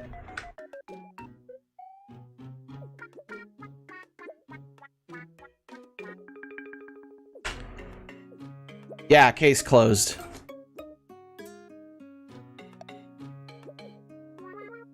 I watched that too. I watched a lot of episodes of that. Never the whole thing, but yeah. Shin-chan, yeah. Hamtaro, and this one shorts cartoon, I forgot the name. Shaman King too, or Shaman King. Aren't they remaking Shaman King? Or are they going to, or have they? Or are they planning to? It was funny because in German TV they would always call it Shaman King, but then when the opening played, because it often played, I think, the English one, right? It would be Shaman King because that's the way you actually fucking pronounce it. Heidi too. Heidi was big. Like, everybody knows that one. For some fucking reason. That wasn't even that good, I don't think. But I guess it was one of the first ones, which is why people watched it. Yeah.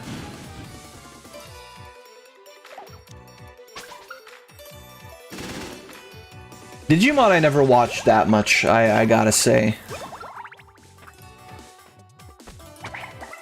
Like, Digimon I was never that interested in.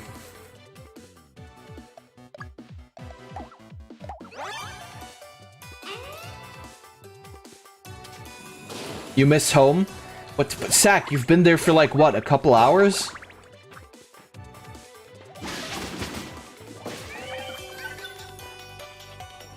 Fuck, you don't know the name anymore?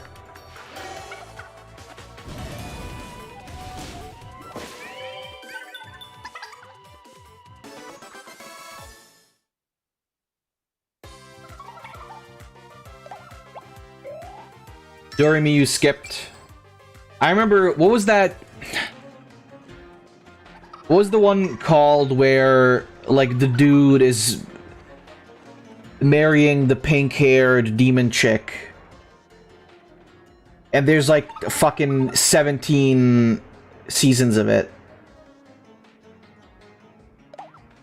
You hate car trips? I fucking love car trips, holy shit. But then again, I'm also often the one... No, not Rosario Vampire. The other one.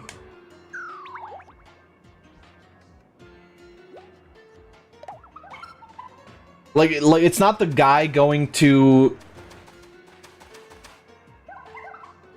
Yes, that one. To Love-Ru. That one. Holy fuck.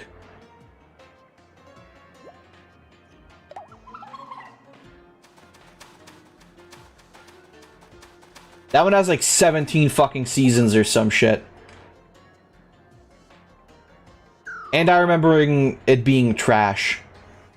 I honestly should fucking rewatch High School DxD again. I just realized.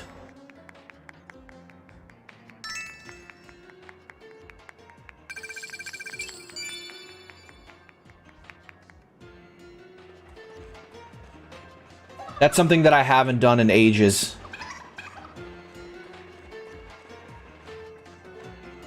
Why are there never any anime where the main character just marries the entire harem? Why is that never a thing? I'm saying this knowing that I wrote TDA that way, but why isn't that ever a thing? Why isn't the main character ever a fucking Chad? He just goes like, yep, I got these 5 women, I'm marrying them all. Fuck it. Why can't we get, why do we have to, like, why does anime always have to give us these fucking, these shitty goddamn, like, low testosterone, like, beta male fucking soy boy main characters? Why can't we just have a fucking Chad main character who just who kicks ass and marries all the women? Why can't we have that?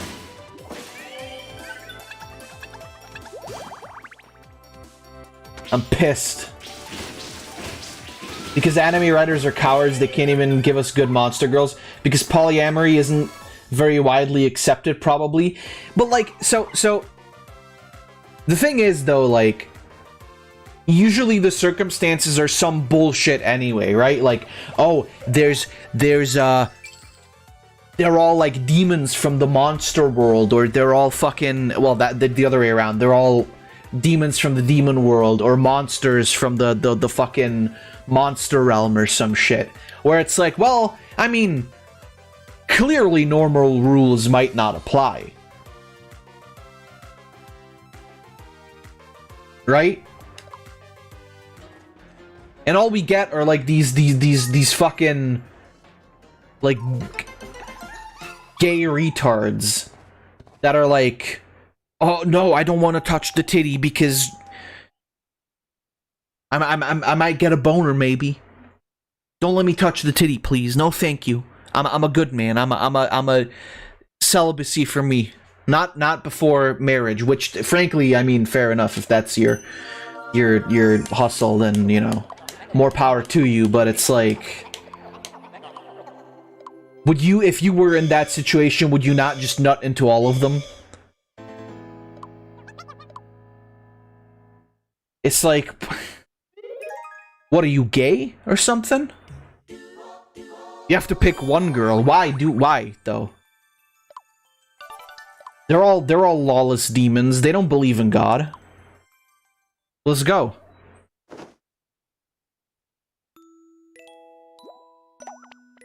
They never get it. They could have 5 demons. Give them the suck. The suck you suck, even. That's a good joke, me. Thanks, me. But no, they're not smart enough to see that. They're like, oh man, I gotta decide between 5 hot chicks. No, you don't. Just go. Just all of them. Just all of them. Polyamorous relations are considered taboo in media. The funny thing is, though, like, there's always that, like, that one male character who also has a harem, and he's usually, like, way more active with those women, right?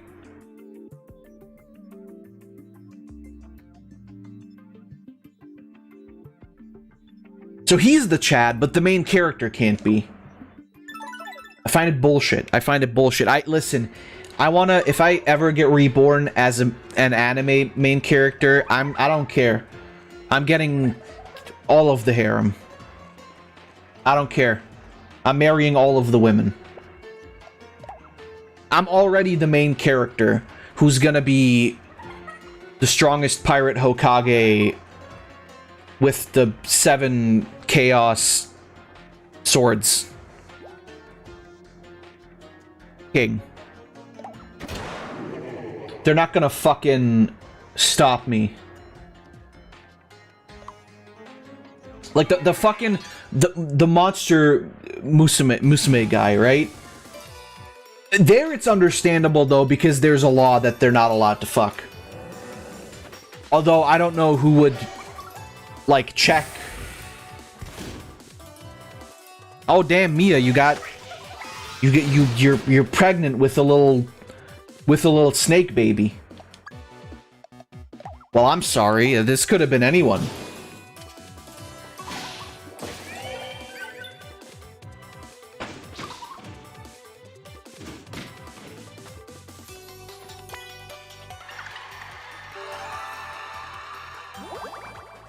Plus the fact that crusty old people run all the big media until they kneel over. We're not going to be able to do all the cool stuff. Well, it's like I think the reason maybe is more like so that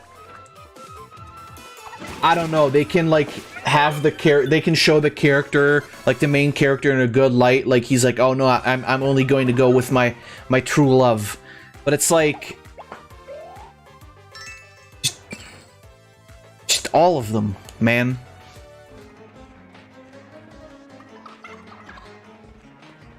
I don't know. Maybe I'm the fool. Maybe everybody else is sane and I'm the crazy one, but god damn it. If being insane means that I'm fine with marrying multiple big titty anime monster chicks, then I don't want to be sane. Put me in the fucking straitjacket. I don't care. I do not care. Oh hell yeah. The Fruit of Grisaia. I remember that one. That's a fucking cool ass anime. I remember seeing that one. That one also has that movie where the main character is like, yeah, yeah, exactly. The main character, by the way, is an ultra Chad. And watch Fruit of Grisaia. It is absolutely fucking perfect. The main character is the only guy in like a school full of these like people who all have weird circumstances, and he is the biggest Chad. I don't even know. He adopts like the little girl as his daughter. He fucking snipes people and shit.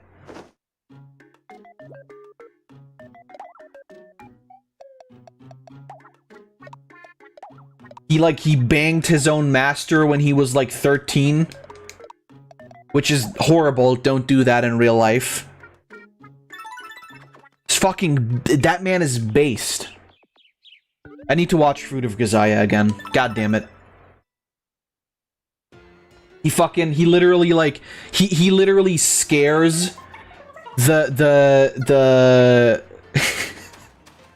what's the he literally scares the DID out of a girl. It's fucking insane. The man is just absolutely fantastic, and he gives no shits ever. Yeah, look at him. He's fucking... He does not care. He does not care for thoughts. But I'll fuck him anyway. He's just that much of a Chad. He's reached the peak level of Chad where you don't even care about women anymore, but you fuck them just because you can. This is the man everyone should aspire to be. I fucking hate the horse in Monster Musume. Kill it and turn it into glue. It's so ugly. I don't... Nah, I mean... I think Centaurea is fine. I love that, I remember this very specifically.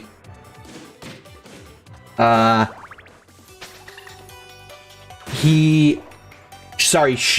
mom comes by, and basically she doesn't allow, or she doesn't want to allow for... No, she's basically forcing Centaurea to, like, have, like... she's supposed to have a baby. She's supposed to get married to like a guy. And the whole story is basically that because male centaurs are too rough and basically just like they don't even wait for the centaur women to get sack. Close your ears. Shut your ears. Don't listen to this. This is your baby. But basically because centaur men are so fucking horny that they won't even wait until the females get wet.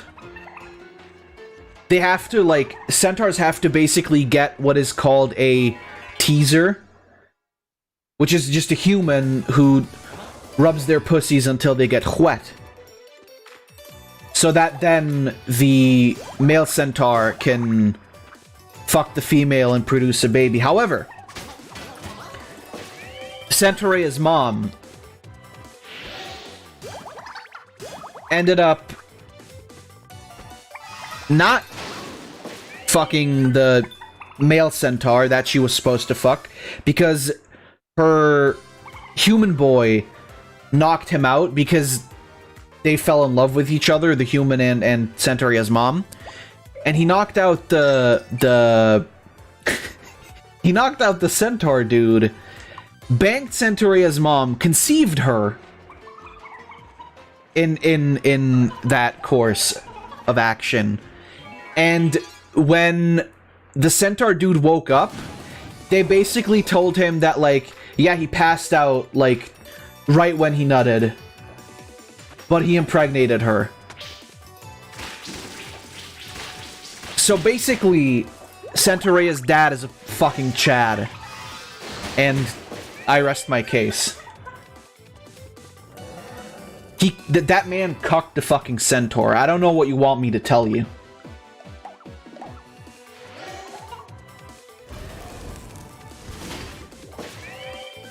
I want to live to be that based. Thanks, Fab, I'm traumatized. I told you not to listen. I don't know what the fuck you're still doing here.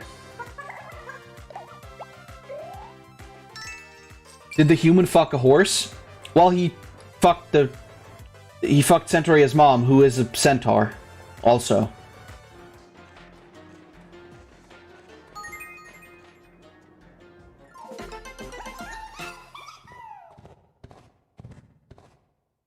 And it turns out that basically that means that Centaurea is like half human, technically. But listen, I'm just saying, that is fucking based. Monster Musume, you can criticize it as much as you want. I do it myself a fair share because it's stupid fucking manga.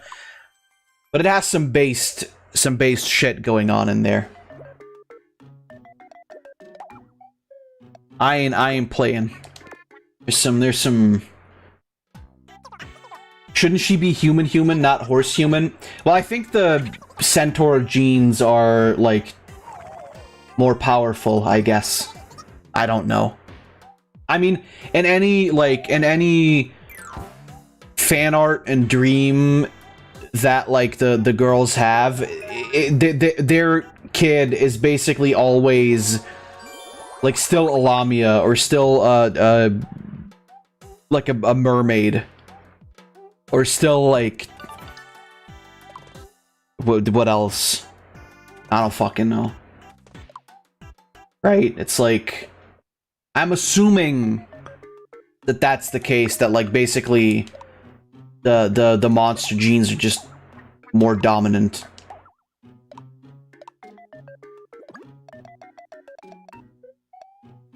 But you also have to remember, Sack, that this is a perv manga, so it's like,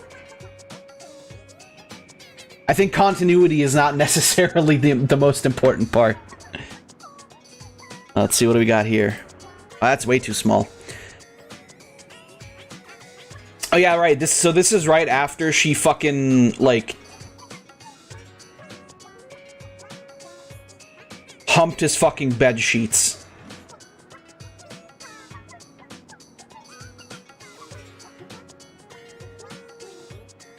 fucking hate Jersey. Monsters genes are considered dominant to human gene set, making them more recessive. Yeah, exactly. But yeah, basically she was like fucking like just fingering herself on his bed. She's a massive pervert. And he just walks in and he's like, yeah, okay, cool. Fuck you. He knows, you know, he knows the effect he has on women. And that is the most based. I'm definitely gonna watch Fruit of Grisaia again. That's such a good fucking. There's like multiple seasons too. There's Fruit. There's Paradise. There's the movie, and I think then there's another season, but I don't remember particularly. And there's of course also, because these are all based off of a visual novel, which I've played a little bit before, but that was after I'd already seen the anime, so there was nothing new there for me. But either way, if you're looking for a based MC, watch Fruit of Grisaia. Either way, though, that is going to have to do it for today.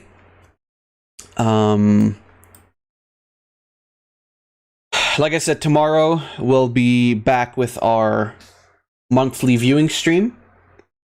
Monday I will be here to stream again, so it'll probably just be Miitopia again. We might finish it then and there. I don't know. Maybe, maybe not.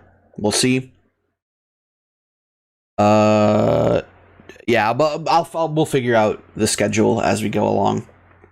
Until then, though, thank you guys a lot for joining me today. I hope you had fun.